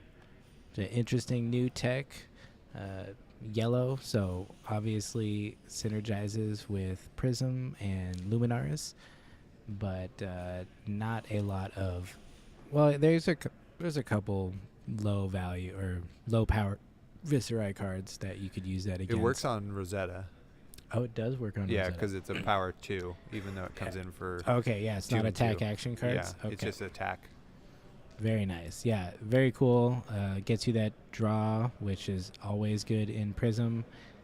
So John figuring out how to handle this. He's got 2 cards in hand. They could be anything. The hard thing with against Prism is Oh, he does have the Reclamation in hand. you often play these 1-cost phantasms expecting them to get popped. Right. And it's part of your plan, and you hope they do, because then you come in with something else that's even worse after that. Yeah. Oh, he's going to take it. Unfortunately, John Zapata still has all his armor, so a dominated erudition isn't going to do the most damage, or any damage. Be blocked with 1 card and a crown or something. But coming with the Herald of Rebirth, gonna get a card back if it hits. Goes in the soul, just a blue. So I Yeah. think it's coming in for 5, but he'll pop this Yeah. one. Good play there, I think, by John to kind of sniff that sort of thing out. He did have to take a bunch of damage for that, so I think Andrew is maybe okay with how that played out. But 11 is not the healthiest here versus a Viserai with 2 Rune Chants, an Arsenal, and 3 cards in hand. Looks like he has a Shrill, Belittle, 3rd Swarm. There we go. Okay. Mauve Sky's coming down. So depending on what that card is in his arsenal, he's going to check his graveyard here to see which copies of Or he thought Minnowism that he was his has. deck. Who knows? I feel like he'll probably go for the red one again. He wants to buff this up and put as much pressure, because there's not enough cards, unless he has something expensive in his arsenal. But I can't imagine that is the case. So Yeah. I'm expecting red Minnowism, pump this swarming, and go for the Rosetta swing. That looks like a red to me. Yeah, it definitely does. Andrew is working with the 5-card hand here with the Erudition in hand. We see that. And like we've been talking about, John has been being pretty judicious about keeping enough armor to be able to block that. Yeah, so definitely going to see that coming in next turn. Andrew is getting pretty low on life, so coming in for 3 and 2. Then after this, if he plays the Minnowism into the Swarming, it's going to be for 6. It's going to make 1 on the back end, and then Well, getting to see the slab, those 9 out of 10 cold foil footsteps. Andrew Rudin, locally and colloquially known as the Slab Daddy, for his epic collection of slabbed cards.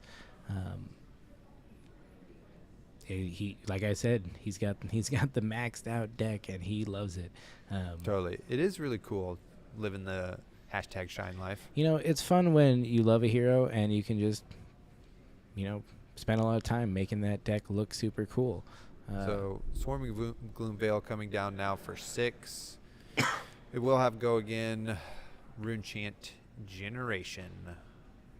Yeah, Very so exciting. 6 go again. 1 It is. Rune Chant.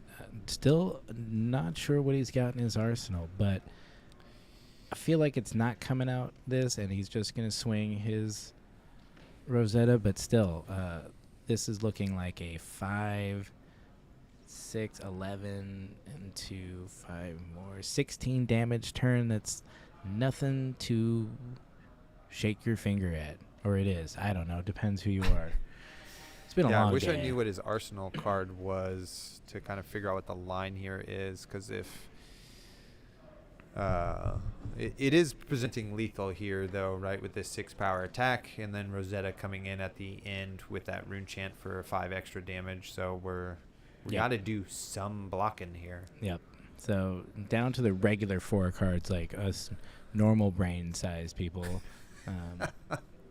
But still, I think Totally. he's got to be eyeing that erudition, hoping that he can get that off Although probably not, honestly. I think it's not the end game for him right now because it can be blocked too easily. Right. So Yeah.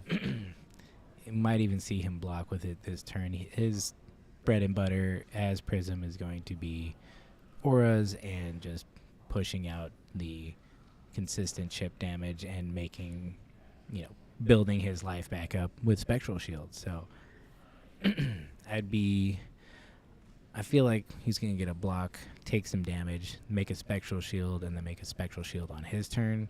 So we'll see. I don't know.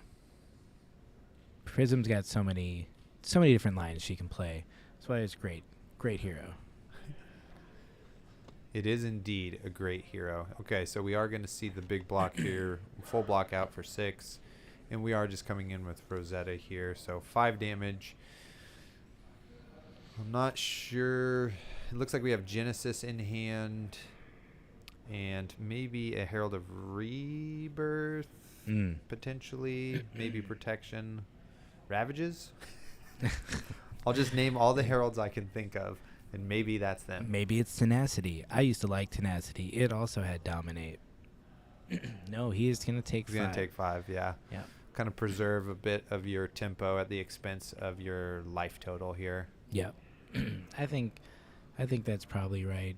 If he's got a blue in hand, I think that Genesis is going into the pitch. It is protection.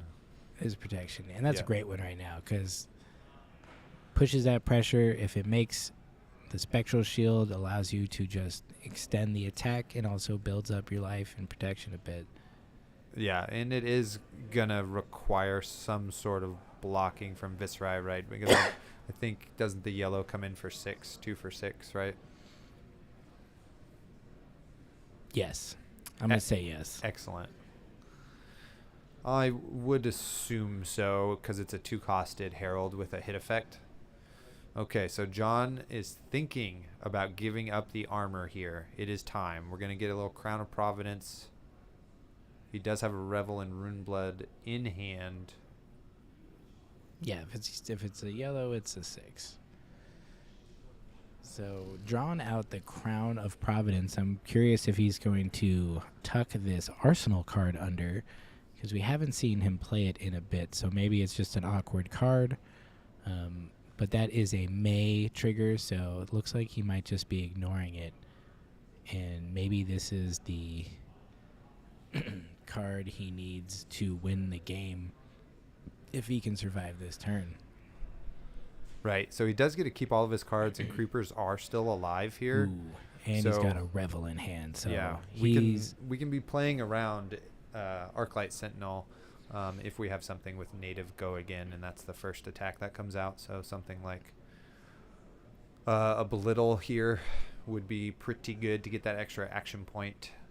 I know we had a heated discussion in the chat about it. So yes, but if he can get the first attack action off with go again without being Arclight, Mordred Tide, he's going to be okay. It doesn't look like he's got the Arclight, so Mordred Tide's going to resolve. He's going to do a lot of damage. Man, this is rough. Ooh, Spellblade Assault, and he has the blue to pay for it. Revel left in hand, so with a Revel and a Mordred Tide out there, that is 7 more rune chance. No, it's 4 plus 1, so it's 6 more rune chance. When he plays Revel? Yeah, when he plays Revel, because it comes in for 4, and then Mordred Tide gives 7. it 1 more, and then Viscerai makes 1. Makes 2.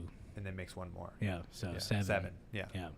Yeah, this is probably all she wrote here with those 5 rune chants from the Spellblade Assault. One of the best cards to pair with Mordred Tide because it makes 5 rune chants, right? Oh yeah, it's. I mean, you need the Mauve Skies to make it really impactful, so you get that go again. And the crazy thing is that it's just 2 attack right now because it's a blue, and slightly overcosted. But with the more low to the ground Viscerai decks we're seeing these days, that's not a problem. He's gonna play Zero cost Revel makes 7 more. You're going to go to 12 rune chance. Yep, 12 rune chance. And then swing for 16. I think that's all it. And Andrew might know it. You've got to always be wondering if Revel is in hand. It's just an inevitability and such a punishing card. Yeah, in the format for Viserai is really starting to feel like if you can get 2 Revels off in a game, it's pretty hard for your opponent to be able to have dealt with those. Not necessarily that you will win off of those plays, but the amount of tempo and damage advantage that you get from playing 2 Revels in a single game is large. And it's really hard for a lot of heroes to be able to keep up with that type of pace. So, yeah. Unless Andrew has something really hidden up his short sleeve shirt there, I don't know if we will be getting through this turn. His short sleeve fabric.gg shirt. Oh, yeah, shout out. Shout out to the local developers of that awesome new tool. It'll only get better with time and more data, analyzing decks and providing insights. But here we go. We knew it was coming. Revel. Here comes the Revel. Here comes the pain. You know, Andrew, we love you, man. You're just a solid, great player. This was a tough turnout and didn't quite have what you needed. But John playing great all day, Andrew playing great all day, great players all around. It's been some top-notch competition here, for sure. Yeah, it definitely has. And, you know, pretty heads up, right? The old go down on lower life, turn off your skull cap for the value play here from John. Yeah. So we don't get that extra block there, which really makes this really challenging. So we got 3 cards in hand from Andrew. There's a lot of different lines, making spectral shields, maybe pitching a blue, using footsteps again, taking some rune chant damage to go low enough to use the skull cap, etc. But I don't know how the math is really going to work out here for Andrew. He did not creepers Zozarusus. This was just go again off of Mauve Skies, so no need to creepers out that Revel.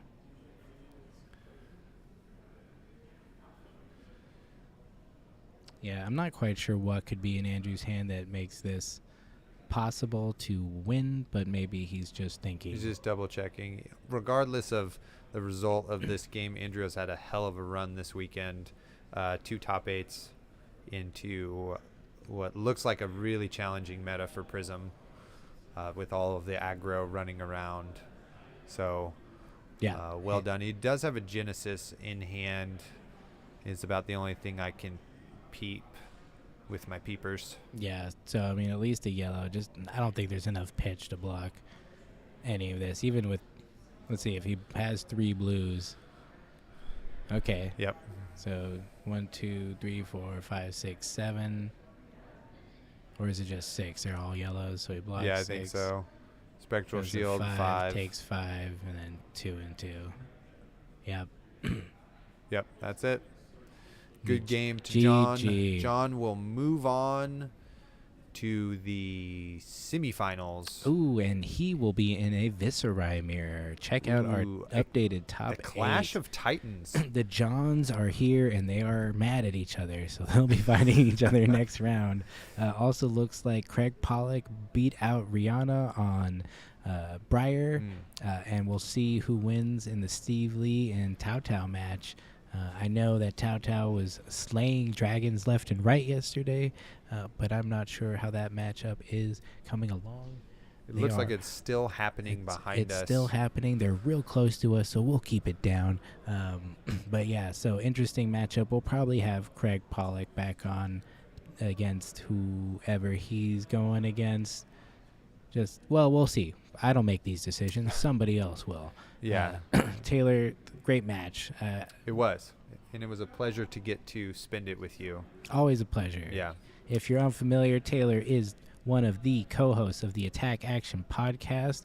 I myself am a producer, hence my sweet t-shirt. Oh, thank you. And, check us out on all platforms. We have a YouTube channel as well with gameplay, video versions of the podcast, as well as a special, video show. I don't know what you call it. A YouTube show, I guess, with us and the other co-host, Isaac, who is famous as the only top 8 Ice Lexi player from U.S. National Championships last year. So also shout out to our other sponsors. Great event all weekend. Thank you to Arcane Games and Events. It's a new age in gaming events. They put on this production show and stream. Having a great time all weekend long in this beautiful venue. Odyssey Games, our local store host. Hidden Fortress, Collector Legion, and Metal Fab Tokens as our vendor sponsors. And it seems like we have a breaking news update.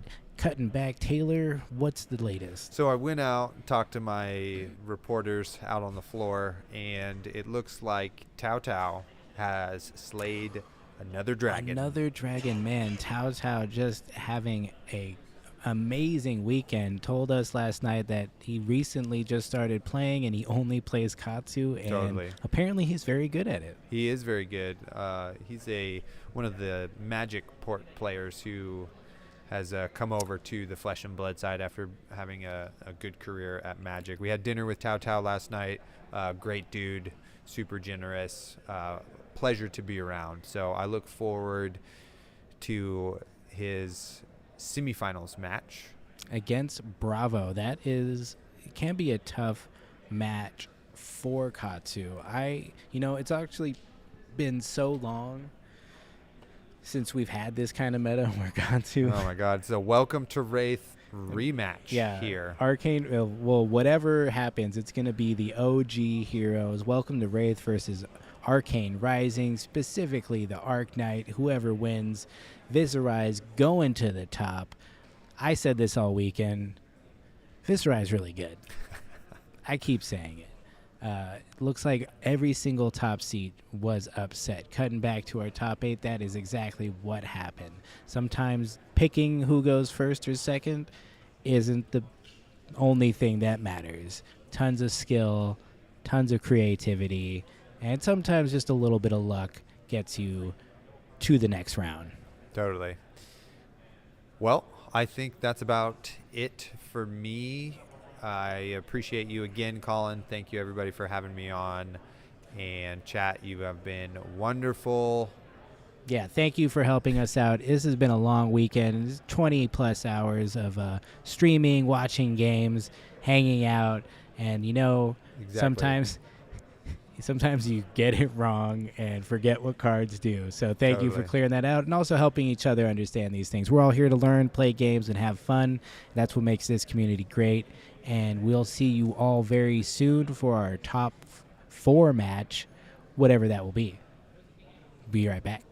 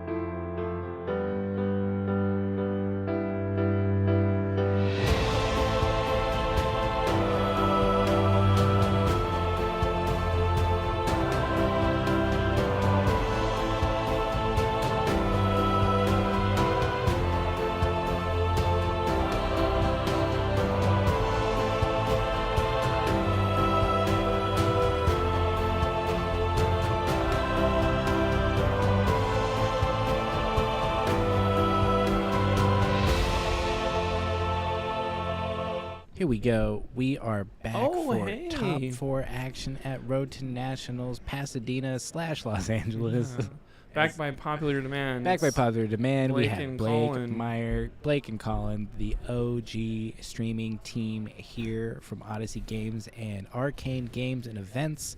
We've got a very exciting matchup coming. It is Craig Pollock on Bravo and Tao Tao Chu on Katsu. Storylines for sure. We got Tao Tao doing this 2 days in a row. 2 days in a row. He was on a top Final eights. Four match yesterday, but did not get there against Viscerai. He wasn't he in the finals? No. Tao Tao lost in Final Four to Nick. Whoops. And then No. Craig. That was the final game. No.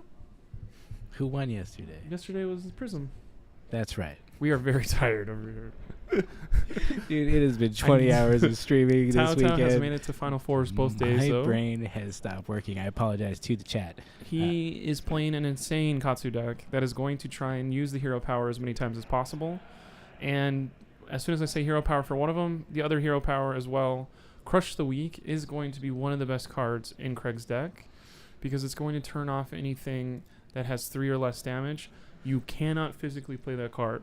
Attack action cards. It is though. against the law. Yeah. It is. The police will come and violate your But- civil rights. That only did 3, so it's not going to crush. But we get the block immediately on that. I don't know if that's a strong play, but maybe you wanted that to actually hit and stick instead of just do 3 damage and now your opponent draws back up. Craig is who we said he was. He's a very good Bravo player. He lost in that round that you saw him play in round 4, but went Against ahead the and Prism. won 5th and 6th because he had to. And that was the only way he was going to get here. And Craig's done that before. You're going to have to win 1 to 5 games in a row to win the whole thing. He's already won 3. This would be 4 for him. Yeah. Craig, a seasoned Bravo player, knows these matchups in and out. Although this Katsu deck might bring a little bit of spice he isn't familiar with. Even bigger than that coming out, opting, revealing that Belittle, and that is going to go to his hand. I don't know if Craig has a playtesting partner that is playing Katsu. I'm sure he probably practiced against Phi. Is it the same? Absolutely not.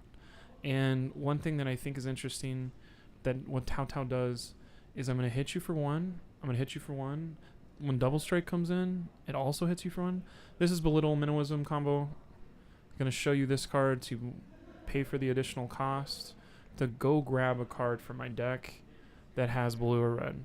The resource coins. Resource coins from one of our sponsors, Fab Metal Tokens. Check Right. them out online. They are really nice. They also did the armor counters as well.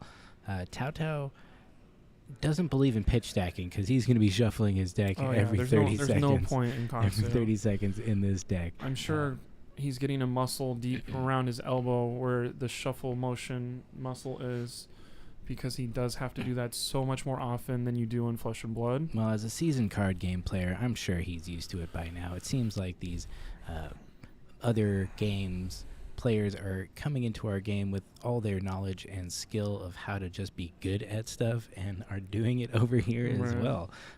Just 100 wins on its own. I don't know if he's got the multiple to So we push block. that combo through, but We're blocking with a Macho Grande and a Chokeslam.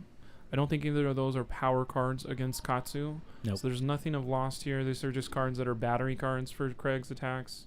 These are perfect blocks to get to the bigger things. and another even bigger than that. Wow. I'm going to look at the top 3.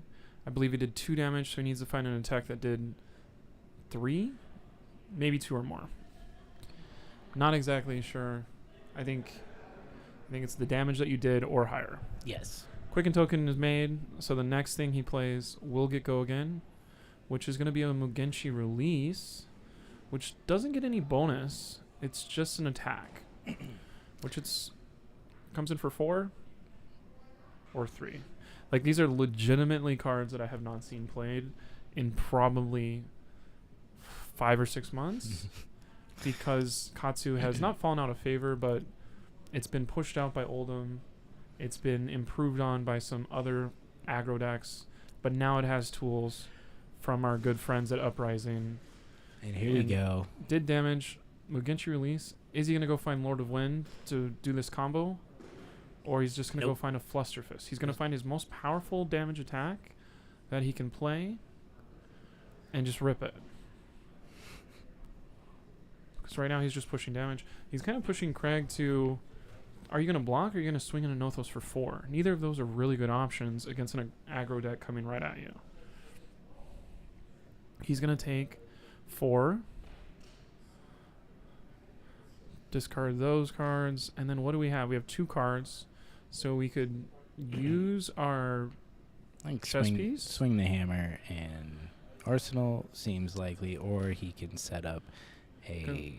Because it depends on if he wants an Arsenal card or if he wants the Seismic Surge for next turn. One of those comes with a 4 damage hammer, one of those comes with a 6 damage hammer. So there's a lot of... Bravo seems like a... Oh, that's an easy class to play. There's a lot of decisions in your pitch for a blue for a hammer, because I could have been more for a Seismic Surge and then no Arsenal. I feel like most of the time, Arsenaling a card is always better than not. How did the Magician's release have go again? It was from the Quicken token from even bigger than that. Yep. This is a big part of Taotao's deck. When you're Taotao, you are moving so fast that maybe you will forget, not see stuff from stream. Yeah, I mean, there was a lot of cards on that combat chain, so... And we're doing Kodachi for 1, Kodachi for a second one. 1 again. And there is a card in Taotao's deck, Double Strike. It is basically Kodachi's all over again, but now we can use a hero power. And that's super strong with how Taotao has built his deck. Here we come in. Another Same belittle, thing. Showing a yellow Whelming Gust Wave. Gonna grab this Minnowism. And I think one thing people could say is like, well, you only really have 3 lines of play in this deck. Well, they're so good and they're so consistent. I'm just going to keep doing this until you run out of equipment. I'm going to keep doing this until you run out of sink belows. Oh, what? Even Craig's better defensive options as Bravo don't really work against a bunch of 4 damage attacks. Yeah. You're not going to staunch response of Whelming Gust Wave unless it's the last thing in your hand. You're not going to unmovable. I don't even know if there is unmovables in his list. Because there it is. Immediately on cue. And Thank you, Craig. That's a good bait for the... I want to do some more damage to you and give this go again and get a mass trigger. I think that is probably a smart thing, is to save a bigger attack reaction and wait for the mass trigger turn and just stop it in its tracks there. Try to call out that combat trick and just I think every stop time it in its tracks. I think every time a Nothos goes in for 4, Taotao is not going to think twice and just take 4 damage. Because 4 is nothing compared to what he can do. And we are just going to reset constantly to see till we get to a powerful turn from Taotao, or till we get to a spot where Craig realizes I have a really powerful attack and I'm going to Crippling Crush and dominate, or I'm going to Crippling Crush and pummel. And that's where I think we'll see Craig take 12 damage to do that. Yep. But it's going to happen pretty soon in the next couple turns, or he's going to be too low to be able to take that kind of stuff. Yeah, so we know... I don't know if Taotao used that Whelming Gust Wave he had in hand last turn. I think that might have gone to his arsenal. So right, and Craig is paying attention because big money is on the line. The block he knows here, where the Whelming Gust Wave is. Yeah, the block here gets tricky because you do not block Surging Strike, right? Exactly. If you think they've got it, you do not block it because Whelming is the one you want to block. Although with Bravo, you're blocking so much anyways, maybe you can block both and still be happy with how your turn turned out. But because theoretically you can't block both because Surging Strike is coming in for 5 and it makes a red Whelming Gust Wave into 4. So unless you're looking over at your equipment, maybe we do see the Crater Fist come in plus a 3 to block this. Maybe we see a Crown of Providence if he doesn't like his Arsenal card. Yeah, but Craig says no. We'll pass smart. my defense. I'm gonna not block this. And Taotao's like, yep, thank you for that. Get rid of this Flusterfist. Go get my combo piece. I think he's gonna get the Mugenshi's release because he already has the Whelming Gust Wave in hand. There it is. Look at me. Look at me. I do remember this. It's all coming back. What's interesting is this is going to be cheap enough to just put all those cards that he got. He doesn't need more pitch. This Yeah. is a 3, Yeah, because it's just a yellow Whelming but you Gust can't Wave. think about it as just a 3 because of our arms on our ninja bump us by 1 for any combo attack. Yep. That is a good way to get blown out of here. The Breeze Rider boots are also an important piece in Tao Tao's deck, where he is able to hit you with something with combo, and then if you're not paying attention, crack those and just go off with every combo card he can, which Right. there's Which some is that powerful at the end of the game. they to don't make even his have their blues. combo pieces in there, but he can just string them together and go to town. So It's interesting because to block this perfectly, Craig is going to have to give more than he wants, and then Tao Tao just doesn't use his arms. And the bluff of that is going to get Tao Tao ahead incrementally every single time that's an available option, because you cannot let Whelming Gust Wave hit, because if it does hit, we're going to draw a card. We're going to draw a card for Mask. We're going to draw 2 cards, which is absolutely insane, to be honest, because he could extend out this turn to do... I mean, anybody that's been hit by a Whelming Gust Wave combo for 28 damage remembers that. yeah, And it is something that maybe if you're a new player who showed up 3 weeks ago, 3 months ago, you're like, what? People would be playing Katsu if he was good. This is the So- deck that's going to make you believe in him. Craig is hip to the Breeze Rider boots, and he's going to block perfectly 4 with his Zealous Belting and Crater Fist. And he gets Tao rewarded Tao- by giving a 5 damage Yeah, attack right Tao after. Tao doesn't hesitate, Thanks, bringing Tao in Tao. Mugenshi release from his banish from his previous Katsu trigger, and this is where you got to ask, does he also have Lord of Wind in hand? Right. He doesn't have too many targets in his graveyard. Having Lord and Wind in hand would be not lucky, but absolutely like Yeah, it's a tournament winning level thing. It's like, probably congratulations, you win the tournament. irrelevant Okay. currently a different because one. it was just a 1 card, and you need resources to pitch into Lord of Wind. That's the one thing I always forget about. But Right. coming in with 100 wins, just I'll take you know, 3. That rub one's it in fine. the face and push that damage. What we through. saw there, though, was we're going to Crown of Providence to get an extra card in our hand. So maybe we do have enough to do something with this, but you can't really threaten an attack and a pummel with just 3 cards. Yeah, so he's going to Seismic Surge. pitch for Tectonic and come in with a Spinal We Crush. have to block at least 4 of this. Actually, it's 5. Actually, it's 6. Because you can't take 4 damage if you If you want to do survive. more than one thing on your turn, which is Katsu's bread and butter. He has to do more than one thing on each turn. The only thing he could do if it was just would be a 5 damage attack. The people at the other table are the Johns, John Ho versus John Zapata, and they're both playing Viscerai. Both great Viscerai players. We're excited to see who wins that one, but I'll tell you what, their name is John. Right. They may spell it differently than each other. Yeah, but you But it's can't tell all by the John way to I me. pronounce it. Yeah.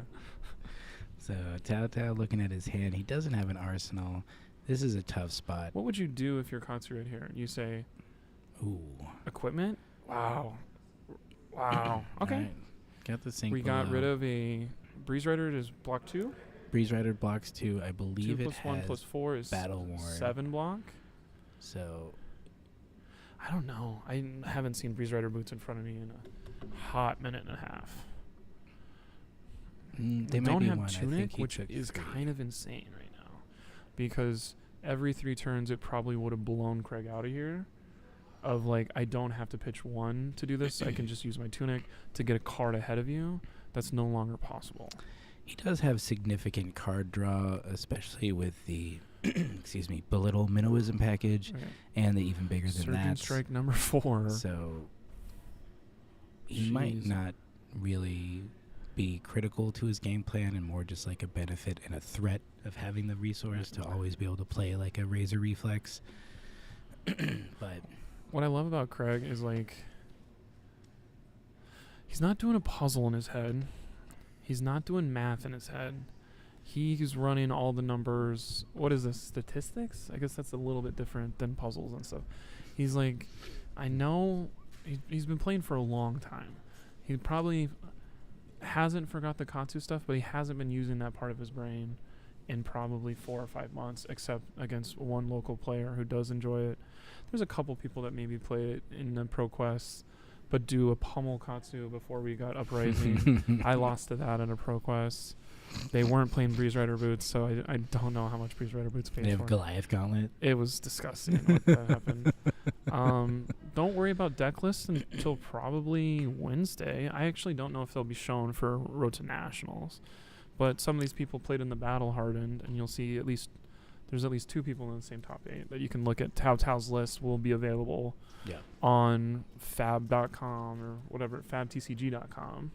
You know, as a member of the Attack Action podcast, I think I might ask Tao Tao to come on and do a deck tech, because this is a really cool deck, and it's been super fun watching him play all weekend, and I'm really impressed by what he's able to do. I mean, both his skill at it, but the deck itself seems to be pretty unique. And to be honest, it is one of the top performers of the weekend.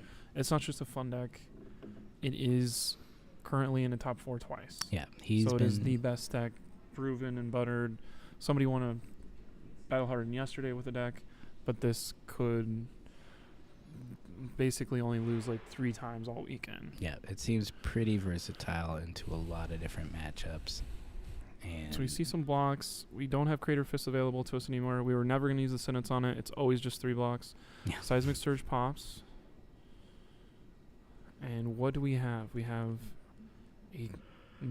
I don't know. Maybe you try to do there's a Terra Sunder. Is there a second Terra Sunder?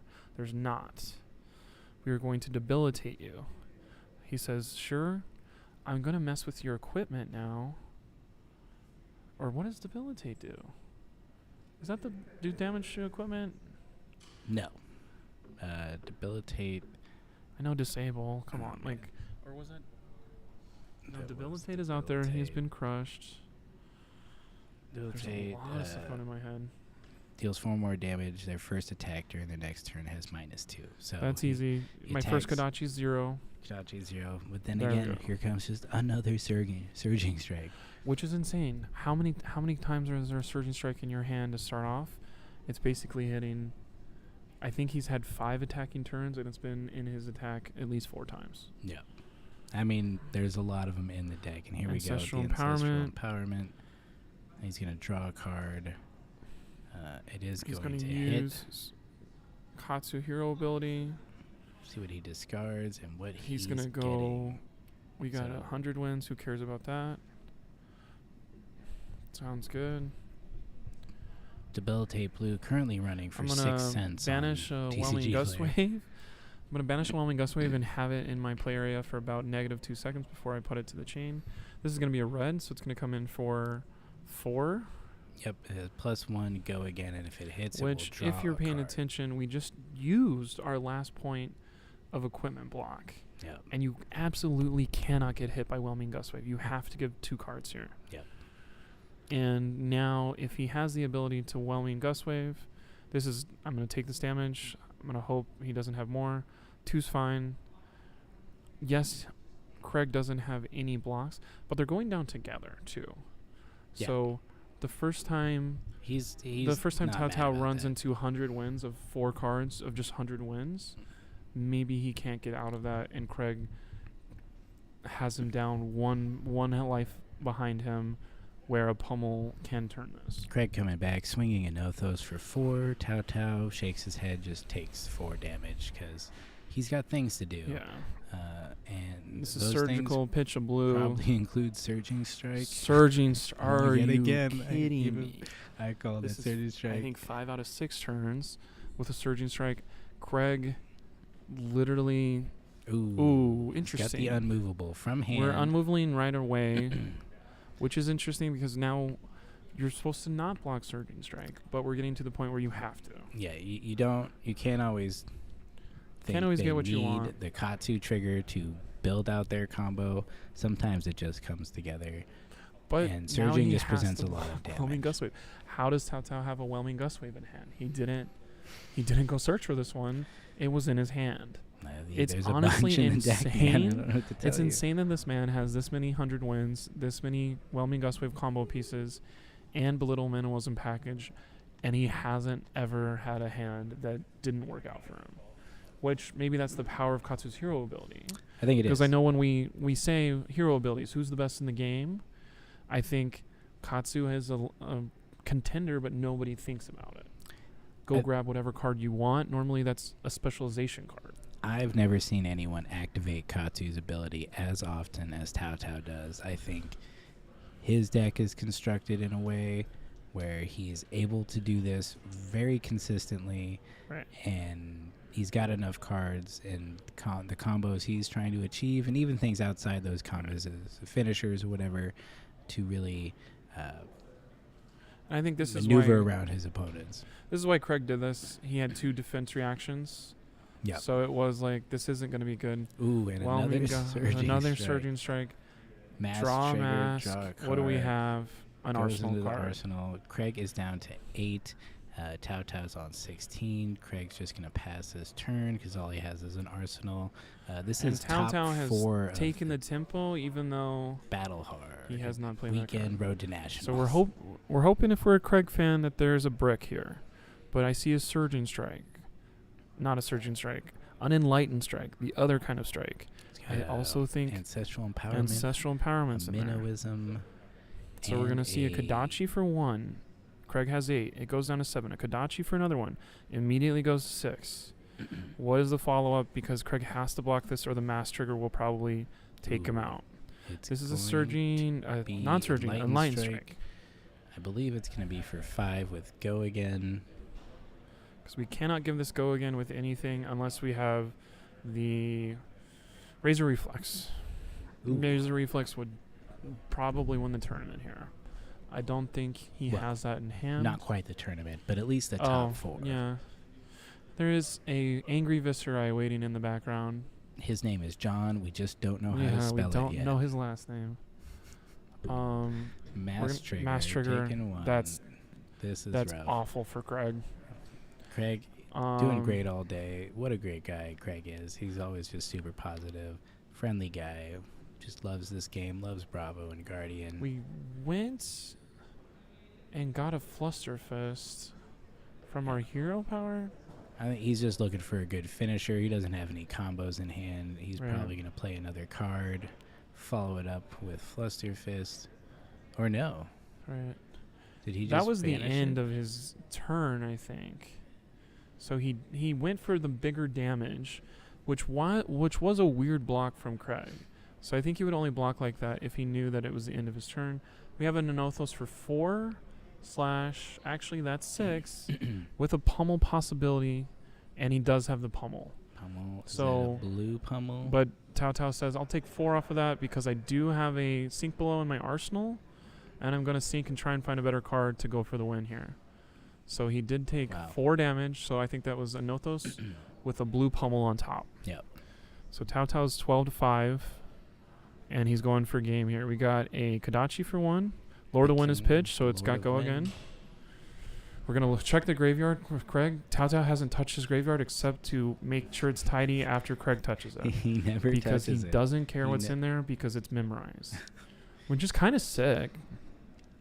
I can maybe do that with how many Alpha Rampages I've played, but I can't do that with the colors of all the different things. No, absolutely not.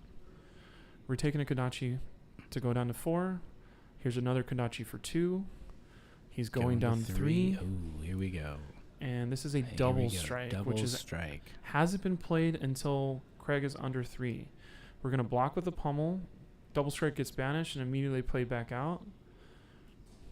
Craig has 3 cards in hand. He's taking this one, which turns immediately Katsu's ability. Tao Tao says, great. Every time. Here He's we go. going to discard the Ancestral Empowerment. This is something that happened yesterday. So he's going to get a big, juicy attack if he's getting rid of a combat trick that could win him the tournament to go grab a card. Yeah. Tao Tao yesterday. And Craig is sighing a played the little bit for Ancestral the people that Empowerment. are listening at home in a car. We're going to get 100 wins.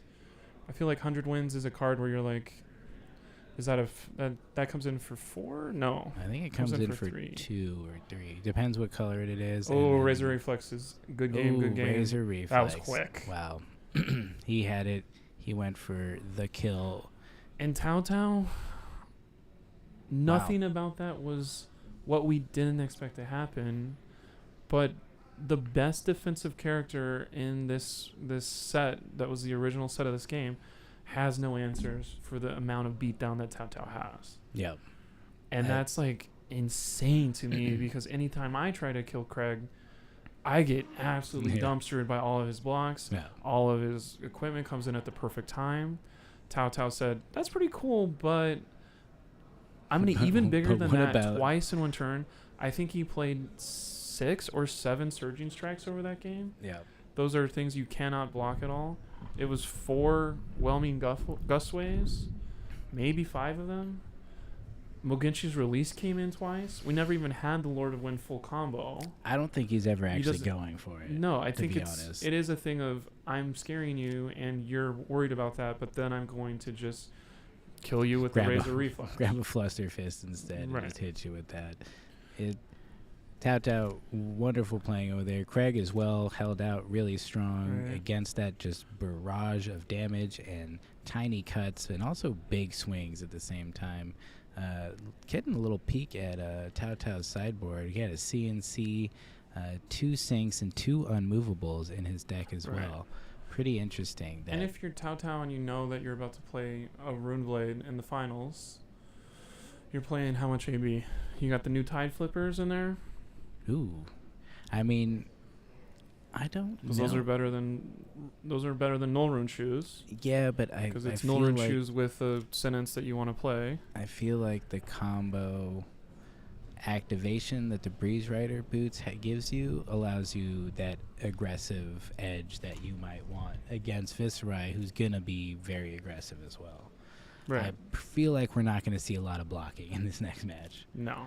Let's guess it's going to be about 15 to 20 minutes long, and it will be interesting. And I think Tao is probably favored because a whelming gust wave into Mugenchi's release into Lord of Wind is pretty much better than a version of doing the Breville and Runeblade plus Rosetta Thorn plus 2. Yeah, shout out to chat, shout out to Finina. Glad you're enjoying the show. We work hard. We're here to have just we're having a good blast. Time and watch some good friends play some great games. The competition here is fierce, but it's also friendly, and our community is wonderful for those reasons. So, do we have an updated top 8? Let's check it out. We do not. No, we don't. But it could happen. Tao is going to play John, but which John will it be? It's whoever's getting closer over there. What John is it? We still don't know. We will find out very All right, soon. we're going to go ahead and break real quick, and we'll see you guys in a little bit. We'll be right back have with a our blast. Final game in the Road to Nationals Battle Hardened Weekend, Los Angeles. This is Blake. I'm Colin. Top We're 2 your is coming hosts. right back when we get right back. We're very professional. Everybody remember that. Bye. We'll be right back. Adios.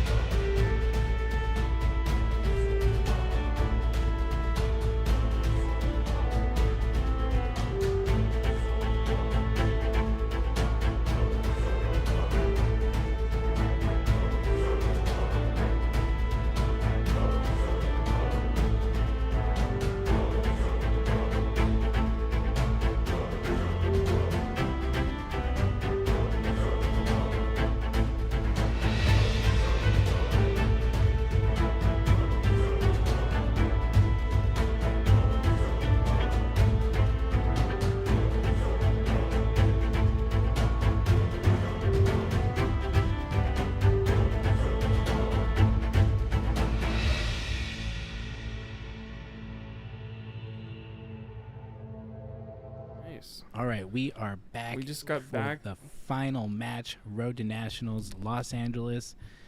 Back again with Blake Meyer. During the break, we went ahead and shredded a gold tunic Just for to fun. add to the legacy that is The Flesh stories and are Blood. true. The stories are true.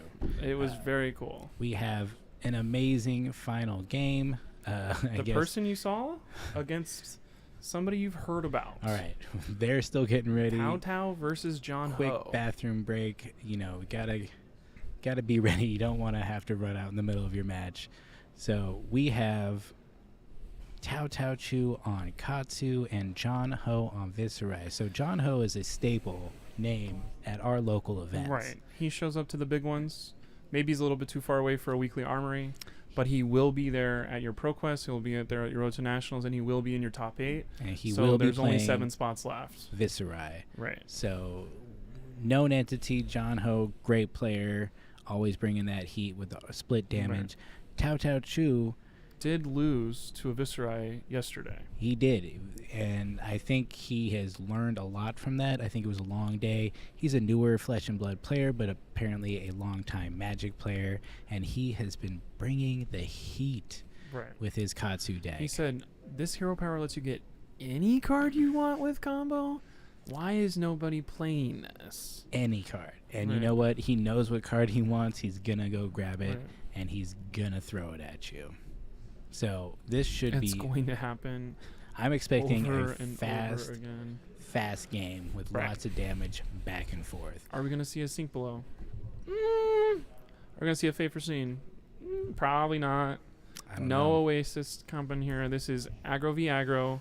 We're going to race. I know we I've just got a said sword. this. You've got a sword. My sword is like 4 Right. swords. Kadachi, How does that feel? Kadachi, Surging Strike. Oh, we're ready to go? We are got ready somebody- to go. They Oh. are starting. Oh, right. 40. Let's jump right into We it. did not get the pick, but it's a Kadachi into a Kadachi, which makes Always. sense. Classic starting We're blocking play. the second Kadachi, There you go. which is an interesting strategy, but it's opening turn, so you do have a little bit more blocks available to you than normal. Yeah, he's blocking that out because he's going Right. to stop the mask, and if the third thing isn't important, he doesn't care. But no, Right. he can block it all. John Ho. So we get an Arsenal card for his next turn.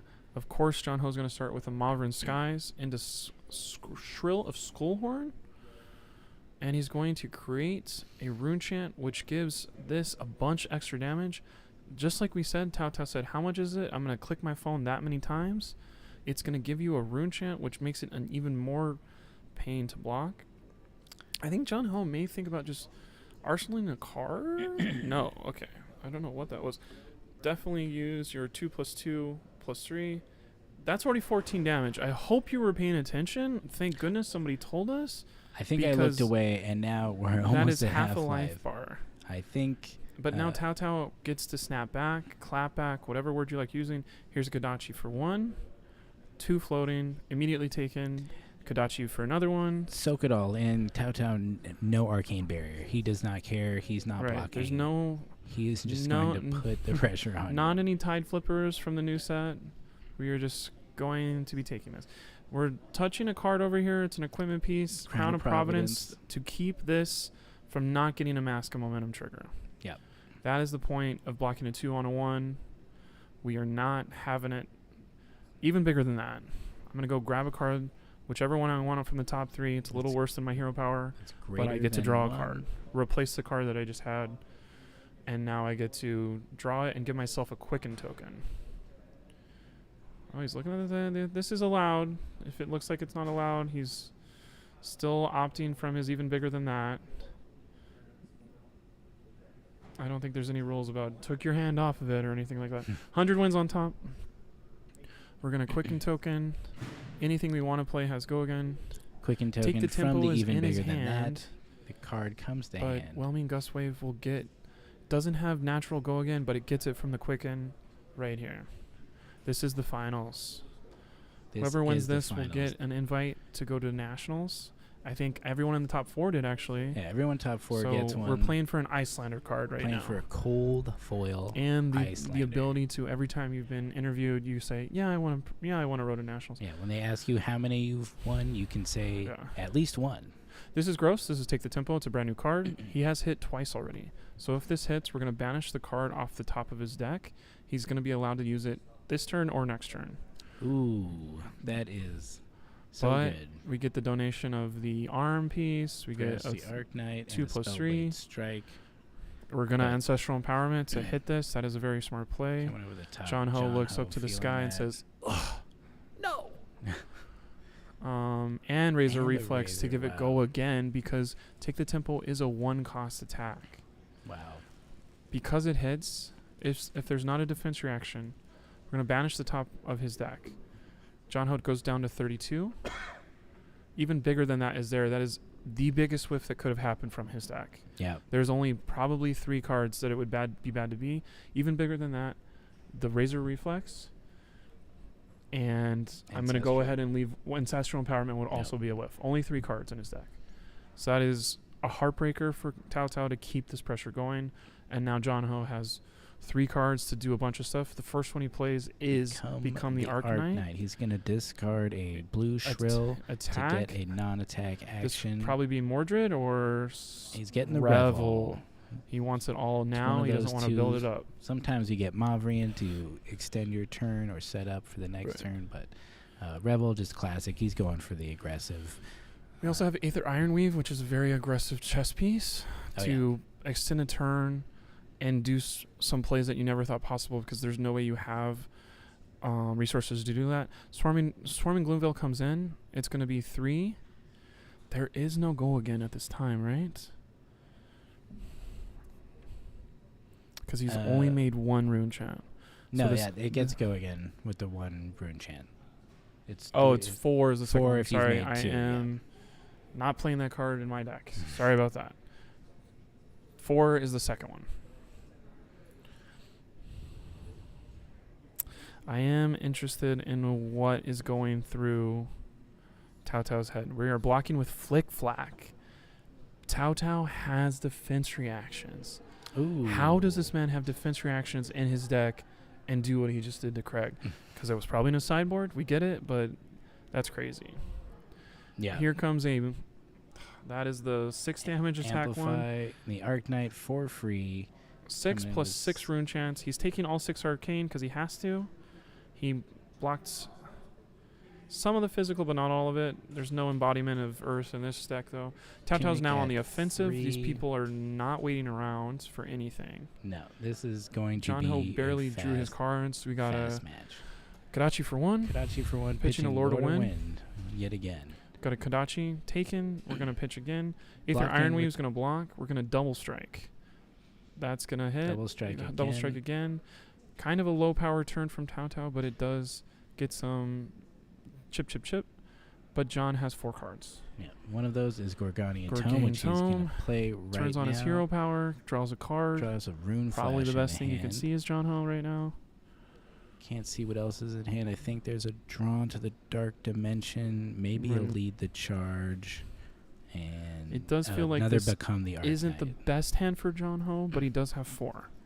Yeah, You would it's- hate to see this with just 3. It's not great. I mean, he could play lead the charge into Drawn to the Dark Dimension, but that's just, you're paying a lot for that card Right. with no rune chance on the board. He would have another Is there action any point. Spellbound Creeper thing play that could come in with maybe Draw in the Dark Dimension first, and then you Spellbound Creeper, the lead the charge to get the go again, to go ahead and take the card from Dark Dimension that you drew to try and make something out of it?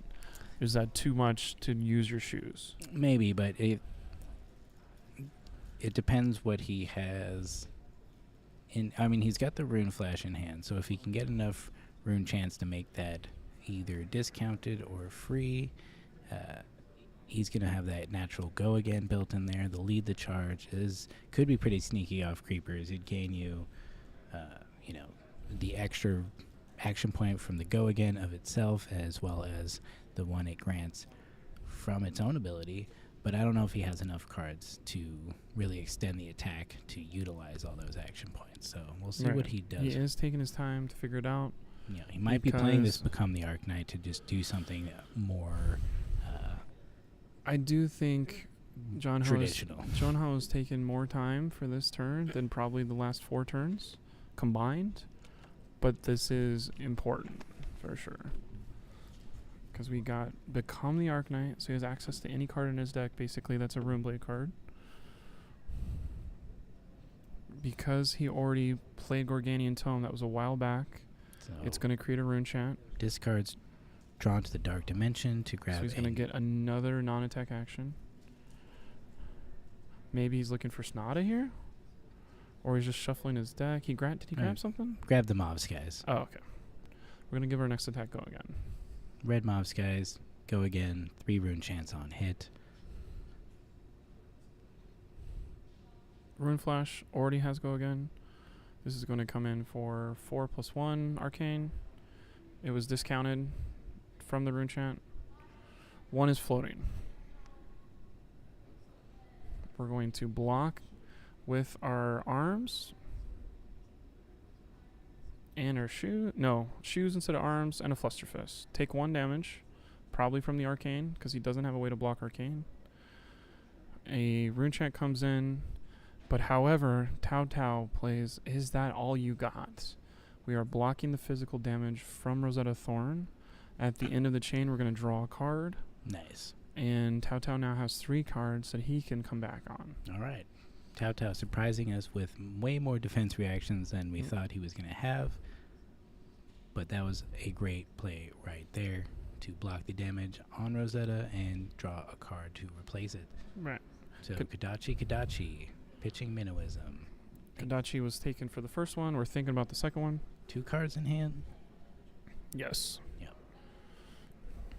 One of them is a double strike. Tunic fully charged. We are blocking with the second part of Grasp on the second Kadachi here. That's going to get Razor Reflex to force more blocks. 3 damage goes through. Here's a double strike. We know John Ho is looking at his opponent having no cards. He's touching his Spellbound Creepers because he must want what is in his hand very badly. And he cannot give his opponent a Mass Trigger. So the Spellbound Creepers are donated to the cause. And then follow-up is the second half of the double strike. 24-15, John Ho is in the lead and has 4 cards and an Arsenal card.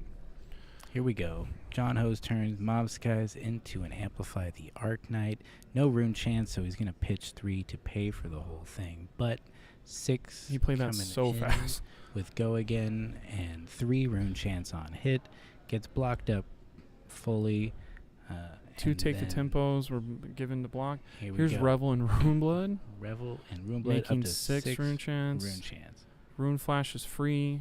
6 rune chance plus 4 damage is 10 coming at Tao Tao. Tao Tao can't block arcane. He's going to touch his phone 6 times. He's going to probably break Ether Ironweave. Here he goes. Right. Going to gain Ether 2 Ironweave will research. let him swing the Rosetta Thorn for 2+2+1.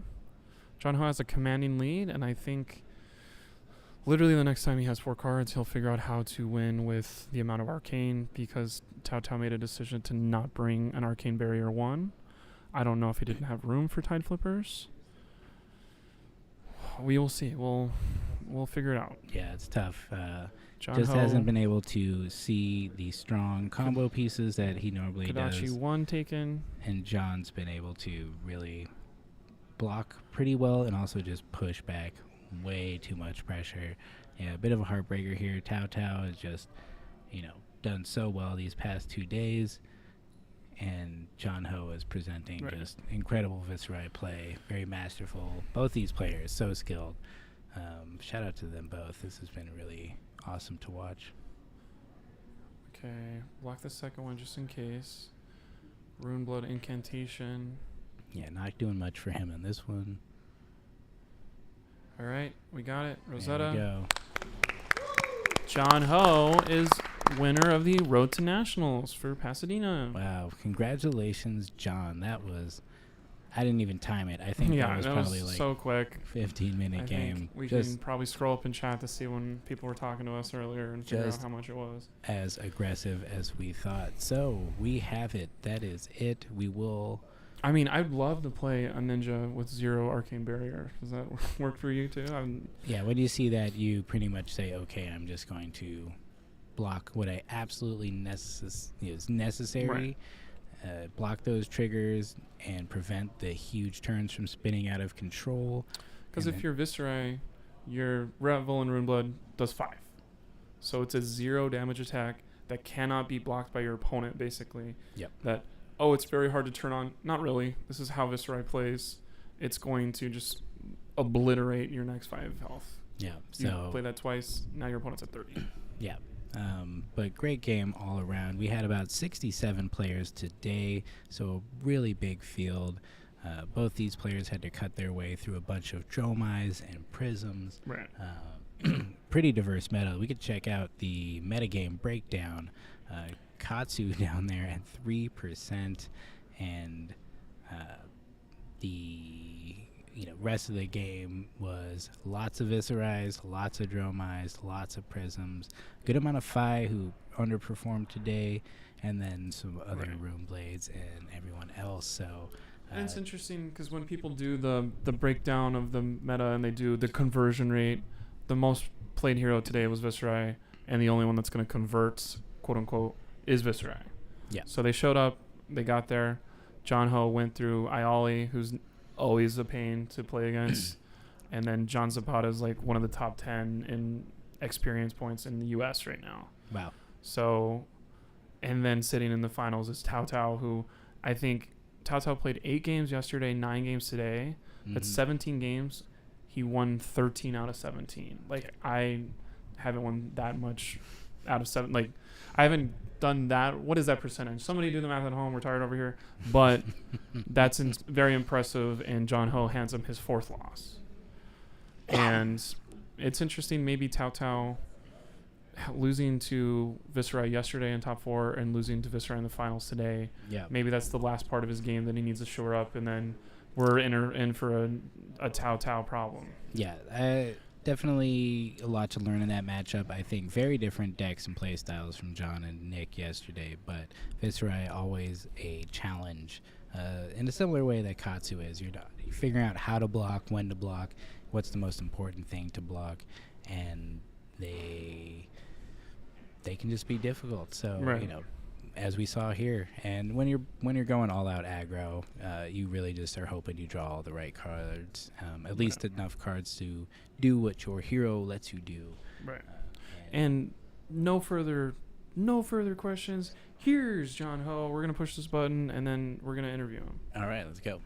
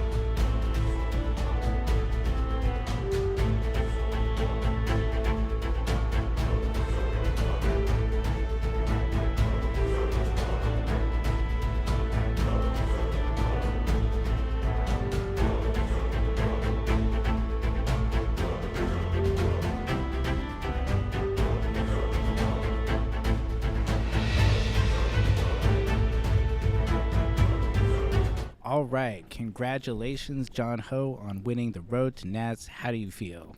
Great, yeah. Because like yesterday, I kind of bubbled out on the Battle Harden, so it's good to actually like perform well today. Yeah. Exactly. You are very well known down here. Not exactly a local, but you do show up for the big events, and I think you always play Viscerai. Is that right? Pretty much. Because that's the hero I'm most comfortable with. I dabble around with like prisms in there, but here and there. Yeah, mainly Fish Fry. Very nice. Yeah, I've loved Viscerai for a very long time, and watching you play is really amazing. Maybe you can walk us through your top 8 matches here, because we didn't have you on screen. At first, you had Chris Ayali. How do you feel about the Dromai matchup? Actually, like yesterday on the stream match was the first time I actually played the Fish Fry against Jerome matchup.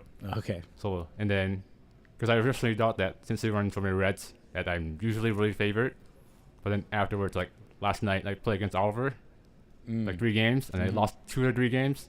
So it's like, maybe I'm questioning how that matchup is. But I think the key was like once you put Ashwing out, then the Marvins really makes a rune chance, and then once it gets out of control. So do you attack the Ashwings if when I you have have Marvin? like a red Marvin, Mm-hmm. I think at the end game, it was discussing as a Mortitite into a red Marvin, into another red Marvin, Okay. and to amplify into Ashwing. So you can make like 10 rune chants. And yeah, you just finish off all the rune chants at the end of the game. Wow, that's pretty cool. I have not heard that yet. Okay, then follow that up with the Battle of the Johns, as we like to call it over here. How do you feel about the Viscerai Mirror? I know it can be pretty swingy. Do you run the Political Minnowism package? I do not. I run the standard Opal Viscerai list. Totally.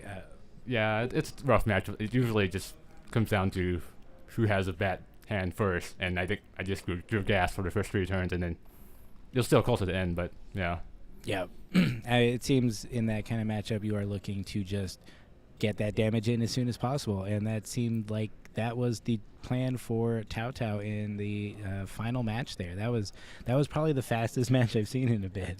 Yeah, it's like these aggro mirrors, just like Rune players, usually 4 or 5 turns, nobody's blocking, and then it just comes down to who gets a good hand. I turn 1 at a good start with a retro, and then that just went from there. Yeah, Red Trill, just so much value when you have Mob Skies. It just does a lot of damage and everything you want. It's a weird break point. Get those extra rune chants and then swing in Rosetta.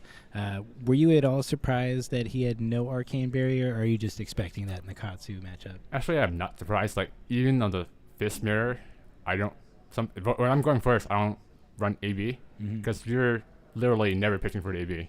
Because generally there's not a whole lot of arcane on hits, so you're blocking physical anyways. Yeah, no, it was a really great game. I feel like I saw you block more than I thought you might, but you always have to block a little bit against Katsu. He's got those triggers that can really punish you if you're not paying attention, and but you were still able to just continuously push damage, and I think you had a couple kind of weird hands that you had to navigate through as well.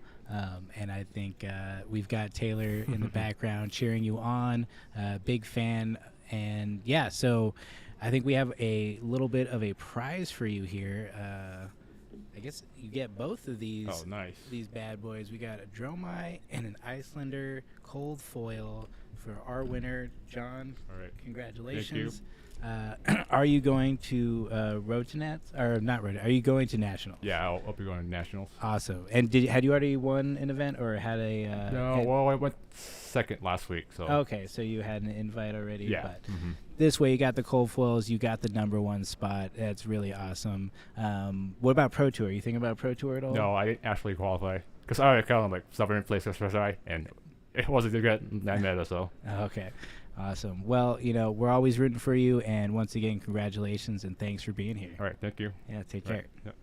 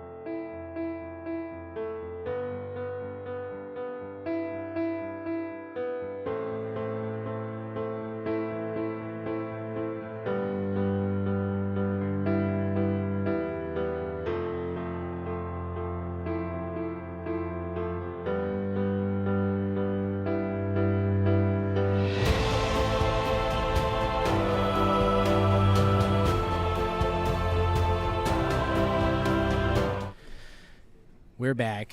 It's and over. We are signing off. This has been a marathon of a weekend. Battle hardened Los Angeles, followed by the road to Nats. What a weekend, Blake. Yes, there was, 18 rounds of play. Some people, I think the best person of the tournament went 14 and something. That's crazy. I think that's Toto. We got to see new decks that we haven't seen before, new heroes. We got to see new interactions. We get to, I got to buy this card because it's going to be good. All kinds of stuff. We got free snacks.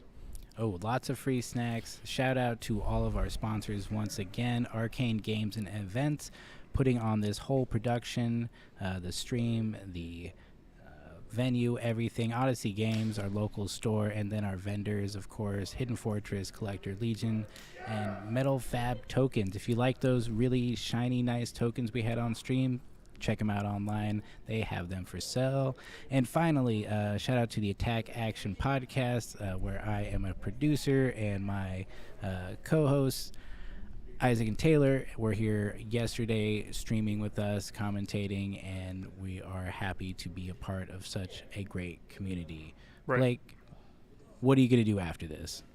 I am going to pack all this stuff up with all these people, probably. We got to grab all the table cards. We got to make sure everything's ready to go. I got to find my car. It took me 20 minutes to find my car yesterday because I got lost in this parking lot. Then I'm going to go grab a beverage. Nice. And then you got to work 5 days this next week in Oh a my row. God. So you got to go to bed in like 2 hours and hopefully sleep 8 hours in a row. It'll be a rough Monday, Tuesday.